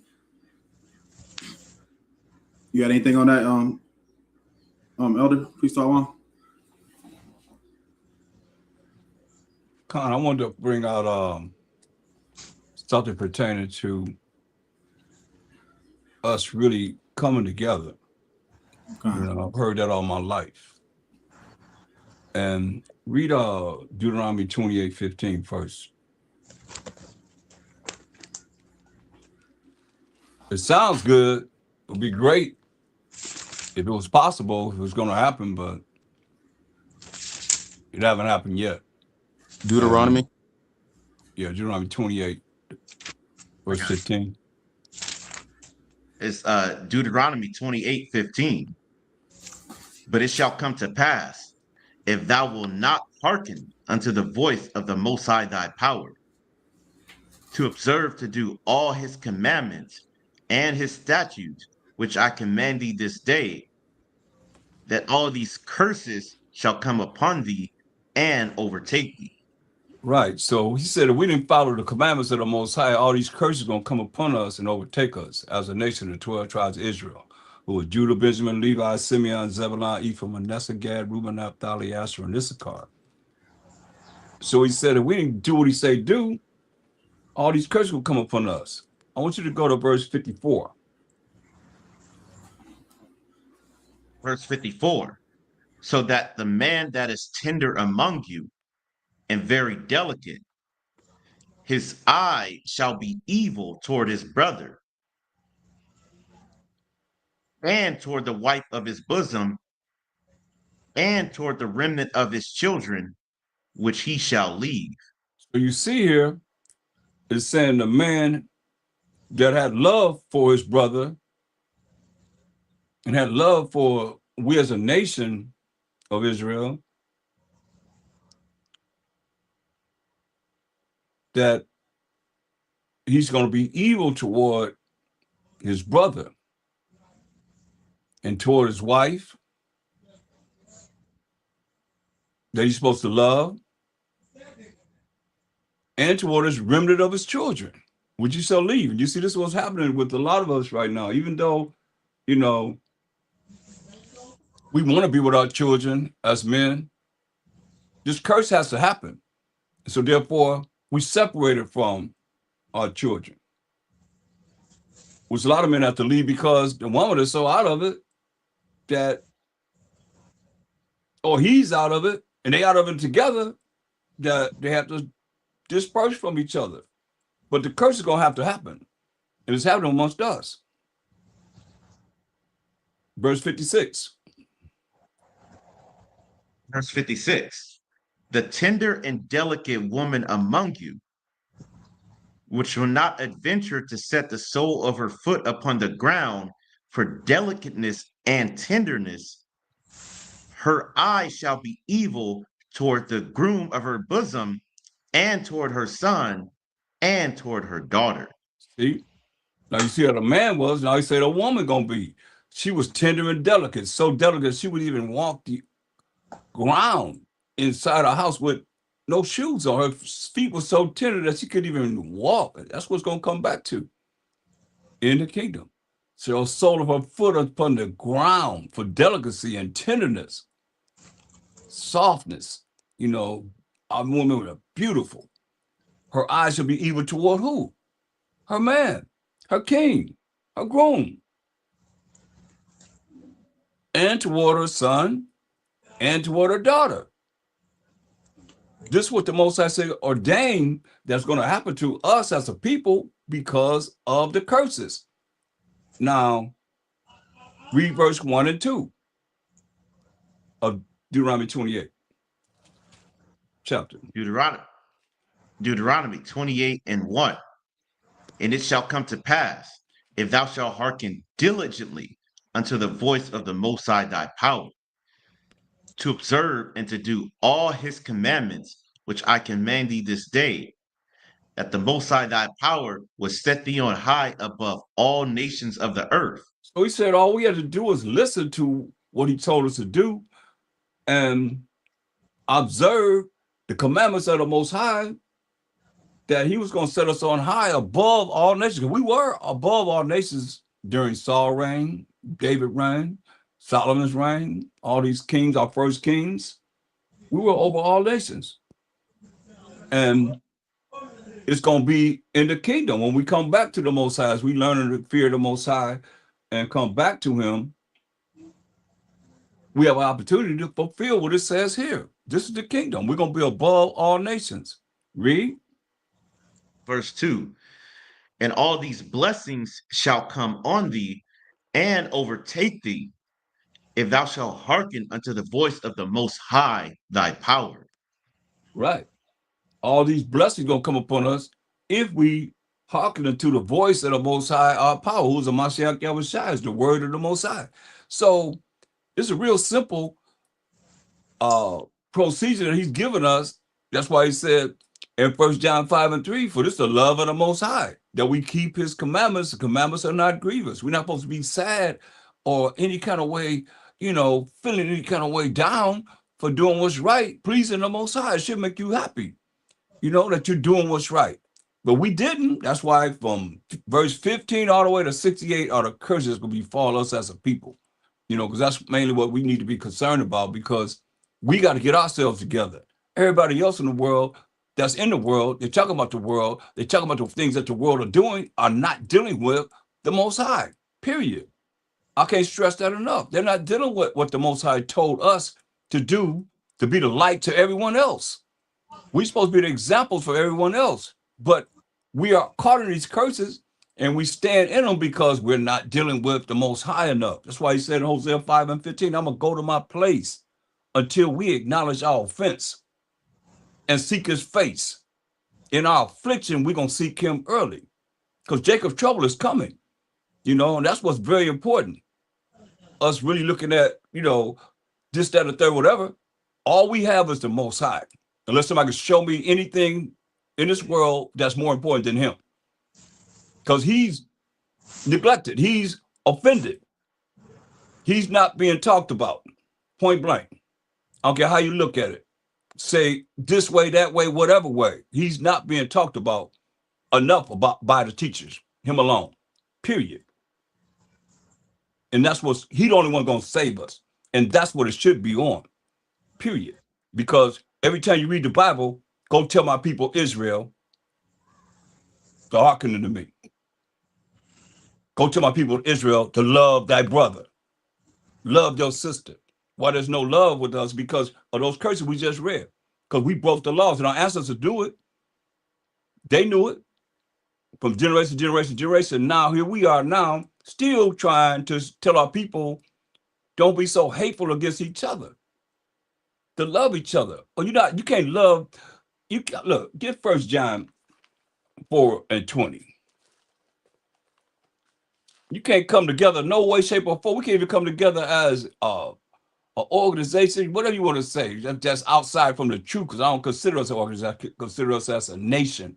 But when you organize something to be able to do something, you might have an LLC, whatever you actually get together, it's always going to be someone within the crowd or within the organization that's jacked up, mess something up, man, all the time. Read that. 1 John 4:20. If a man say, I love the Most High, and hated his brother, he is a liar. He's a what?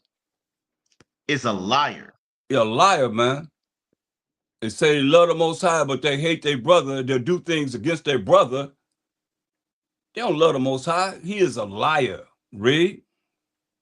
For he that loveth not his brother whom he hath seen, how can he love the Most High whom he have not seen? Yeah. You can't love your brother who you have seen, and you rolling with your brothers, or you rolling with, you got camps, you got churches, you got organizations, you got everyone that's rolling together of our people, and say they love the Most High, they love Mashiach Yahushua, but they hate on their brother. They do honoring things to their brother to show that they don't love him. They can't love the Most High. You roll it. That's why you got people in here that's not right.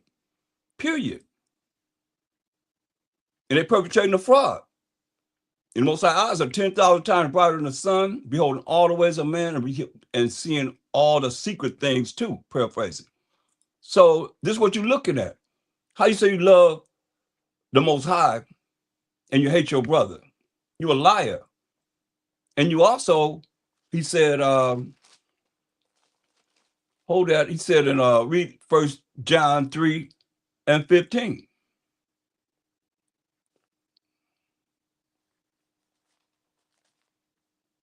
1 John 3:15. Whosoever hateth his brother is a murderer. And ye know that no murderer hath eternal life abiding in him. Right. So he said, whoever hateth his brother is a murderer. And you know that no murderer have eternal life abiding in him. So Revelation 22:15. This is the problem. And the Bible's almost over. And he's still talking about what? Loving thy brother. Read this. Revelations 22:15. For without are dogs and sorcerers and whoremongers and murderers and idolaters, and whosoever loveth and maketh a lie. Right. Whoever loveth and maketh a lie, man. And murderers. Those that don't love their brother, you are a murderer. And you can't love your brother if you do certain things to your brother to show that you are not trustworthy and you're not really there for your brother when the time comes. You know, and it's real. But what did Most High say? 1 John 4:21. 1 John 4:21. And this commandment we have from him, that he who loveth the Most High love his brother also. So if you say you love the Most High, you got to love your brother. You got to be an example of love to your brother also. We're not there because we're still dealing with Deuteronomy 28 and 54. Straight up. This is where we at. And y'all give a like for the channel. Everybody love it. A lot of people left out for love. You know, so you have to love your brother and show signs that you do love your brother, or you're a murderer. You hate your brother. And the love of the Most High is not in you. Verse 21, 1 John 4:21. 1 John 4:21. And this commandment we have from him, that he who loveth the Most High love his brother also. That's right, man. You say you love the Most High.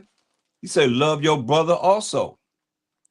Everybody ain't dealing with love. People don't even know what love is. Some of y'all probably ain't never been loved to know what love really is.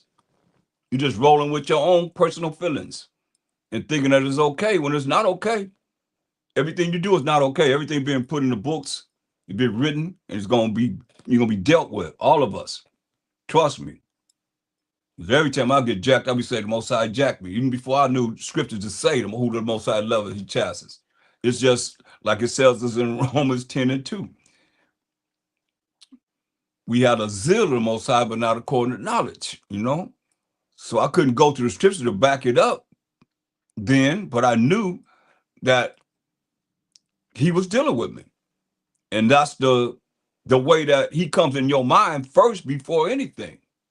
But if not, then you just operating under emotions or information. That's it. That's what a lot of brothers are doing. They're just bringing information. But as far as dealing with truly what's going on, as far as dealing with the wrath of the Most High and the blessings of the Most High, it's not in them. It's not in them. Or it will be sincerely about him more so than what I see. Personally, myself, unless y'all see something different, I don't see it. You know? And I want you to get Isaiah 54 and read verse 13. No, read verse 7 and 8 first. Isaiah 54:7. For a small moment have I forsaken thee, but with great mercies will I gather thee. So most I said for a small moment to him, because a day is 1,000 years to him. Say for a small moment have I forsaken thee, but with great mercies. Mercy is not getting something you don't deserve. You do deserve to get. Mercy is not getting something you do deserve to get. But he said many times that he didn't give us what we deserve to get. But here we are, we will. You know, we don't have mercy. We don't have mercy like the Most High. But he said mercies. He said, for a small moment have I forsaken thee, but with great mercies will I gather thee. You see? Go ahead. Verse 8. In a little wrath I hid my face from thee for a moment. See, he said, hey, he said, Hosea 5:13, many other scriptures. He said, I'm gonna go to my place until we acknowledge our offense and seek his face. In our affliction, we're gonna seek him early. So he hid his face from us.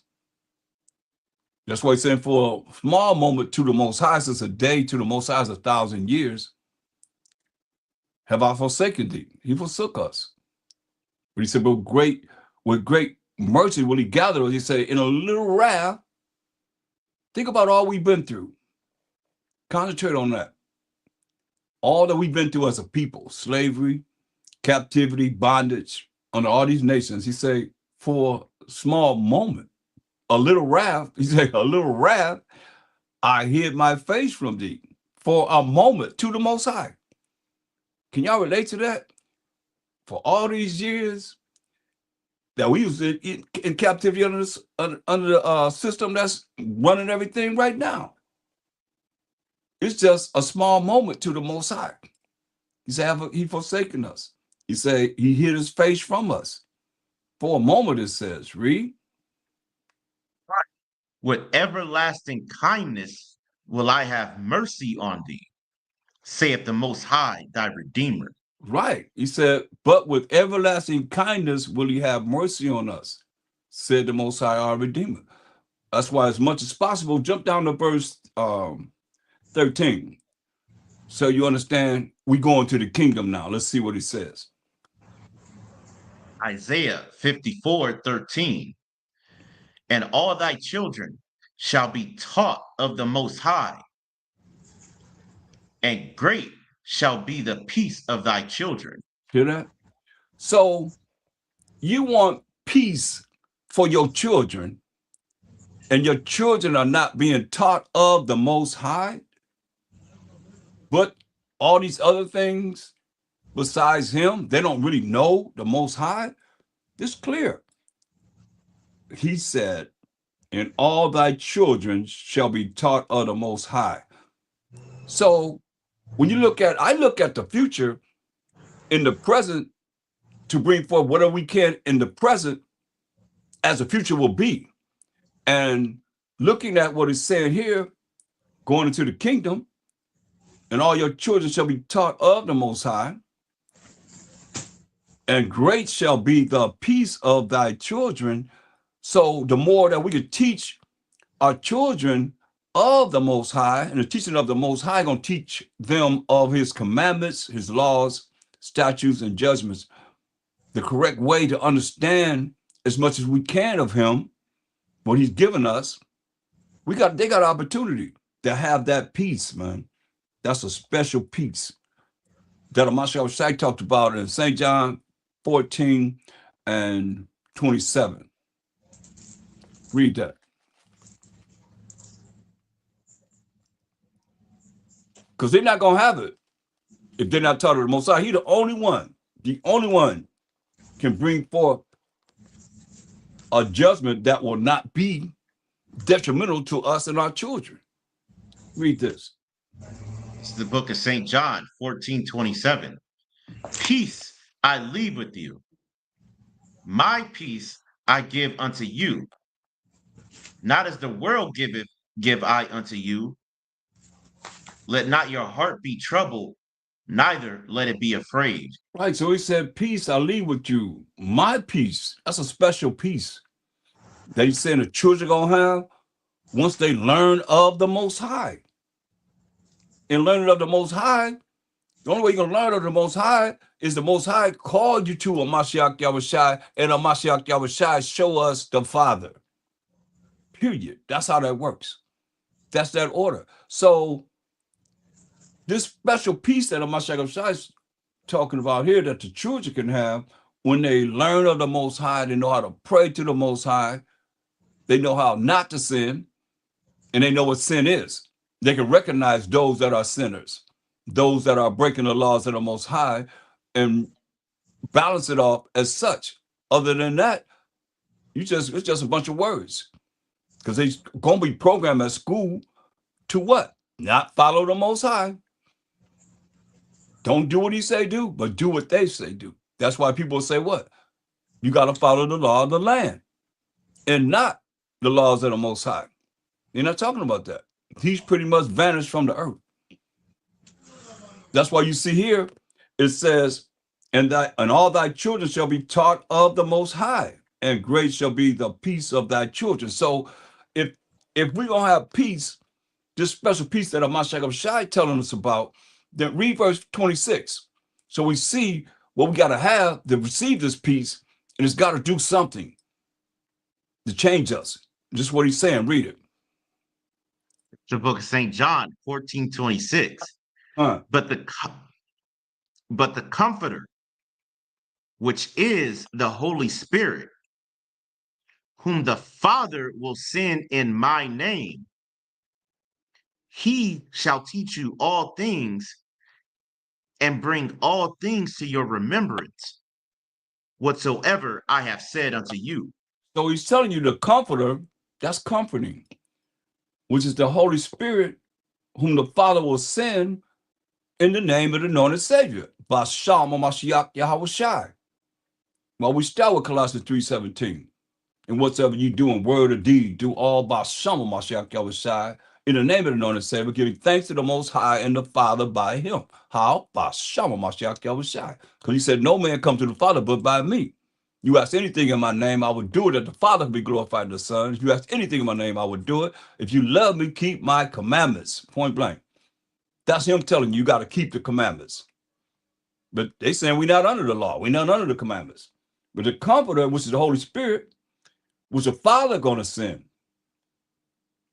That's two distinctions between the Most High and the Mashiach Yahushua right there.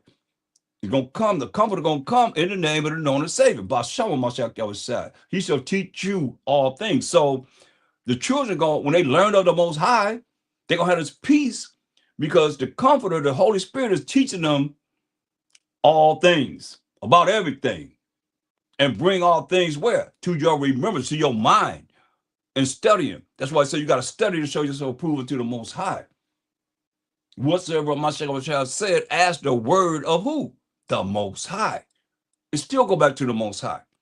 Regardless, Most High call you, he'll call you, he call you to a Mashiach Yahushai, and a Mashiach Yahushai showed you of the Father. That's why I wonder how many people been really dealing with a Mashiach Yahushai to be shown of the Father, to really elevate him and really exalt him as much as they can with all their might. Yeah, the Pharisees had information, the Sadducees had information, the scribes had information, and all the rest of the Israelites had information, what they call wisdom, but have that understanding how to depart from evil. They ain't have that. That's why Mashiach was always calling them hypocrites, rolling one way, but then they really acting another way. Outside from whenever the book is open, what's the word on you when the book is closed? That's what's important. You don't see me, people. When the book is open, everybody's holding it now. Now that we're reading the scriptures, but when the book is closed and you do things that are contrary to the laws of the Most High, then you got to pay. We all got to pay. Ain't no getting away with nothing. When the book's open, it's going to be like, you did this, you did that, or the Most High going to reveal certain things. Like he said, he going to reveal things to his servants, the prophets. That's why he shall teach you all things and bring all things to your remembrance. So we've been disenfranchised from our minds, the way we think. We are slow. We've been slow with ADHD spiritually, for real, for real. Why we have to be taught all over again? Why we got to read the Bible to know how to be spiritual? Why we got to read the Bible to know how to get in touch with the Most High? Why we got to read the Bible to know how to have a relationship with the Mashiach Yahushai? Because we've been disenfranchised from our heritage. They made sure that they wiped out the ones that knew initially. They were wiped out. Then they started breeding us and programming us until this day to the curriculum that our children are learning. But it say the children are going to learn of the curriculum of the system that we in right now, and then they're going to have peace. No, it's opposite of that. They're not learning the curriculum of this world, wherever world we scattered in these kingdoms. But we're going to learn the way of the Most High. Then you're going to have peace. That's a head start before this happens. Because it's going to happen. It's just a matter of our people they don't want to really buckle down and really realize that he's the only hope. He's the only hope.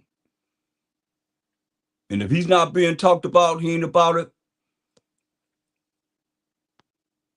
being exalted, it's a waste of time, man. Straight up. I'll come to that conclusion. But I know that, as far as us being together, it's not going to happen like that, because I've seen so many people come and go. But verse 27, once you have the Spirit of the Most High, which is the Comforter, you be comforted. That's going to bring the peace at any time. That's why Most High said, hey, whatever you get, you take out cheerfully. That's another spirit you have to learn how to deal with. Everybody can't do that. That's why verse 27.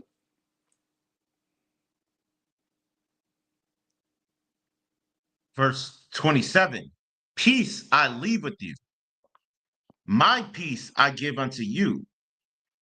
not as the world give I unto you. Let not your heart be troubled, neither let it be afraid. Right, because why should you not be troubled? Why should you not be afraid? Because the Most High don't give us the spirit of fear. So if he don't give you the spirit of fear, where that come from? Huh?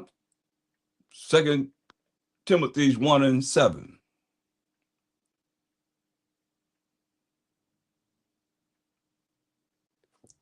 Second The Most High has Timothy's given us. This is what the Most High has given us. Read. 2 Timothy 1:7. For the Most High have not given us the spirit of fear, but of power and of love and of a sound mind. That's right, man. The Most High has not given us the spirit of fear. To be afraid, to be scared of anything, but of him. That's why we teach the fear of the Most High. To be afraid and scared of the Most High. Well, when you fear him and you do what he say do, this power is spiritual power and of love. What's love? 2 John 6. So you understand, you're not going to run from this. They're always running from this, but you can't run from what it is that's being said over and over again. I don't care where you go. It's still going to come back to this. Read. 2 John 6. And this is love, that we walk after his commandments. That we do what? That we walk after his commandments. That we walk after his commandments. This love. That we walk after his commandments. Read. What's the commandment? This commandment. This is the commandment that, as ye have heard from the beginning, ye shall walk in it. That's right. That we should love the Most High with all our heart, mind, and soul, and strength, and love thy neighbors thyself, which we're not dealing with in that loving thy neighbors thyself as we should, or else we wouldn't do the things that we do. You saying come together, all of us coming together, why haven't it happened yet? Well, I'm looking at over 60 years. I don't know what y'all comparing it to. I'm looking at over 60, maybe, you count from 1969, 70 to now. 50-something years, man, 50-something or even longer before that. Way before that, you know, so it's a matter of we have to, because it's not for everybody anyway. Get Second Ezra. Before you get Second Timothy 2:15 first. It's not for everybody anyway. It's 2 Timothy 2:15. Study to show thyself approved unto the Most High, a workman that needeth not to be ashamed, rightly dividing the word of truth. Right. So we're supposed to be studying to show ourselves approved unto the Most High. There he is again. A workman, you working, you a man working that needed not to be ashamed, rightly dividing the word of truth. We know the truth is the law, statute, commandments of the Most High, his rules and regulations that we learn it throughout the Bible. You know, read on. Verse 16. But shun profane and vain babblings, for they will increase unto more unrighteousness. Right. He said, but shun profane, unholy, and vain, worthless talkings. You know, because there's something that these unholy speeches and unworthy babblings can do. You say, for they will increase unto more unrighteousness. Well, we have to be aware of what we expose to the people, because if you allow somebody to come up here and they're speaking something contrary to the Bible, and someone goes along with what they say from our perspective of bringing forth what it is that we speaking against them, and they hear it, boom, they out. Then here we are, held accountable for what it is that they are said. That's why I get Ezekiel 3:18. We have to be very aware of this.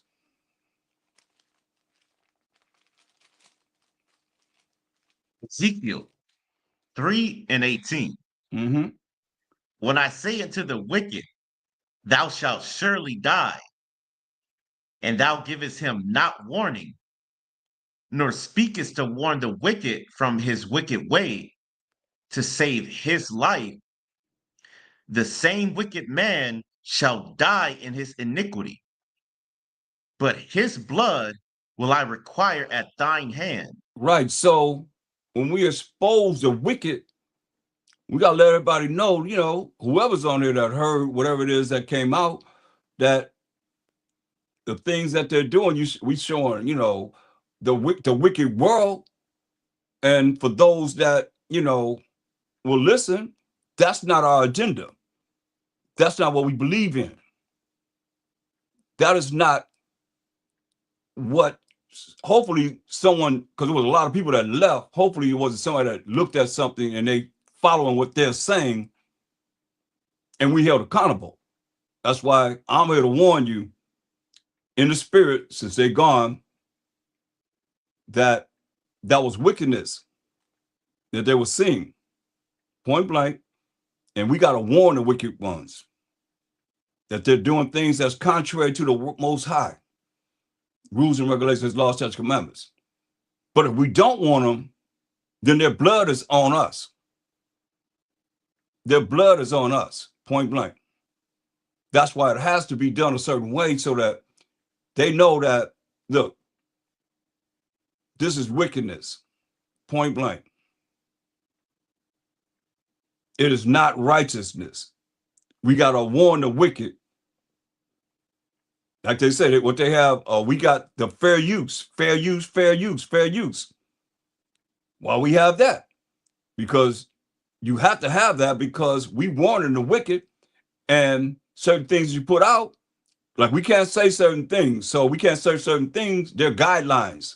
These are the guidelines the Most High given us to follow so that whatever we expose, we got to make sure that people know, whoever's on there, that this is not our opinion. And they say that even in whenever they're showing something on TV or a documentary, whatever, we do not, you know, believe what they're saying. We don't accept what they're saying totally, because they bring in wicked people on, and people that's wicked follow wickedness of the wicked. They're going to another level of wickedness. You don't see me, people. They're gonna be that way anyway, thinking nobody see them. We gotta warn them, or their blood is on us, point blank. Gonna be on me. I'll say myself. But read Verse 19. Yet if thou warn the wicked, and he turn not from his wickedness, nor from his wicked way, he shall die in his iniquity, but thou hast delivered thy soul. That's why we gotta warn them continually. We gotta keep warning them. Look, this is not our belief. You know, if you follow what they say and you know it's wicked, you're gonna be wicked right along with them. But if you warn them, he said, of their wicked ways, he gonna die in his wickedness, his iniquity, his sins. But we have delivered our soul. Read on. Verse 20. Again, when a righteous man doth turn from his righteousness and commit iniquity, and I lay a stumbling block before him. Check that. A righteous man does turn from his righteousness and he commits iniquity. He sinned against his own brother. He sinned against his own sister. The Most High said, I'm gonna lay a stumbling block before him. How many stumbling blocks have I seen in my lifetime? all the way to death. That stumbling block of death. He lay a stumbling block before him. What did it say next? He shall die. And I've seen this. I've seen this happen a few times. The Most High laid a stumbling block before them and they died.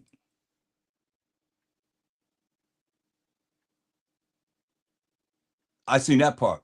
Read. Because thou hast not given him warning, he shall die in his sin, and his righteousness which he hath done shall not be remembered. But his blood will I require at thine hand. Ooh, that's serious, man. That's serious. So you're going to die in this iniquity because when you give him warning, he shall die in his sin and his righteousness which you have done, not being remembered. And you did all the things you could to be righteous, and you die in your sin, and it's not remembered. But his blood what I require at thine hand. Why? Because it was not put forth to them that this is wickedness. We're not standing on this. Read. Verse 21. Nevertheless, if thou warn the righteous man that the righteous sin not, and he doth not sin, he shall surely live, because he is warned. Also, thou hast delivered thy soul. He's saying the same thing. For the unrighteous, the wicked man, and the righteous man. Still got to let them know, you know, in between, look, this is off. We don't accept this. You warn them. Type it up, say it, type it up. It's right there. Everybody can read and see it. You know, these are the things that's, you know, coming into mind as, you know, we posting all these videos and stuff. And these people are not righteous, you know, telling what they're doing behind the scene. And what they say, you know how people, they believe in whatever it is that they see or they hear, especially when Esau say something, they be locked into it.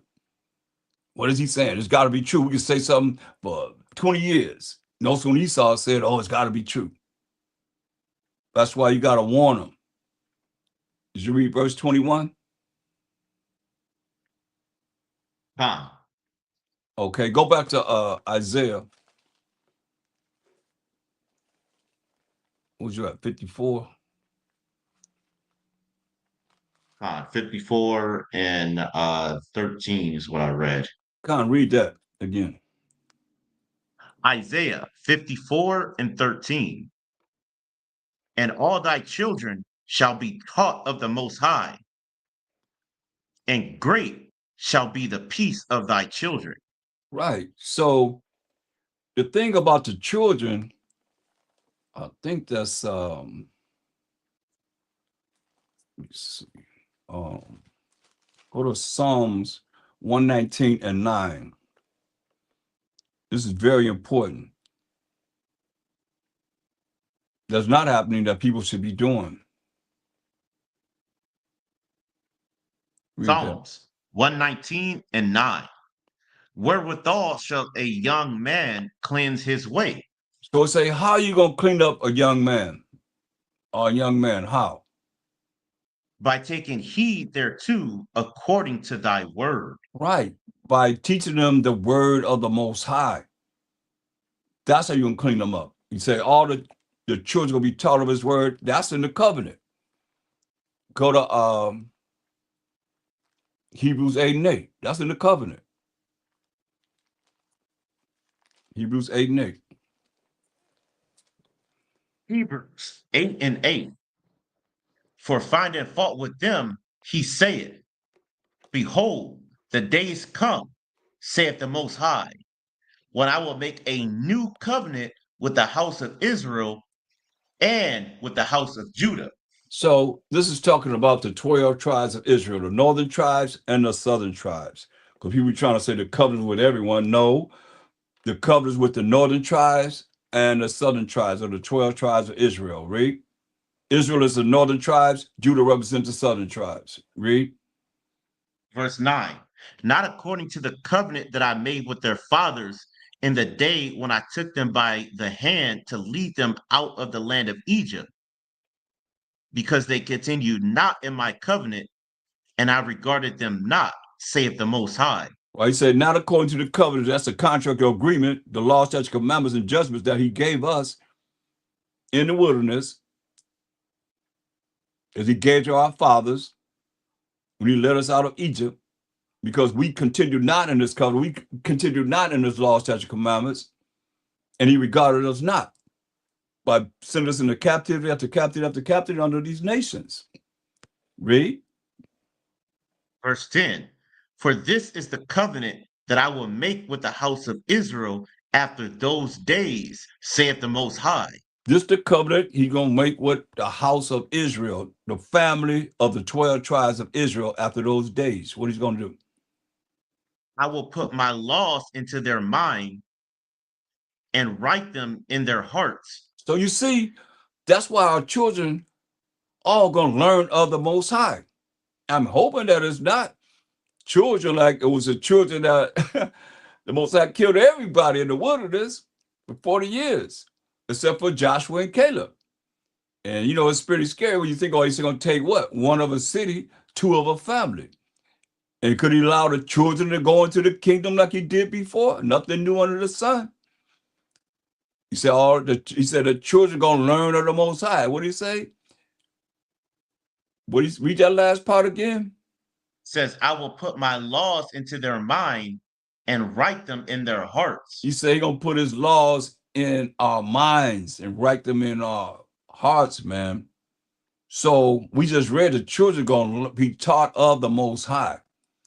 And he's going to put his laws in their mind and in their hearts, man. For real, for real. Read on. I will be to them a power, and they shall be to me a people. He said, hey, he's going to be the most high power of Abraham, Isaac, and Jacob forever. He said, that's memorial to all generations. And we're going to be to him a people. The 12 tribes of Israel. That's a remnant, though.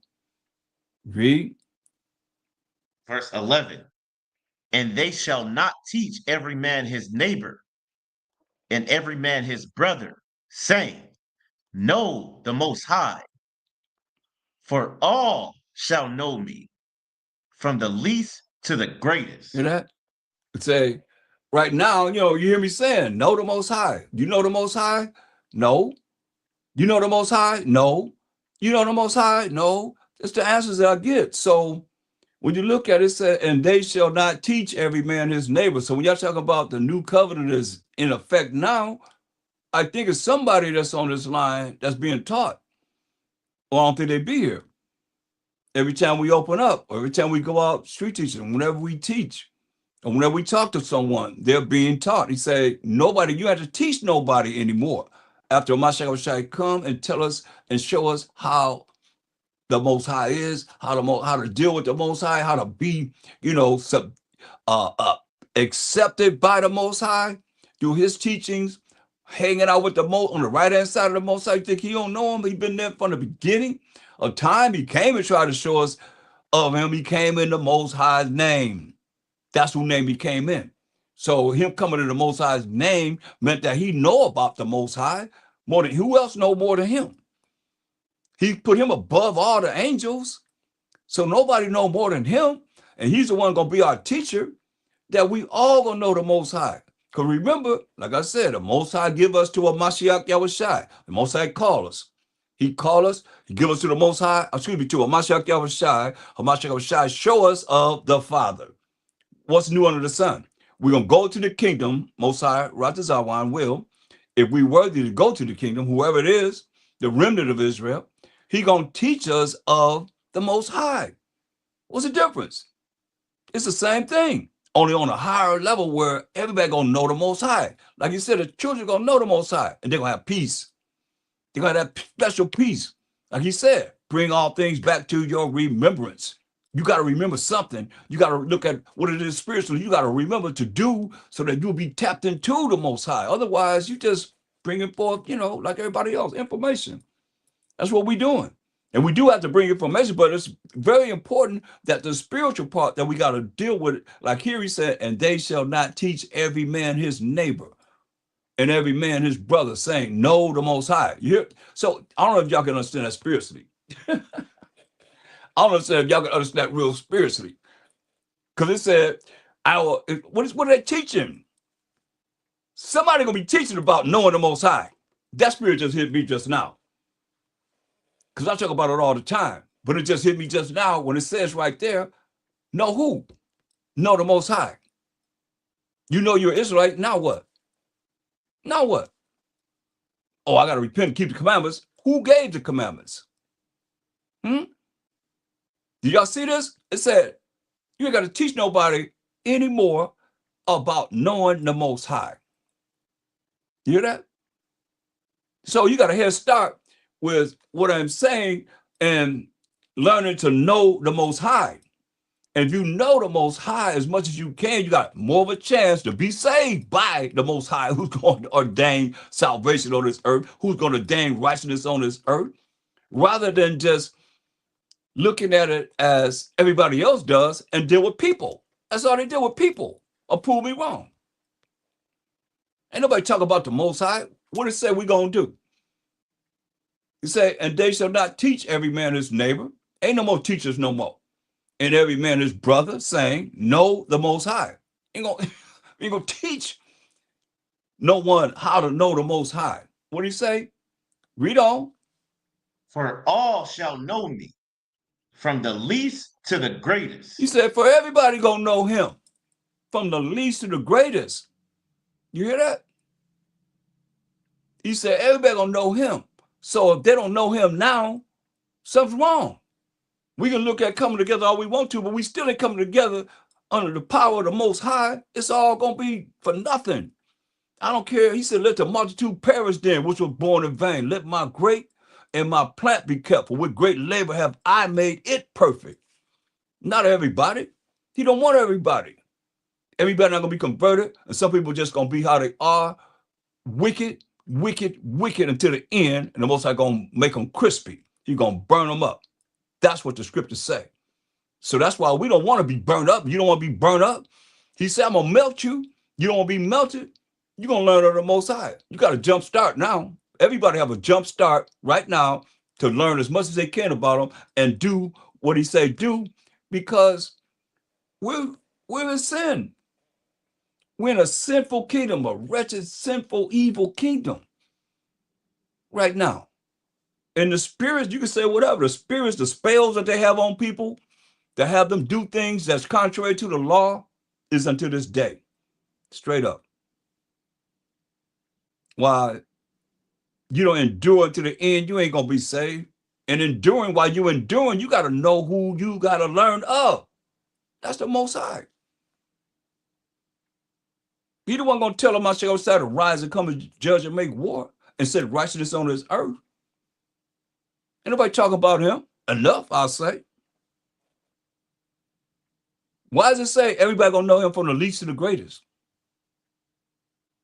Because he's not accepted, and we don't offended him. And still look at, find a reason to come up with, like we said, BAAL is LORD. They'll come up with a reason to justify it.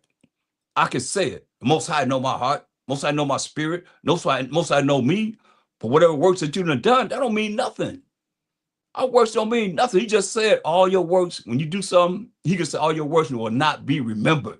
Did y'all hear that? I heard him clearly. All your works not going to be remembered. But then people get this prideful outlook on their life, thinking that they are that. Not knowing that, hey, that ain't humility. To think that the Most High gotta have to do what you think he's going to do when it's ways and thoughts, not our ways and thoughts at all. The best thing I can say, you better try and find a way to know him as much as possible, and he know you. How he know you if you don't know him? Make that make sense. How do he know you and you don't even know him? all you know is some kind of way that you praying or following suit or what somebody taught you to do, and you really don't know him spiritually. That's very important. That's why we're in the condition we're in right now. Because people don't know the Most High. They ain't talking about the Most High. He's out in the conversation, they ain't praising him, praising him weak, or what I mean weak, they hardly even talk about him. He's not even in the conversation hardly. So you'll know them by their fruits. So how you about them and you ain't even talk about somebody you're supposed to be about? Make it make sense to me. Because what's in your spirit, you're going to bring it out. Or you're going to show forth who you are eventually, that you ain't about him. You ain't about a Mashiach Yahushua. People just bringing forth information. And that's it. The gist of the matter is, the Most High is the one that gave us the rules and regulations, the laws, statutes, commandments. So I want to know him. He the one got the I use the analogy of 50 millimeter. And everybody else shooting at the enemies with beans with beans in a big straw. And he got a 50 millimeter. And here y'all standing, y'all hanging out with the one that got the straw and the beans, or the BB gun, or whatever. However you want to look at it. He's the power. He's the power that is not thought about, not talked about, just pushed to the side. We done did this over and over and over and over again. This ain't nothing new.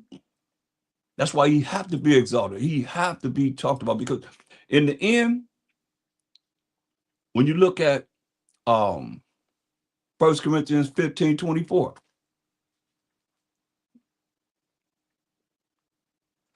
it's the end, because right now we offended him. Still to this day, very day. Need this. 1 Corinthians 15:24. Then cometh the end. That's the end of this world that we living in now. Read. When he shall have delivered up the kingdom to the Most High, even the Father. When he shall have put down all rule and all authority and power. We're going to put down all power, rulership, and authority. That's what the Mashiach is coming to do. This is salvation right here. Power, rulership, and authority. Because they're in their salvation right now with power, rulership, and authority. The Gentile nations. So Mashiach is going to come to this earth to judge and make war. I tell you that in Revelation 19:11. He's going to set down all rule and all authority and power. I like to say power, rulership, and authority. He's shutting down all kingdoms, power, rulership, and authority. Read. For he must reign till he have put all enemies under his feet. Hear that? He's going to put all his enemies under his feet. Now he's going to reign, meaning he's going to reign for 1,000 years. And he's going to put all enemies, which are nations that's named in Psalms 83rd chapter, under his feet. Go ahead. That's why David said, hold up. That's what, read Psalms 110 and 1. That's why David said this. Read that.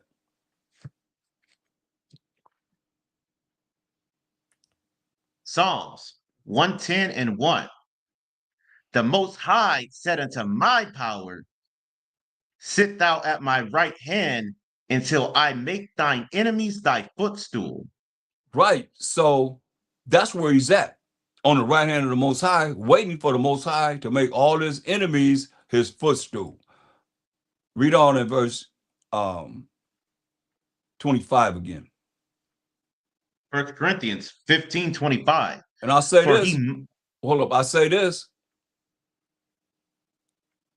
There is no New Testament. When he's saying this, it's only the law and the prophets. While he's saying the things that are written in the Old Testament. When you read the New Testament, a lot of things they're just repeating what they had to learn and what they have learned from the Old Testament, the law and the prophets. Read. 1 Corinthians 15:25. For he must reign till he hath put all enemies under his feet. So he must The reign last till he have put all enemies under his feet. Period. Like he just said. King David just prophesied. The Most High said unto my power, Mashiach Yahushai, sit thee on my right hand until I make thine enemies thy footstool. So he's making Mashiach Yahushai's enemies and the Most High's enemies his footstool. Read on. the last enemy that shall be destroyed is death. No more death. That's the last enemy that's going to be destroyed. No more death. Read. For he hath put all things under his feet. But when he saith, all things are put under him, it is manifest that he is accepted, which did put all things under him. So you got a jump start, if y'all hearing what I'm saying spiritually. Because it says the Most High not going to be accepted until he put all of the Mashiach Yahushai and his enemies under his feet. That's when it says the Most High going to be accepted. And that's why it's so important to highly exalt him now, to have an opportunity to be in the kingdom with a Mashiach Yahushai for 1,000 years, learning of the Most High. That's what it's going to be about, because he the one that made the laws. He the one that gave us the laws. We know in part and prophesy in part, no matter how much we know. Ain't nobody got 100% of the Most High's rules and regulations, I'll say that. Laws, statutes, commandments. Or why the Mashiach got to come back and teach us 1,000 years? You got to put that in your mind. 1,000 years of the Most High. And when the Most High put all of Mashiach's enemies under his footstool, it says, then he's going to be accepted, which did put all things under him. That's the Most High. They're going to put all of the enemies under his footstool. Then the Most High going to be accepted. So you got an opportunity now, spiritually, to find a way to exalt the Most High in your life. Or how you going to be here? Make that make sense to me. When he say he hid his face from us. And here we are finding any way, shape, or form not to come back to him, not to truly deal with him, still sinning, doing things that's contrary to the Most High. And you say you're going to put a stumbling block in front of them and they're going to die.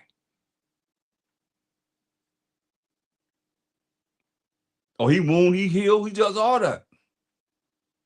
He's the Most High. Verse 28. Verse 28. And when all things shall be subdued unto him, then shall the Son also himself be subject unto him that put all things under him. You hear that? It said, when all things are subdued unto a Mashiach Yahushai, for that 1,000 years reign that he going to reign, say, then a Mashiach Yahushai going to be subject to the Most High, because letting you know the Most High put all his enemies under his footstool. It's a fearful thing to fall into the hands of living power, y'all. Hebrews 10:31. Read. That the Most High may be all in all. And that's what this is all about, man. That the Most High can be all in all. No more, no less. Because he is not accepted. He's not talked about. He's not in the spirit of people. Or he will be coming out. He's Mother Nature, La Nina, El Nina, whatever name they call the hurricanes, that's the Most High. And the people I'm going to say, they do not know the Most High. They reject the knowledge of the Most High. Therefore, you have all these different ways that the nations are and how we are as a people, because we love to run to evil and do the things that's contrary to what's righteous. You know? But here we are in these last days still sinning against your brother, sinning against your sister. Don't know how to treat people. Don't know how to deal in this world due to curses that we went over before. That's why we're not together. And we're not going to be together until we come back to the Most High. And when is that? Mashiach got to show us. That's what it said. Mashiach gonna be, when he put all things under the Mashiach Yahweh's feet, then the Son himself gonna be subject to the Most High. And the Most High gonna be all in all. That's why going back to where you was at in Isaiah 54 and 13, check it out.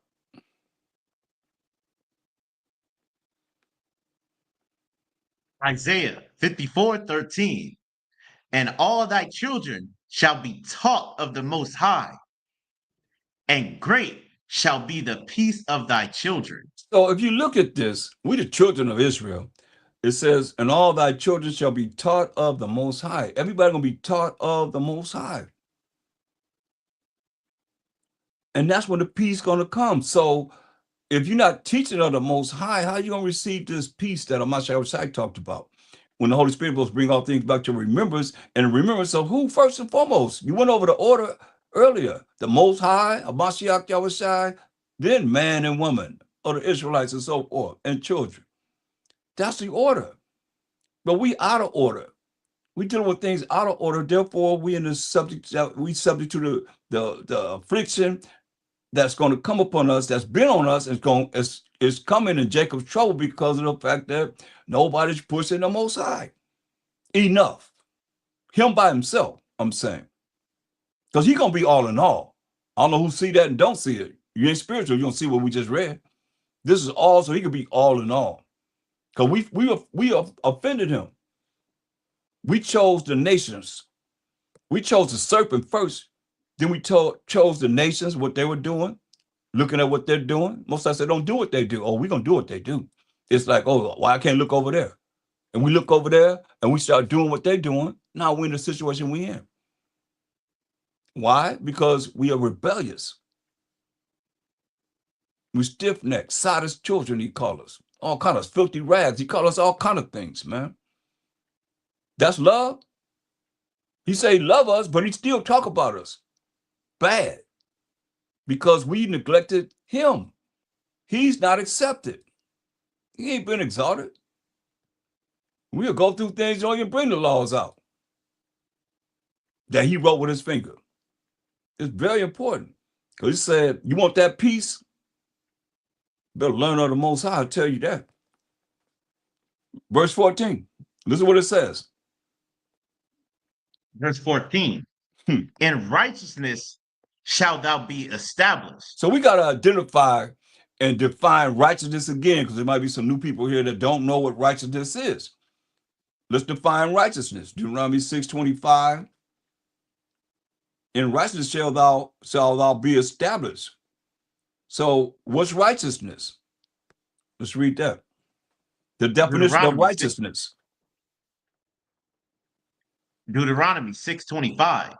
And it shall be our righteousness if we observe to do all these commandments before the Most High our power, as he hath commanded us. So he commanded us to do his commandments, follow his commandments, point blank. That's going to be our righteousness. You hear what it says here? In righteousness shalt thou be established. So by the laws and the commandments of the Most High, we're going to be established. As the definition, read Psalms 119, 172. It's not only there, it's right here too. The same thing. And this kingdom is wicked. If they were righteous, they would be doing the laws of the Most High. You know, point blank. Read this. Book of Psalms 119, 172. My tongue shall speak of thy word, for all thy commandments are righteousness. See, all the commandments are righteousness. The commandments, doing the commandments make you righteous. That's why it's saying in verse 14 in Isaiah 54, what it say? Isaiah 54:14. In righteousness shalt thou be established. Thou shalt be far from oppression. Hear that? He said in righteousness by the laws and the commandments of the Most High, we're going to be established. That's why we read Deuteronomy 28:1, saying he's going to put us above all nations. That's the salvation that's coming to Israel. Thou shalt be far from who? Oppression. Oppression, man. Ain't gonna be no more oppression against us anymore, man. We're gonna be far from oppression as the remnant of the Israelites. Read. For thou shalt not fear. We ain't gonna be afraid of anything. Read. And from terror. We ain't gonna be afraid of terror either. Read. For it shall not come near thee. That's why it's so important to hear what he's saying here, so that the fear and the terror will not come near us. But if you just taught information, looking at over here, over there, and you ain't really dealing with what we got to deal with to get closer to the Most High, so that we don't have to be concerned about oppression or fear or terror. He said it shall not come near us. Same thing is said in Psalms 91. Same thing. Psalm 91.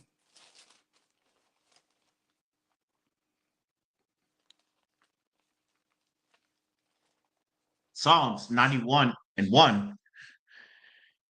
He that dwelleth in the secret place of the Most High shall abide under the shadow of the Almighty. You that? You dwelling in the secret place of the Most High. It's clear. It's a secret place of the Most High.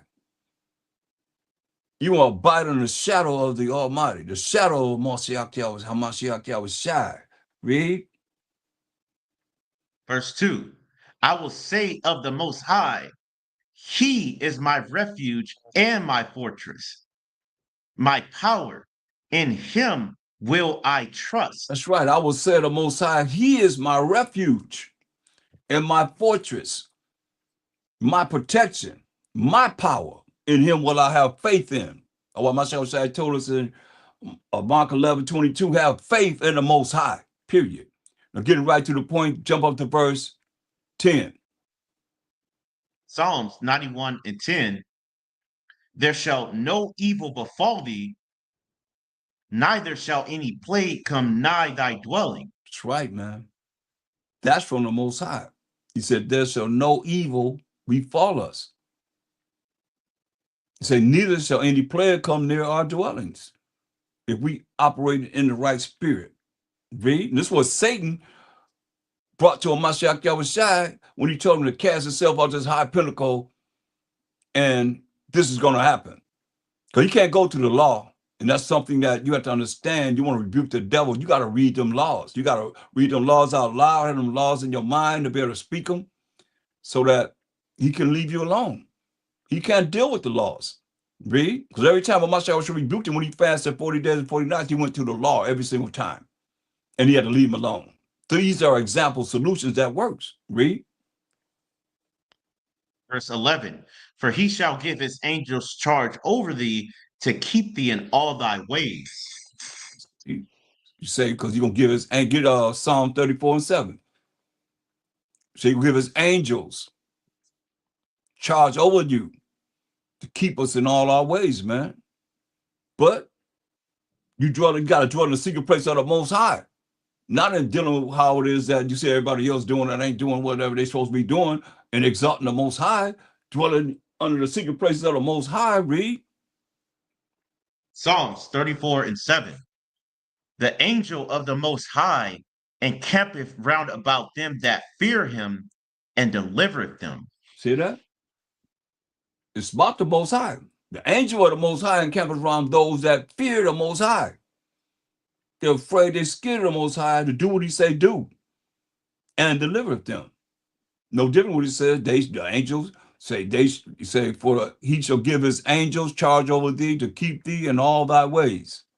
Verse 12 says, they shall bear thee up in their hands, lest they dash thy foot against a stone.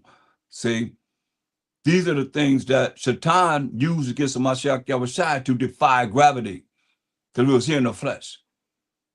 And he said, the Most High, he said, it's not right for you to tempt the Most High. You got to believe in the Most High. He's your power, even the devil's power. He's everybody's power, but he's being neglected. He's not being accepted. And we have offended him. That's why clearly all these people that's dealing with whatever they feel in their own way, their own way of how they dealing with things contrary to the way the Most High says it's supposed to be. Give me 2nd Ezra 9.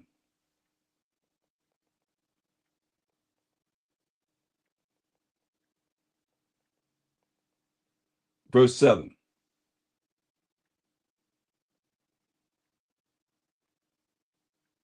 Second Esdras 9 and 7. And every one that shall be saved and shall be able to escape by his works. By what? By his works. But I thought they said it wasn't about works. It's just about having faith in Jesus. It say they're going to be saved by what? By his works and by faith, whereby ye have believed. Right. So let's get to works in Exodus 18 and 20. Because people be talking about the works are not keeping the laws of the Most High, the commandments of the Most High. I beg to differ. Read that. Exodus 18 and 20. And thou shalt teach them ordinances and laws, and shalt show them the way wherein they must walk, and the work that they must do. That's right, man. You got to work to do the laws of the Most High, the commandments of the Most High, point blank. That's the works. Are you obedient? Are you disobedient? Did you follow my laws, or were you wicked and evil and didn't follow my laws? Simple as that. 2nd is 9 and 8. Read verse 7 again, then continue to 8. 2nd Esdras 9 and 7. And every one that shall be saved and shall be able to escape by his works. So you're looking at the works that they're doing is contrary to the Most High saying a man shouldn't be with a man, a woman shouldn't be with a woman, and so forth. And a boy shouldn't be with a boy, a girl shouldn't be with a girl. They're doing things contrary to the laws of the Most High. When he said in Leviticus 20 and 13, if a man lie with mankind, if they shall a woman, both of them have committed abomination, a filthy wicked act, they shall surely be put to death. Their blood shall be upon them. Then we went to Romans 1:25 down. Who changed the truth for the Most High into a lie? Come on. And worship the creature more than the creator. You know, the Most High gave them over to vile affections. The women changed the natural use of a man into that something that was against nature. Women with women. And men also, you know, doing the same thing, men with men. That's wrong. Any way you look at it, it's wrong. It's wrong for them to, as a man, turn it into transgender, whatever. Are they taking his strength away from him to playing sports with women? No. He still had that strength. What are they going to do? Just, I mean, how do they take away a man's anatomy? His strength that he had. And you're looking at sports, your adrenaline is going. You get stronger and stronger. Whatever is needed. That's not fair. I'm with them on that, but at the same time, it's still wicked in the things that they're dealing with that you go back and look at, okay, well, they did this here, that's all. They did that, that's all. Well, I don't condone anything that, you know, they're doing for somebody to look at that and say, okay, well, I'm gonna follow them. No, because they're the wicked. All them wicked. They ain't righteous. They keep the commandments of the Most High. Well, we got to look at the commandments of the Most High. We got to look at him first and foremost. Then what he gave us to go by to be the light to everybody. Because he's going to tell you, read. I'll read 7 again. Come. And everyone that shall be saved and shall be able to escape by his works and by faith, whereby ye have believed. That's right, man. By keeping the law, statutes, commandments of the Most High, and having faith in the Most High, while Qam Yasharahla, whereby ye have showed that you believe by keeping the commandments of the Most High and having a faith of a Qam Yasharahla, which haven't been talked about. They ain't talking about that. Read. Verse 8, shall be preserved from the said perils, and shall see my salvation in my land. See, it said gonna be reserved. That's another word for the remnant. preserved from the said peril, dangers that shall see the Most High salvation, as a Mashiach shall come to judge and make war in righteousness, as it says in Revelation 19:11. And we define righteousness about 2 times already, 3 times really. It's the keeping of the Most High's law. So he coming to judge people that broke the Most High's laws and commandments that they say you're not under. And they clearly showing you that from the film footage we looked at today, these wicked people, they're not talking about no laws of the Most High. Well, we got to bring it out, because everything we deal with, we're responsible for. Read. Shall see my salvation in my land and within my borders. For I have sanctified them for me from the beginning. That's another name. Sanctified for the remnant. Preserved, the sanctified. You also say the justified, the elect, the election, the few, the many, the all, which is a certain number. The chosen, 1/3 of the 12 tribes of Israel, the remnant, the ransom, the redeemed. All these words are used for the remnant or the 1/3 of the 12 tribes of Israel. And the remnant of these other nations that's going to be in the kingdom, in their position. Read.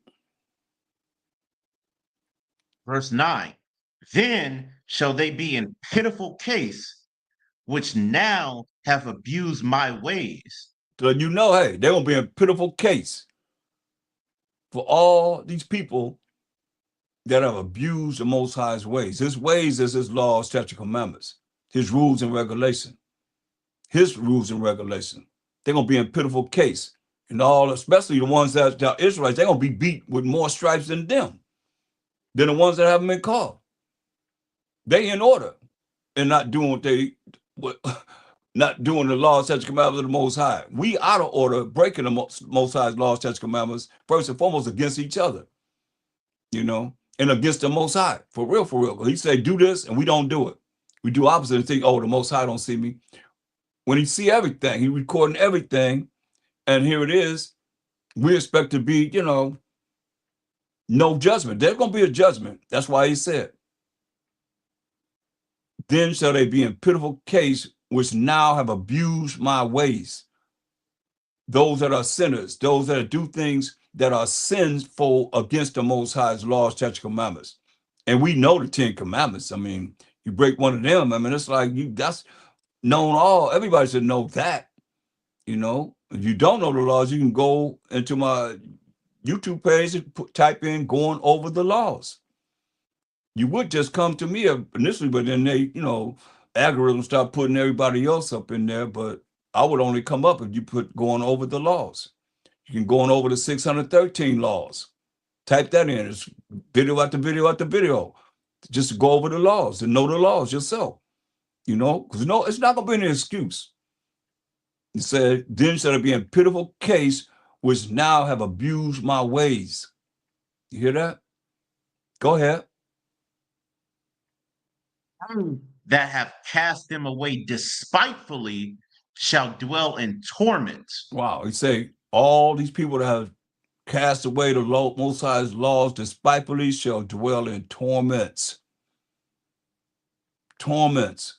So they think, they got it going on, because a lot of people think gain is righteousness. But read on. Verse 10. For such as in their life have received benefits and have not known me. That's clear. You see, for such that's in their life have received benefits. They may have a lot of money, but have not known the Most High. That's why it's important for us to teach people to know the Most High from everything that's come out. Spiritually, that's what I hear. I don't know what y'all hear. That's what I hear. He said from the least to the greatest gonna know him. Everybody gonna know him. So, but you don't know him now, but yet still you think you're going to the kingdom. He ain't in your conversation. You ain't about really talking about him enough. His name is jealous. So something else more important than him. Nobody talking, nobody texting, nobody saying nothing. It's something that's more important than him. Because that's what people are looking at. People. They're just following nothing but a bunch of clones following the way of the world. Not the way that we should be following and dealing with him first. He's important. The most important. Where we at? Where we at because we offended the Most High. And here we are, want to stand up like we someone, unless you know you're prideful. We ain't nobody. We ain't nothing else we ought to be. You can't read the scripture and say, I'm this, I'm that, and then next, when the book is closed, now you go back to your reality, back to our reality. And you ain't prideful then. You ain't all prideful and boastful on your jobs. We ain't prideful and boastful when we got to deal with business, whatever we got to deal with. We still in captivity. That's a reality. People use the Bible to come out of their reality. When you ain't talking all that smack to your boss, that's a reality check. That's how we got to be humble amongst each other and love our brothers and sisters like that. First and foremost, love the Most High, love of Mashiach Yahushua, and love our brothers and sisters, man. Or you could come up, you could be somebody in this world. That's what he said.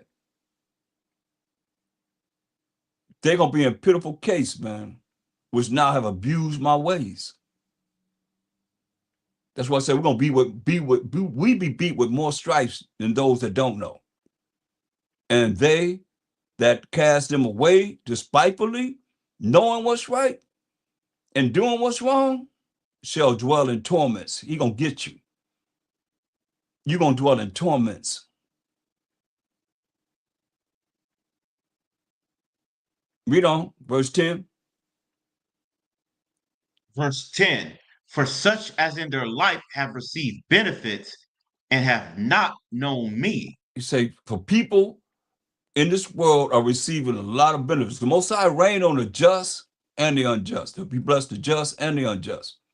So a lot of people don't receive benefits in their life, but they have not known the Most High, because he's not being brought out enough.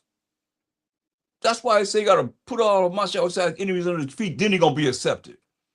Somebody got to accept him before then, or it could be literally what he says. And I'm going to show you literally what he said.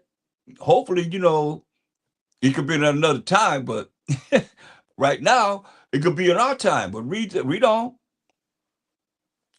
Verse 11, and they that have loathed my law, while they had yet liberty, and when as yet place of repentance was open unto them, understood not, but despised it.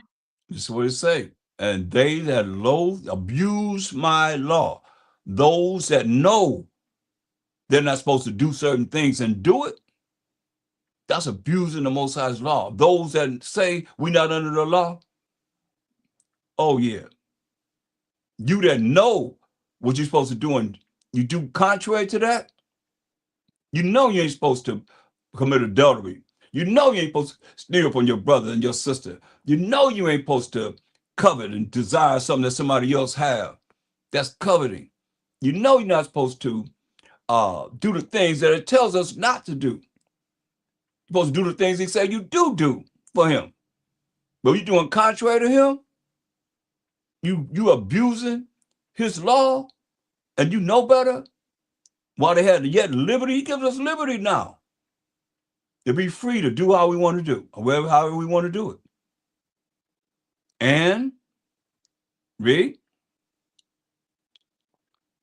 Says, and was yet place of repentance was open unto them, understood not, but despised it. You hear that? And repentance, as for forgiveness of the things that they done wrong and sinning against the Most High, or Mashiach Yahushua and their brother and their sister. it was open to them to ask for forgiveness of their sins, understood not, but despised it, what's going to happen to them? The same must know it after death by pains. It say the same must know it after death by pain. A lot of brothers don't believe that scripture. They don't believe that, they've been taught, I'm going to just come back through the righteous, which is a lie. Your work's going to prove to who you are, and you're going to pay. We all going to pay for whatever we've done in these mortal bodies, period. Because that's loafing the Most High's laws, abusing the Most High's laws. You don't want to do what he say do. That's why I say, how can you say you love the Most High who you have not seen and hate your brother who you have seen, and we do things that's contrary to the laws of the Most High against your brother, against your sister?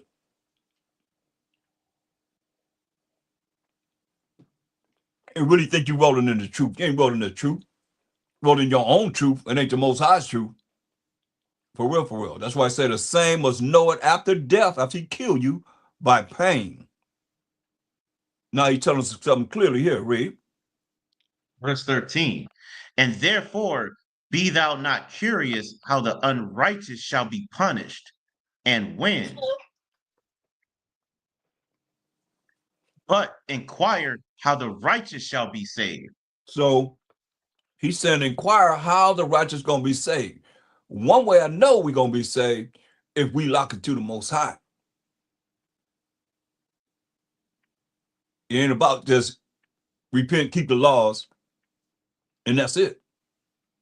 And have faith in the Mashiach Yahushua. It starts with him, the one that gave us the laws, the Most High. And nobody's already talking about the Most High. Him only. I'm talking about him only. Why he say, from the least to the greatest, everybody gonna know him. We gonna teach no more. Why? Because 1,000 years of learning of him, I believe we're gonna know him to make that change, to be with him, because the flesh and blood can't approach the Most High. The bright of the Most High, the light, the brightness of the Most High, too strong for us to even approach him. And you wonder why things happening? Because he's not being exalted. Like I say, you can't exalt him enough. Say when you exalt him, do it all your strength. Not no weak. Praise the Most High. Or whatever they say, APTTOMH. I mean, that's the lowest you can go. All praises. That's the lowest you can go. He's excluded. Can't even say all praise to the Most High. Can't type it out. Can't say it. Come on. Why is that? Yet still, you look at people looking at multitudes, but multitudes don't mean nothing to the Most High. They deal with quality. It's more than multitude. Because he said right here, jump into verse 22 right quick, huh? Look at what he said. In the spirit, what he said. That's right, the spirit. I didn't even know, but read that. Look what he said. Second Esdras 9 and 22. Let the multitude perish then, which was born in vain. You know, he said, let the multitude of people perish then, which was born in vain. That's serious. When you really go back and look at what he's saying and study what he's saying, it should move your spirit to fear the Most High, to be afraid, to be scared of him. Because he said, let the multitude of people perish then, which was born in vain. Were we born in vain? You know, I can't say, but I know a lot of people I know have come and gone in this truth. That was powerful men, powerful women, you know, and powerful children that they had that's out there in the world now. Some left, and the Most High took them out. They're gone. They fell for this, fell for that, gophers, fell for this, fell for that, went for this, went for that, and that's, they're gone. They did certain things that Most High brought that judgment on them. That's why he said, let the multitude, that's a multitude of people perish then, read. Which was born in vain, and let my grape be kept, and my plant. For with great labor have I made it perfect. You hear that? He said, let the multitude perish then, which was born in vain. Some people are born just for the number to be counted when the Most High bring his wrath and his judgment on this earth. period. So if that's what they've been called to, we can only be messengers and say, you got to repent, come out of that, learn of the Most High. Come over here and learn of the Most High, but they can't come over here and learn of the Most High. We ain't talking about them. That's for sure. You're above every entity. Who's the power? The Most High is the power, forever and ever and ever. For real, for real, for real. So it say, let the multitude of people perish then, which were born in vain, and let my grape be kept and my plant. That's a grape and a plant. He said, for with great labor have he made it perfect. This ain't about a multitude of people. But a lot of people run to the multitude thinking that's something, but it ain't about a multitude. Most I deal with quality. Look at 2 Ezra 8 and 50.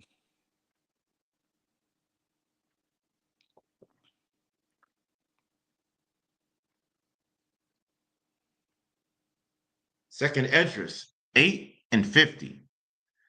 For many great miseries shall be done to them that in the latter time shall dwell in the world, because they have walked in great pride.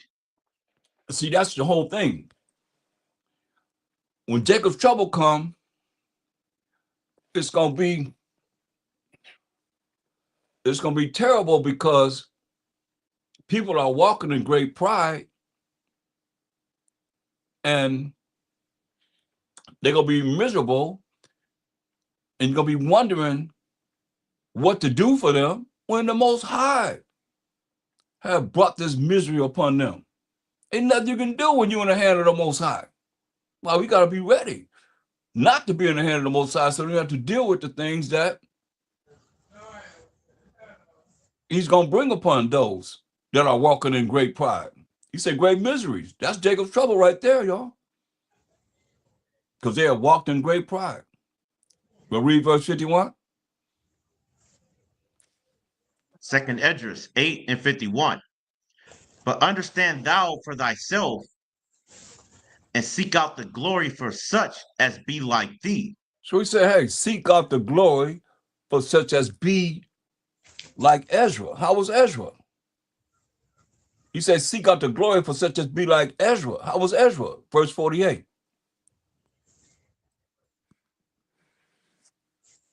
Verse 48.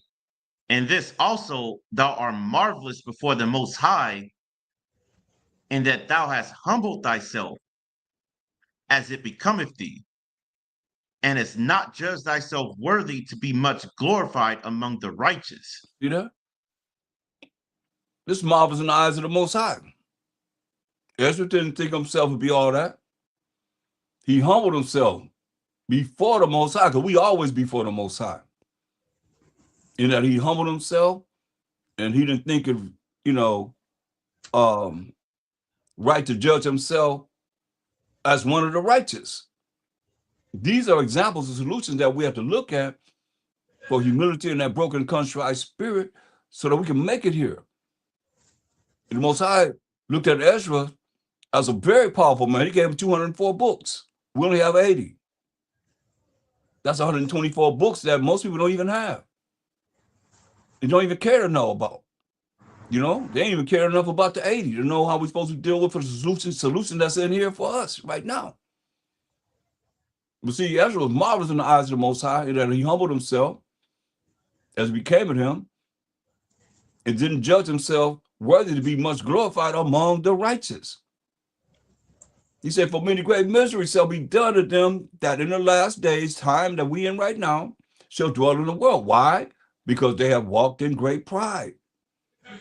Verse 51. Somebody need to mute their background. There's a lot of background noise. Mute the call. Read.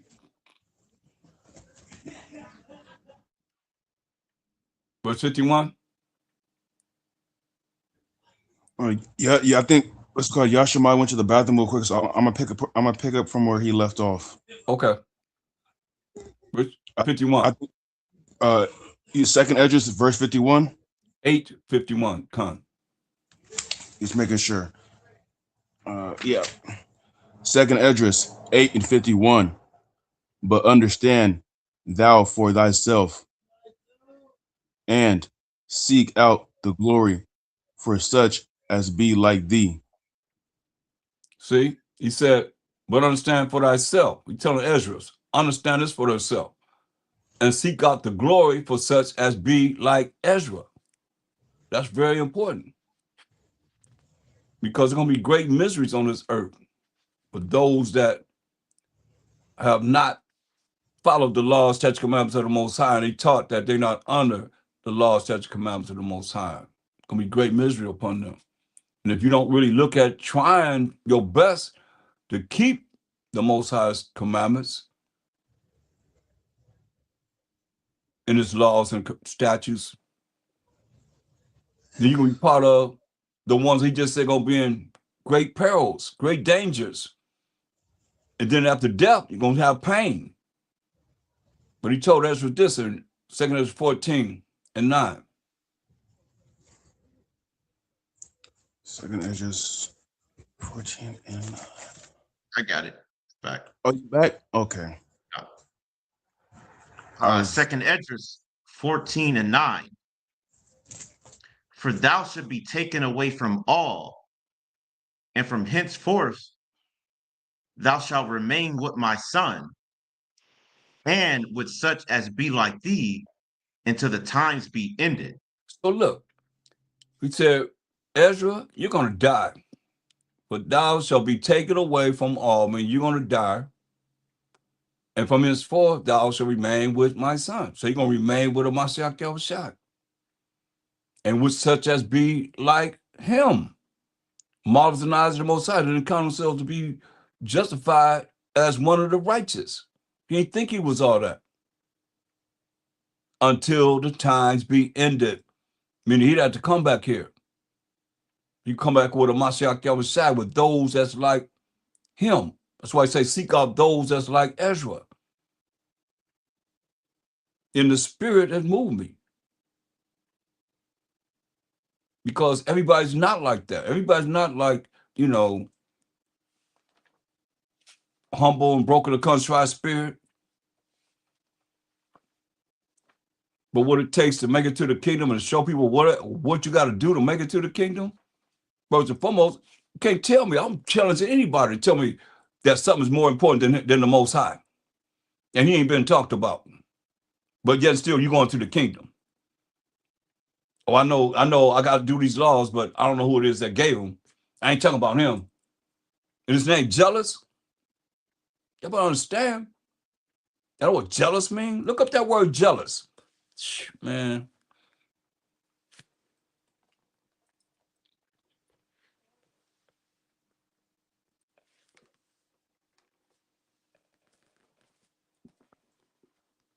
Nobody have no dictionaries, no. I'm looking it up. Oh, okay.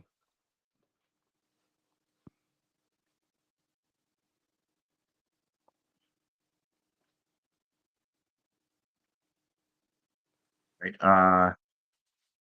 It says jealous is feeling or showing suspicion of someone's unfaithfulness in a relationship. Wow. Read that again. Feeling or showing suspicion of someone's unfaithfulness in a relationship. And we are supposed to have a relationship with the Most High, and we're doing contrary to what he say do in all aspects. That's why we're going to be reading the Bible for solutions. That's marvelous in the eyes of the Most High. Point blank. That's what I look at. Other than that, man, we could be wasting our time. Just going through the motions, man, dealing with a whole bunch of dead Israelites.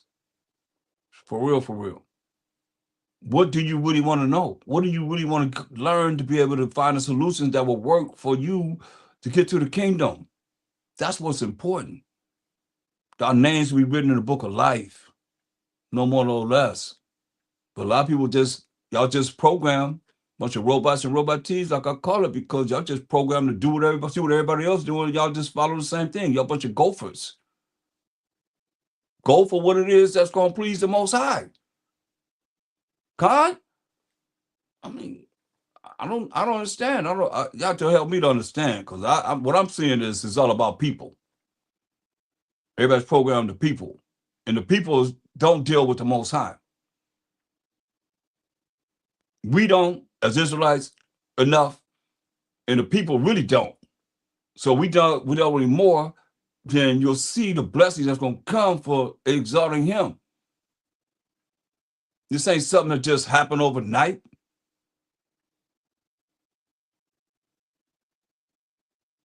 It's been being put out. And little by little, it's caught on here, caught on there. But spiritually, if it's in you, it's going to keep coming out. Like it's with me, I got to keep bringing it out, because you just heard him say he's not going to be accepted until he put all of Hamashiach's enemies under his footstool.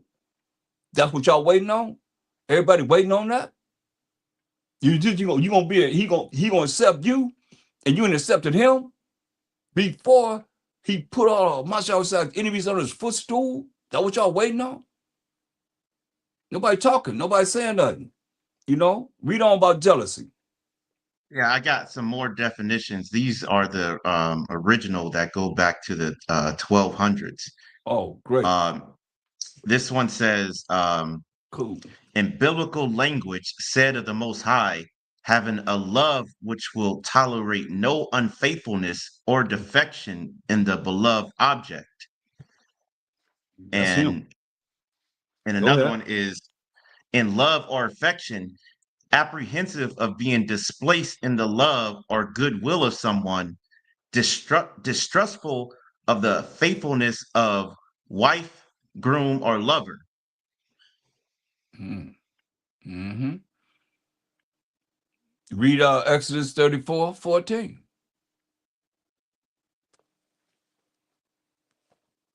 It's Exodus 34:14. For thou shalt worship no other power, for the Most High, whose name is jealous, is a jealous power. That's right, man. So we supposed to worship no other power. A lot of power that we worship is ourselves, within ourselves. That's why you got to do a self-examination. We can't get too high-minded because we know a few scriptures. Because when the book is closed, now we go back to our reality and look at all the things that happen in our life that you ain't so happy about. You ain't so joyful about. But you want joy, but you got to do what the Most High say do. You got to exalt him. Then you're going to bring it to you, what you want. He's important. Read Exodus 20.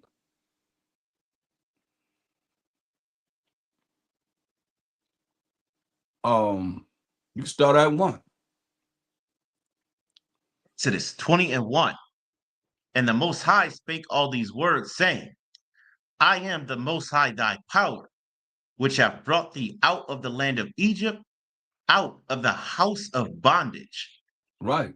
You're the Most High, our power. That's a personal possessive pronoun showing ownership, your power. You see? Your personal pronouns showing ownership. He brought us out of Egypt, out of the house of bondage, captivity, slavery, and bondage. Read.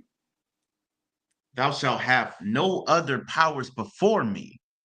But see, all the nations' gods are idols. Tell you that in Psalm 96:5. So all these other nations have idols, and they present idols to us that we don't really look at enough because we're not analytical thinkers.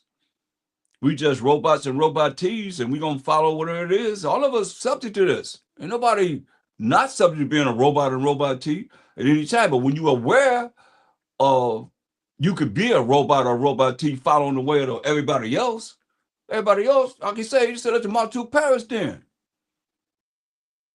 who was born in vain. So you're going to follow a multitude that's born to perish, though it look like it look. It don't matter what it look like. It's about what's real in the eyes of the Most High, and what you know as far as these scriptures concerned, spiritually, to be able to judge what's right from wrong. Not carnally, because you see carnally and your mind think carnally, you're going to look at, oh, this is the way to go. But spiritually, you just heard what he said. He told Ezra, seek out those that's like him, that didn't count themselves as being one of the righteous. But everybody's righteous. I was there. So I'm not talking about something I don't know about. I had to change. I had to be born again. Because I was right there. When I get to the kingdom, just I'm going to do this and do that, whatever, whatever, whatever. And I realized, man, I'm making myself one of the number. That click, and I stopped. I stopped. You got to stop. Everybody has to stop. Well, let's tell me what number you are at 144,000. Ain't nobody talking now. What number are you? The 1/3 of the 12 tribes, the remnant of the 12 tribes of Israel. Ain't nobody saying nothing. Peep, they leaving. Because you know why? Because you held accountable. The finger is pointed at you. Been pointed at me. That's why I told you I had to change. Knowing what the judgment of the Most High is. Because I live longer than y'all. And I've seen a whole lot of judgment. A whole lot of judgment. Talking to people saying, man, look, this is the truth right here. And they start telling me about religion. I'm like, man, I'm not talking about religion. We already know about all that. We was together dealing with that. I'm talking about just the real truth of what the Bible was talking about. They kept talking about religion. They out of here with their mind and religion. Ain't no religion keeping the moral laws, civil laws, dietary laws, ceremonial laws, following what those are. And the ceremonies of the Most High said, these my feasts. And who's doing that? They just celebrated Christmas and New Year's. Has nothing to do with the Most High. Has nothing to do with the Mashiach Yahushai. But they just celebrated it. You know, we're looking at what they got going on in the schools. That's been happening. That's wickedness. The world is in wickedness. And most I said, Mashiach said he leave a very small remnant. We be a very small remnant. We be all like Sodom and Gomorrah. Sodom, come on. He said he make the time short for the elect's sake, would no flesh be saved. That's serious. Y'all gotta understand this. That's why I said we supposed to have anything that's contrary to, and I hear it because I know what I know from studying the scriptures and looking for solutions and begging the Most High, praying to the Most High to give me solutions, direct me and guide me. But I challenge anybody to prove that knowing the Most High is something more important than him. Ain't nobody saying nothing. That's real though. I mean, I'm just serious about this because I want to get out of here like everybody else want to get out of here, but I know the way we going at it is not totally right. If I can't go online and find somebody that's just talking about the Most High, talk to me.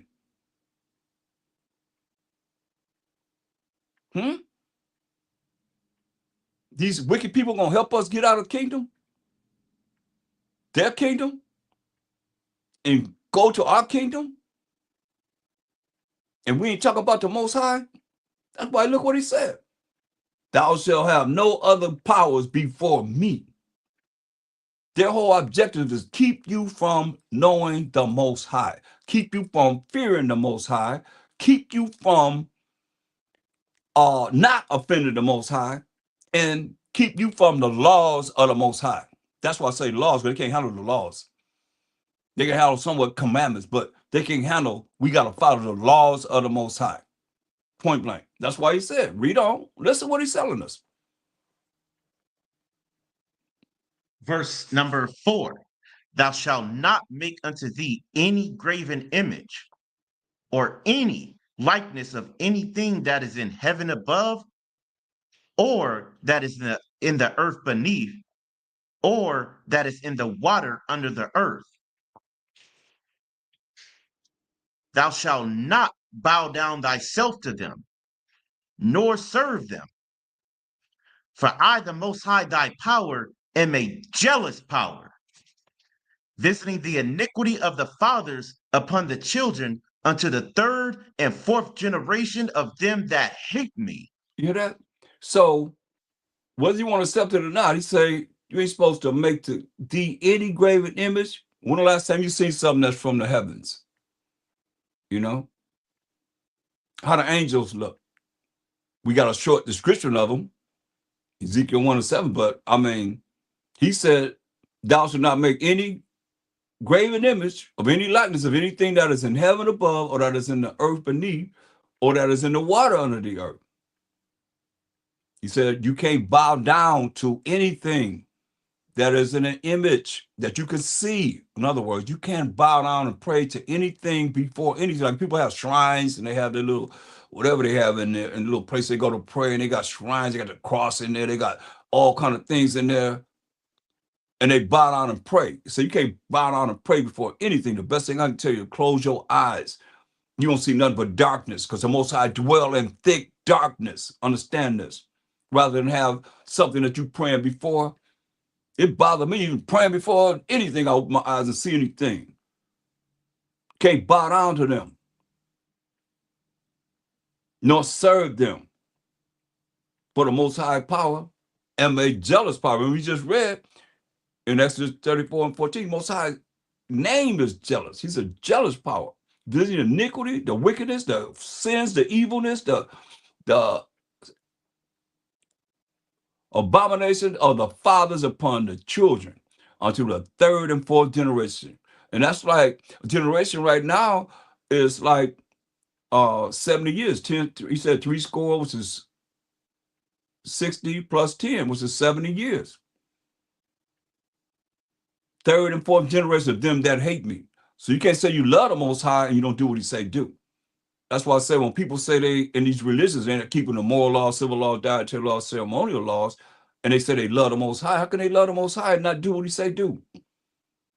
They say we're not under the law. So you're not under the orders of the Most High, the commandments of the Most High, the laws of the Most High, his rules and regulations. He wrote with his finger, you giving him your middle finger. I can't put it no clearer because it's serious. Because he gonna get you. He said, visit the iniquity of the fathers upon the children. That's the lineage. Unto the third and fourth generation of them that hate him. Anybody talking about him? So you hate him. Read. Verse 6, and showing mercy unto thousands of them that love me and keep my commandments. Showing mercy unto thousands of them that love him. The only way you love him is to do what he say do. Keep his commandments. The only way you're going to know his commandments is go back and look at him, the one that made the commandments. So you could be accepted by him before he put Abashai enemies under his footstool, as we read. Then he's going to be accepted. Somebody going to be accepted before that. That's that remnant. Like we said about the Gentiles, they got to learn what we're teaching. If they want to be rebellious, like we rebellious, and don't want to learn what we're teaching, then he's going to destroy that nation, he said. Point blank, said the Most High. Jeremiah 12, 16, and 17. He's going to utterly pluck up and destroy that nation. This is serious. They have to learn the ways of what we're teaching. Read. Verse 7, thou shalt not take the name of the Most High thy power in vain. For the Most High will not hold him guiltless that taketh his name in vain. So we can't take the Most High's name in vain. He said, but you ain't going to be held guiltless by taking the Most High's name in vain. You know, that's why I don't like using his name, because just like, you know, something bad happened, we say, oh, Jesus Christ, and holy crap, holy this, holy that. I mean, this is what they do. Read. His name is sacred. Read. Verse 8, remember the Sabbath day to keep it holy. Remember the Sabbath day, the seventh day of the week. Just take a calendar and count from 1 to 7. And these are the 10 commandments. Say, remember the Sabbath day to keep it holy. And we know to be holy, you got to keep the laws of the Most High. Read. 6 days shalt thou labor and do all thy work. But the seventh day is the Sabbath of the Most High thy power. In it thou shalt not do any work, thou, nor thy son, nor thy daughter, thy manservant, nor thy maidservant, nor thy cattle, nor thy stranger that is within thy gates. Yeah, because people are not really following this. The seventh day is the Sabbath of the Most High. They're not really following this. This is in this law. He said, "In it thou shalt do no work." You're not supposed to be working on the Sabbath day. You or your son, your daughter, your manservant, your maidservant, or even the animals get a break. Nor the stranger within thy gates. In the Gentile nations that was among us, or the strangers that was actually our people that was indigenous servant, get a break on this day. Read. Verse 11. For in 6 days the Most High made heaven and earth, the sea, and all that in them is, and rested the seventh day. Wherefore the Most High blessed the Sabbath day and hallowed it. That's right. 6 days the Most High made heaven and earth, the sea, and all that in them is, and rested the seventh day. You know? Wherefore the Most High blessed the Sabbath day and hallowed it, made it holy. Read. Now that's for, the Most High. A synopsis of what he's telling us how to love the Most High with all our heart, mind, soul, and strength. Now it goes into loving thy neighbor as thyself. Read. Verse 12. Honor thy father and thy mother, that thy days may be long upon the land which the Most High thy power giveth thee. Honor thy father and thy mother. That's the first commandment of promise. Honor your father and your mother. People right now, we was talking about earlier, how they come home and time out on you, mama, time out on you, daddy, and they've been influenced by those that are in charge of the curriculum for our children to learn. So they all, when they come home, and be all. Go ahead. Verse 13. Thou shalt not kill. Thou shalt not murder. Thou shalt not murder. Read. Thou shalt not commit adultery. A man shouldn't go with another man's woman. Woman that's married shouldn't go outside her marriage and lay with another man. Go ahead. Thou shalt not steal. Let me go back. And also adultery is you that go against the Most High and go to another God. That's fornication and adultery too. That's why he said, get James 4:4. That's why it's very important to see this, because a lot of you are caught up in the world. You caught up with whatever the world's doing, and you're not really dealing with the Most High as you should be. Therefore, this is you. Read. James 4:4. Ye adulterers and adulteresses, know ye not that the friendship of the world is enmity with the Most High? So friendship of the world is enmity with the Most High. Meaning you at war. It makes you at war with the Most High. Read. Whosoever therefore will be a friend of the Most High is the enemy of Slakia. Whosoever therefore will be a friend of the world is the enemy of the Most High. Whoever it is that's a friend of the world, you the enemy of the Most High. Point blank. That's why you call them what? Adulteresses and adulteresses. Those that are dealing with some other entity besides the Most High, don't know the Most High, say, okay, show me the Most High in the Bible. Everybody should be able to show me the Most High only in the Bible. He's the one going to tell him I shall decide to come and make war in righteousness, judge and make war in righteousness, according to the Most High's laws and commandments. Point blank. You're not going to run from that. You're going to have to come always back to the Most High's laws and commandments. I challenge anybody on that. What he's coming back to judge with. And why is he coming back to judge? Concerning the Most High. He the word of the Most High. He's coming with the vengeance of the Most High. That's what it says. Read.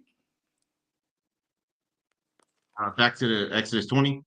No, read James 4:4 again. James 4:4. Ye adulterers and adulteresses, know ye not that the friendship of the world is enmity with the Most High? So the friendship of the world makes you at war with the Most High. Think about this.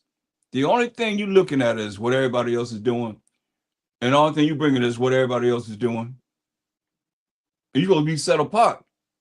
But they're doing this in the world, so that's what you're keying in on. Why?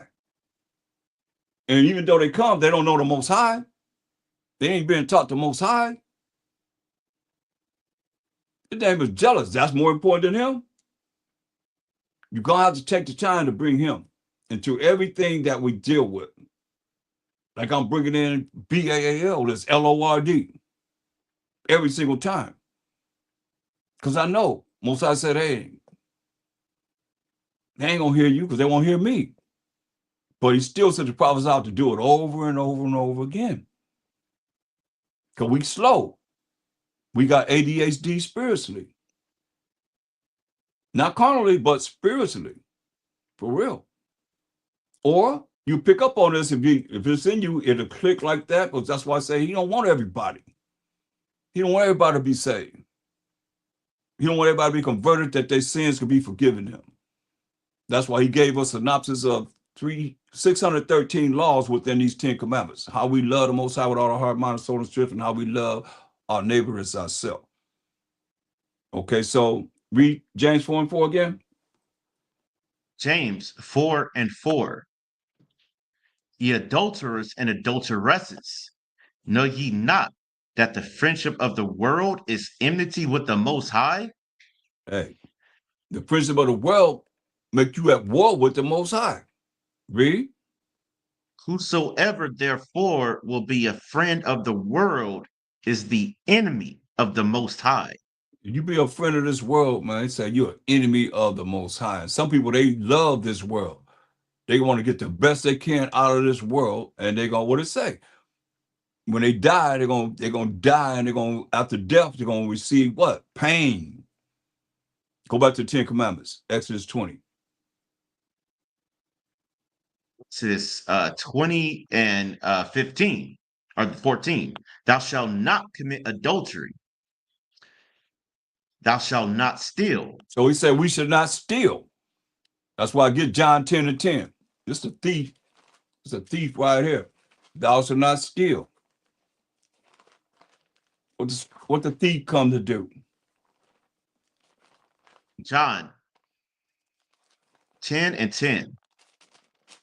The thief cometh not, but for to steal and to kill and to destroy. Right. The thief cometh not, but for to steal and to kill and to destroy. Steal, kill, and destroy. That's what they come to do. And we don't recognize the fact that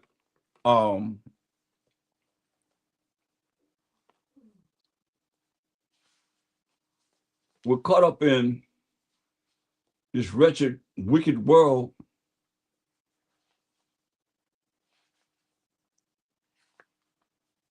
And it's almost like you don't see me until the Most High visits you, and everybody crying for sympathy. But you in the Most High's hand. And nobody can do anything. Nobody can do anything. Can't do nothing for you. Get Ecclesiasticus 23 and 19. The thief coming but nothing but to steal, kill, and destroy. Steal your peace, kill your peace, and destroy your peace. And take you away from whatever you've been building on. If you allow them, but read this. Ecclesiasticus 23:19. Such a man only feareth the eyes of men, and knoweth not that the eyes of the Most High are 10,000 times brighter than the sun. Eyes of the Most High are what? 10,000 times brighter than the sun. The eyes of the Most High are 10,000 times brighter than the sun. We can't even look up at the sun. But the eyes of the Most High are 10,000 times brighter than the sun. Read on. Beholding all the ways of men. Beholding what? All the ways of men. Beholding all the ways of men, and what else? And considering the most secret parts. Yeah, the things that you don't see me, people think they're getting away with. So we consider the most secret parts, right? The things that you've done or doing or have done that we have done and think the Most High ain't see us.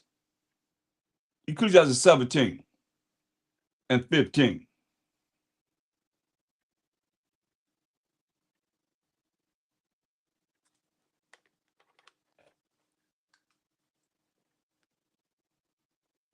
Ecclesiasticus 17:15. Their ways are ever before him and shall not be hid from his eyes. You know?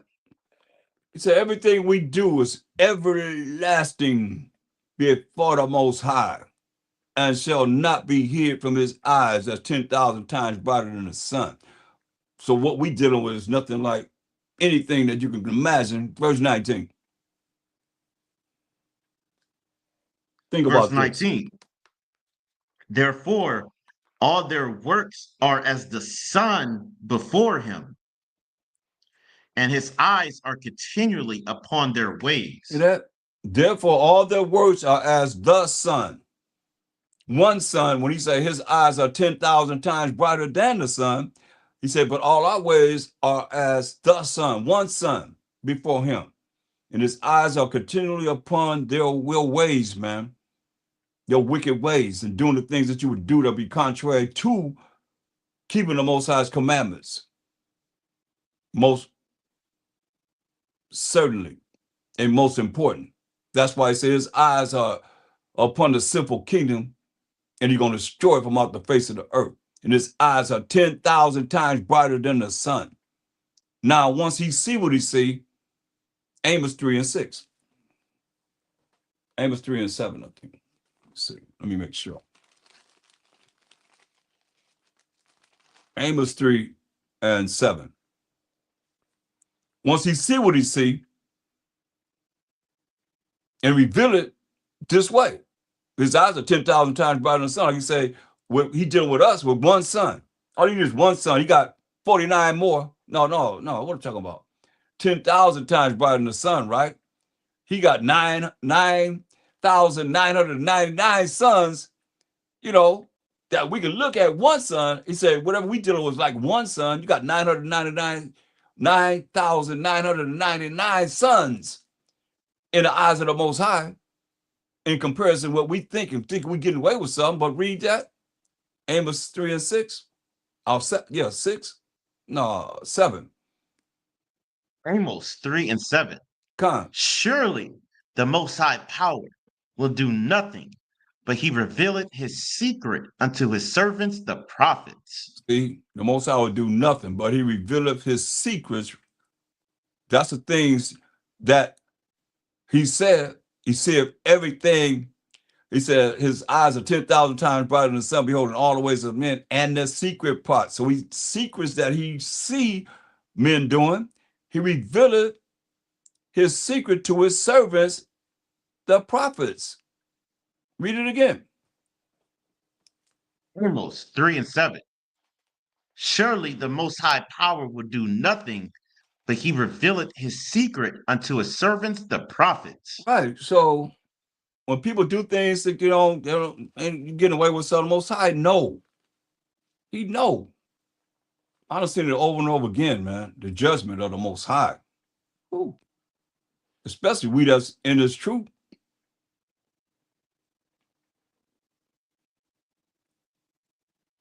What we gonna do?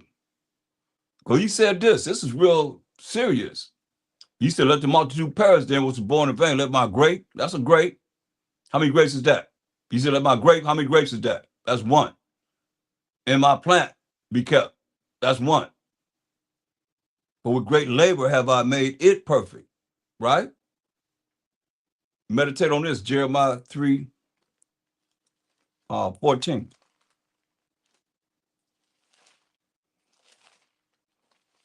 Jeremiah 3:14. Turn, O backsliding children, saith the Most High, for I am married unto you. He said, hey, he said, turn, O backsliding children. Say, turn, O backsliding children. He said, because he's married unto us. But we didn't turn, therefore he divorced us. Gave us over to a Mashiach Yahusha. Read it again. It says, "Turn, O backsliding children, saith the Most High, for I am married unto you, and I will take you one of a city and two of a family, and I will bring you to Zion." Hear what he said? He said, I will take of you, of us, the children of Israel, one of a city and two of a family. That's two people in a family. And bring them to Zion. That ain't everybody. That's not everyone. That's why, you know, the Most High, I'm going to share this with you. The other day, the Most High get Acts 28 and 26 and 27. I mean, it was clear. I mean, he gave me this scripture here, and I want to share with everybody because it was like, you know, I remembered it when I woke up. A lot of times you don't remember your dreams, you don't remember what's being said to you, but you know, before you get that, get that in Job 33 and 14. Read that first. Then we're gonna come back here. And I'm just about finished. Job 33:14. "For the Most High speaketh once, yet twice, yet man perceiveth it not." Hear that? Most High speak once, yea, twice. A lot of times you'll see the same thing written in the scriptures many times. The prophets, Paul said the same thing over and over again. Prophets say the same thing over and over again. You hear it here, you hear it there, you hear it everywhere. Same thing. Most High speak once, yea, twice, yet what? Yet man perceiveth it not. Man perceiveth it not. How does he operate? Read. In a dream, in a vision of the night, when deep sleep falleth upon men, in slumberings upon the bed, then he openeth the ears of men and sealeth their instruction, that he may withdraw men. Then, when you're in deep sleep, the Most High seal up your instruction. Read. That he may withdraw man from his purpose and hide pride from man.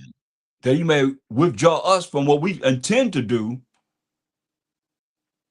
our purpose of what we want to do, and he hide pride from men. That's what he does. He hide pride from men. And it's very important that we see this, because this is what he gave me in Acts 28, 26, 27. And it's not many times I could say that I can truthfully say that I was given scriptures, but I was given this. You can see how I am fervently about what I'm saying. I'm really serious about what I'm saying. He gave me this, Acts 28, 26, and 27. 28, 26, saying, "Go unto this people and say, hearing ye shall hear and shall not understand, and seeing ye shall see and not perceive." Hear that? So I'm saying to you, and it's kind of like what my message that I'm bringing out today, and I've been bringing it out since he told me this: seeing, hearing, you shall hear and shall not understand. And seeing, you shall see and not perceive. This is serious, because the only way we're going to know him or Mashiach Yahusha, or even ourselves, is to read this book, the Bible. But he said, go unto this people and say, hearing ye shall hear and shall not understand.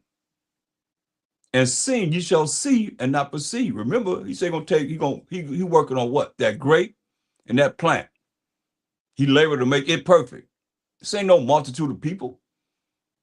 See, everybody think that the 1/3 got to come from us. How about the ones that's coming back with a Mashiach Yahushua? We just read Ezra gonna be with a Mashiach Yahushua to the end time. Daniel ain't have to come back here. A lot of men ain't have to come back here. A lot of women have to come back here. Gonna be right there, coming back with a Mashiach Yahushua. You understand? So this is very important. This is what he told me. And seeing you shall see and not perceive. The simple things that the simplicity of a Mashiach Yahushua and looking at not offending the Most High while Mashiach Yahushua, that's very important. I'm not going to go into no Strong's concordance or nothing of that Strong's wrote or whatever and justify something that I know I can stop doing in offending the Most High. Period. Read on what he said about our people. Verse 27. For the heart of this people is waxed gross, and their ears are dull of hearing, and their eyes have they closed, lest they should see with their eyes and hear with their ears and understand with their heart and should be converted, and I should heal them. That's real deep, yeah. That's what he gave me. And if you, as it says in 27, for the heart of this people is waxed gross, the minds of the people are waxed gross, because the Most High told Esau to get into darkness in Isaiah 47:5. And we were in the darkness in Isaiah 60:2. He put the people in gross darkness, gross ignorance.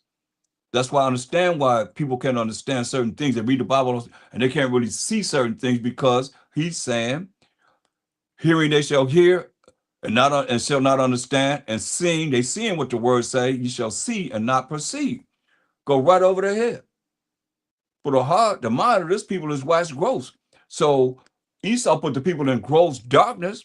So that's why their minds in gross darkness, why they accept the things that they accept and the things that they're saying. I heard all day in these videos, man, it's like crazy. The things that they accepted, but that's their world.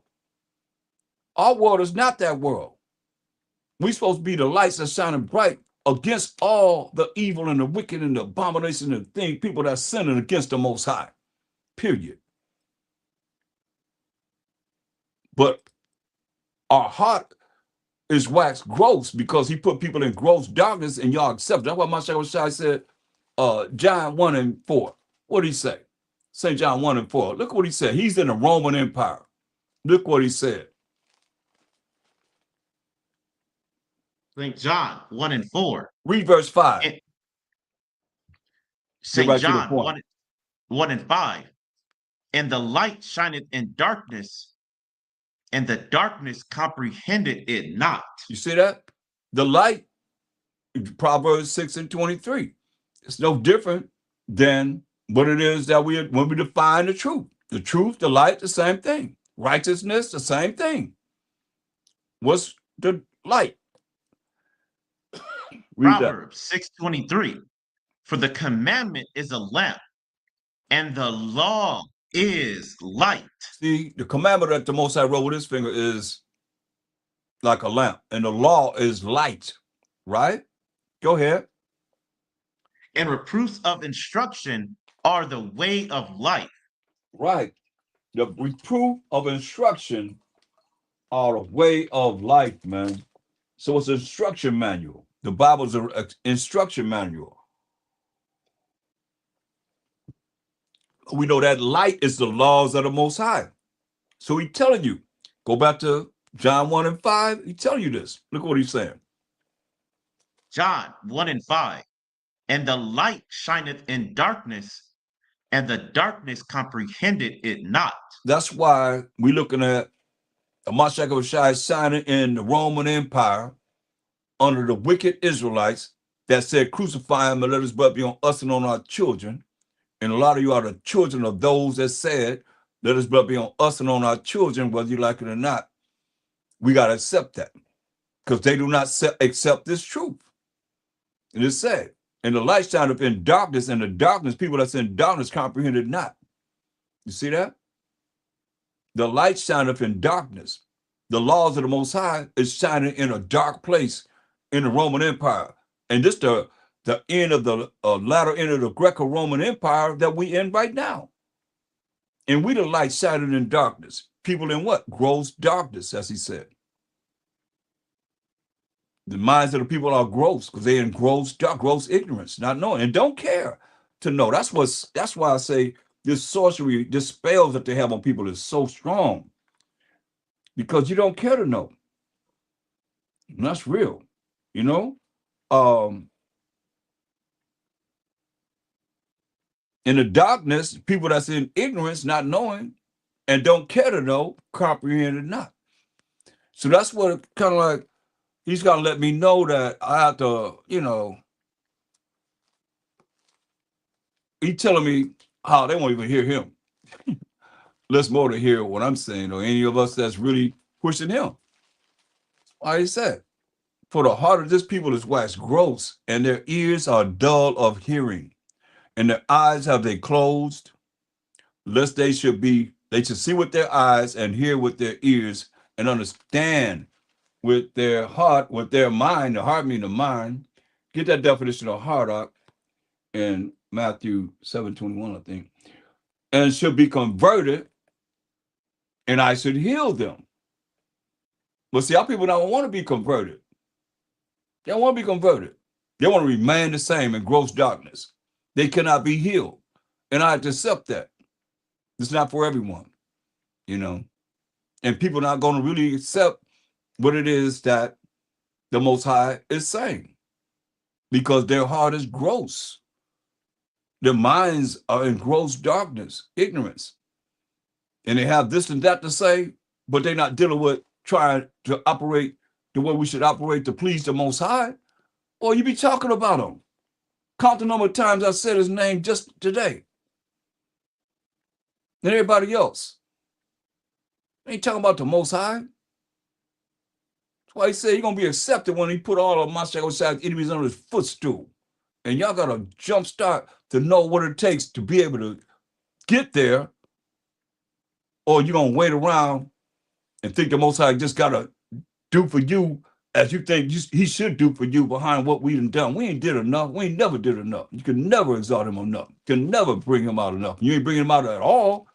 So what are you supposed to do? Just accept you? Whatever it is you think you done to be accepted? None of us done enough to be accepted.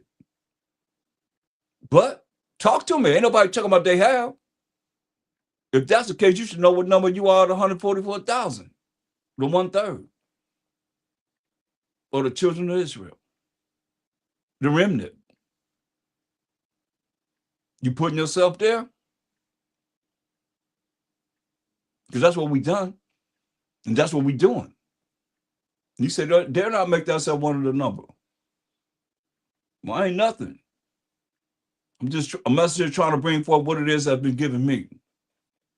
And I know it starts with the Most High. I challenge anybody on that. Even though my Shai said, hey, the Most High is greater than everything. So don't call me good. Say good master. Say good. Good ruler. Good king. Because MASTER represents BAL too. And they put it in there. So you see I slipped and said it. So we be saying that and calling on an idol. BAL.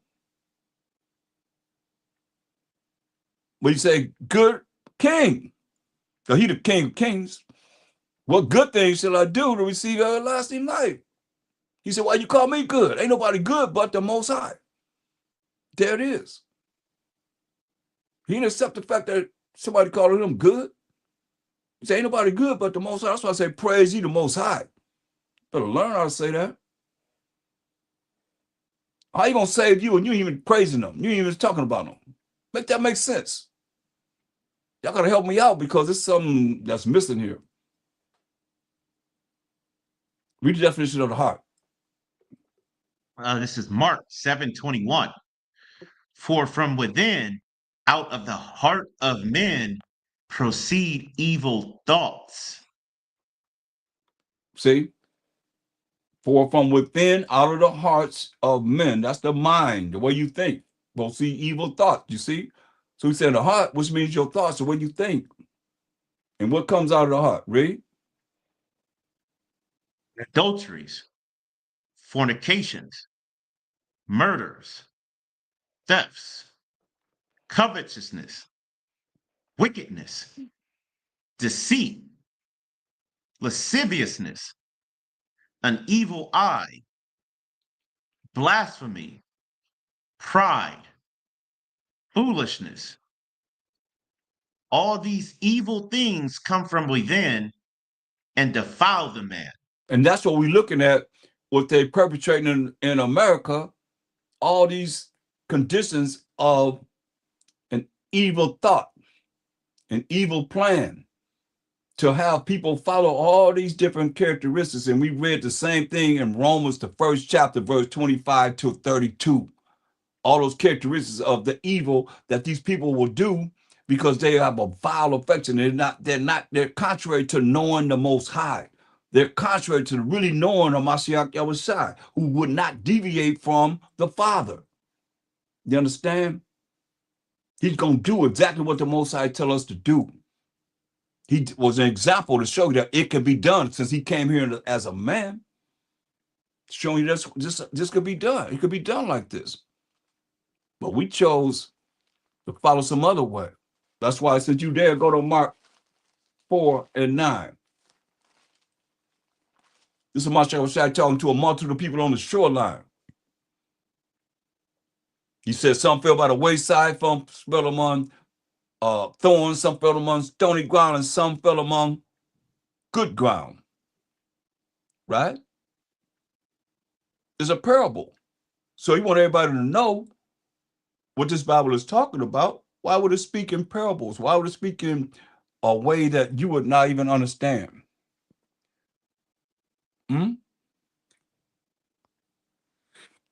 Why would that happen?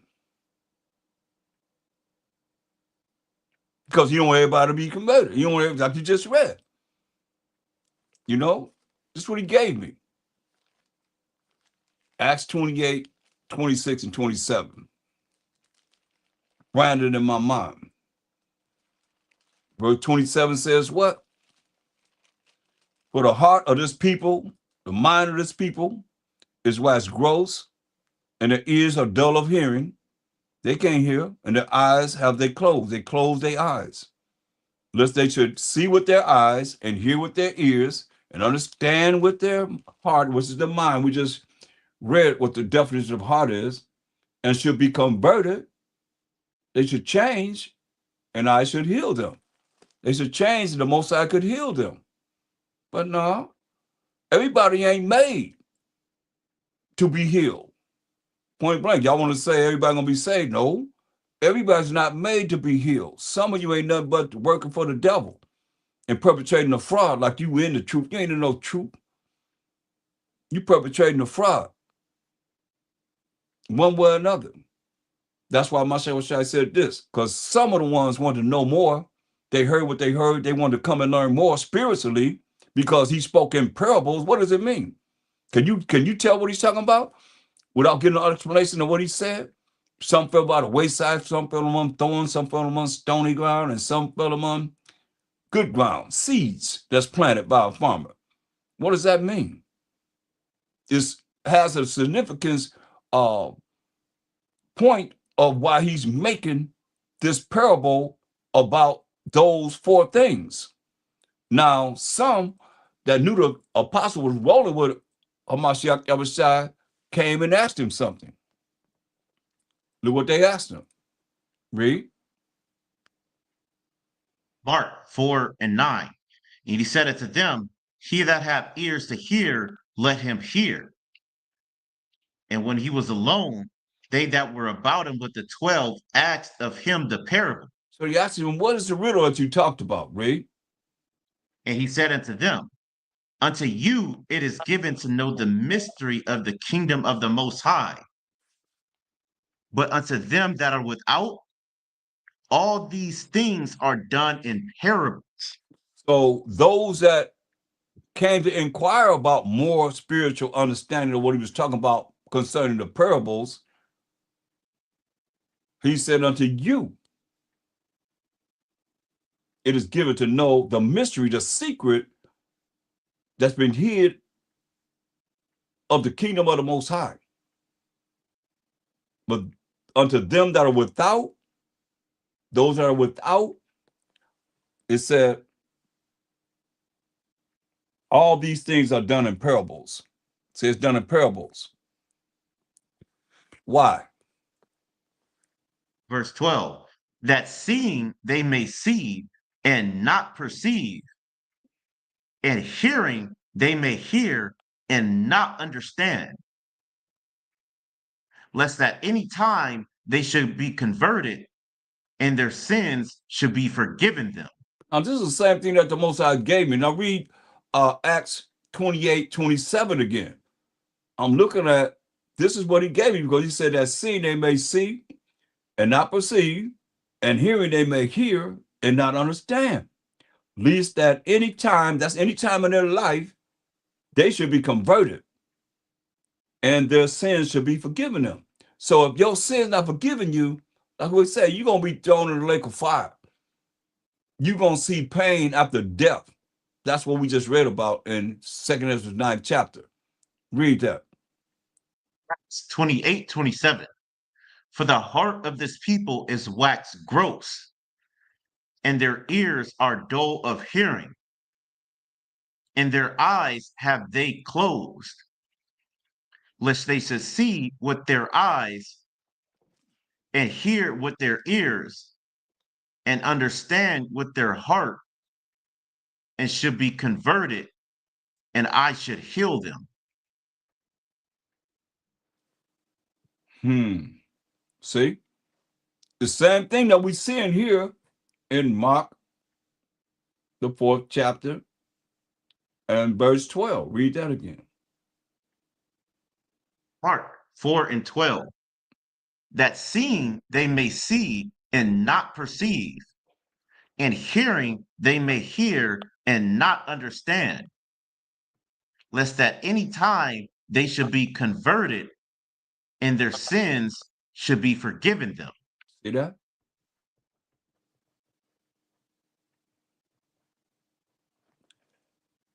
They see the words in this Bible, but they can't perceive them.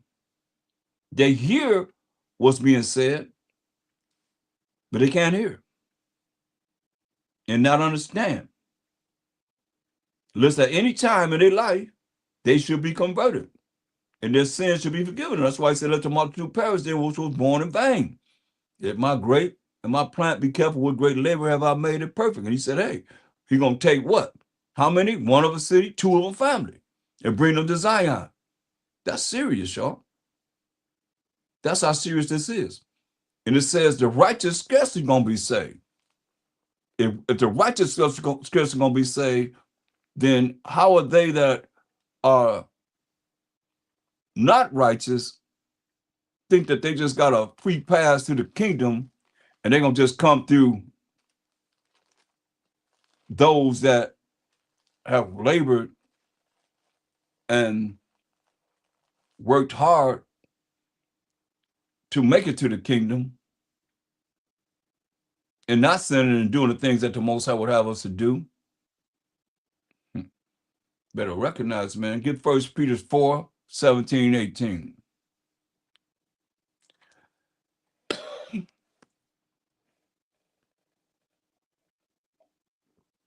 First Peter 4:17.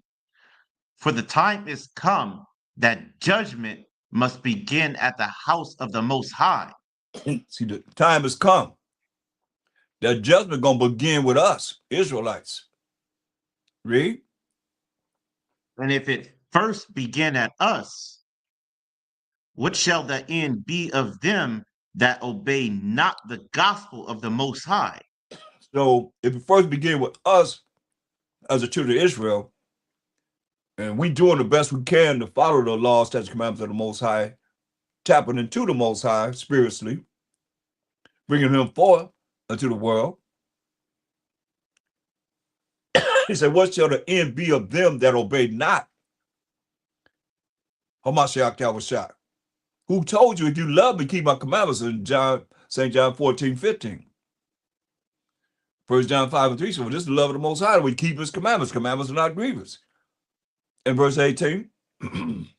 Verse 18. And if the righteous scarcely be saved, where shall the unrighteous and the sinner appear? See? Hear that? And if the righteous, those that keep the laws, attached commandments of the Most High, scarcely be saved to sin, where shall the unrighteous and the sinner appear? Where they going to appear?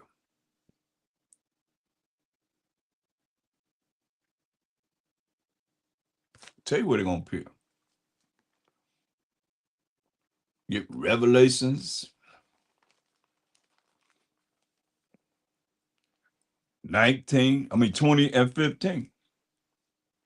This is where they're going to appear. Eventually. Revelations 20 and 15.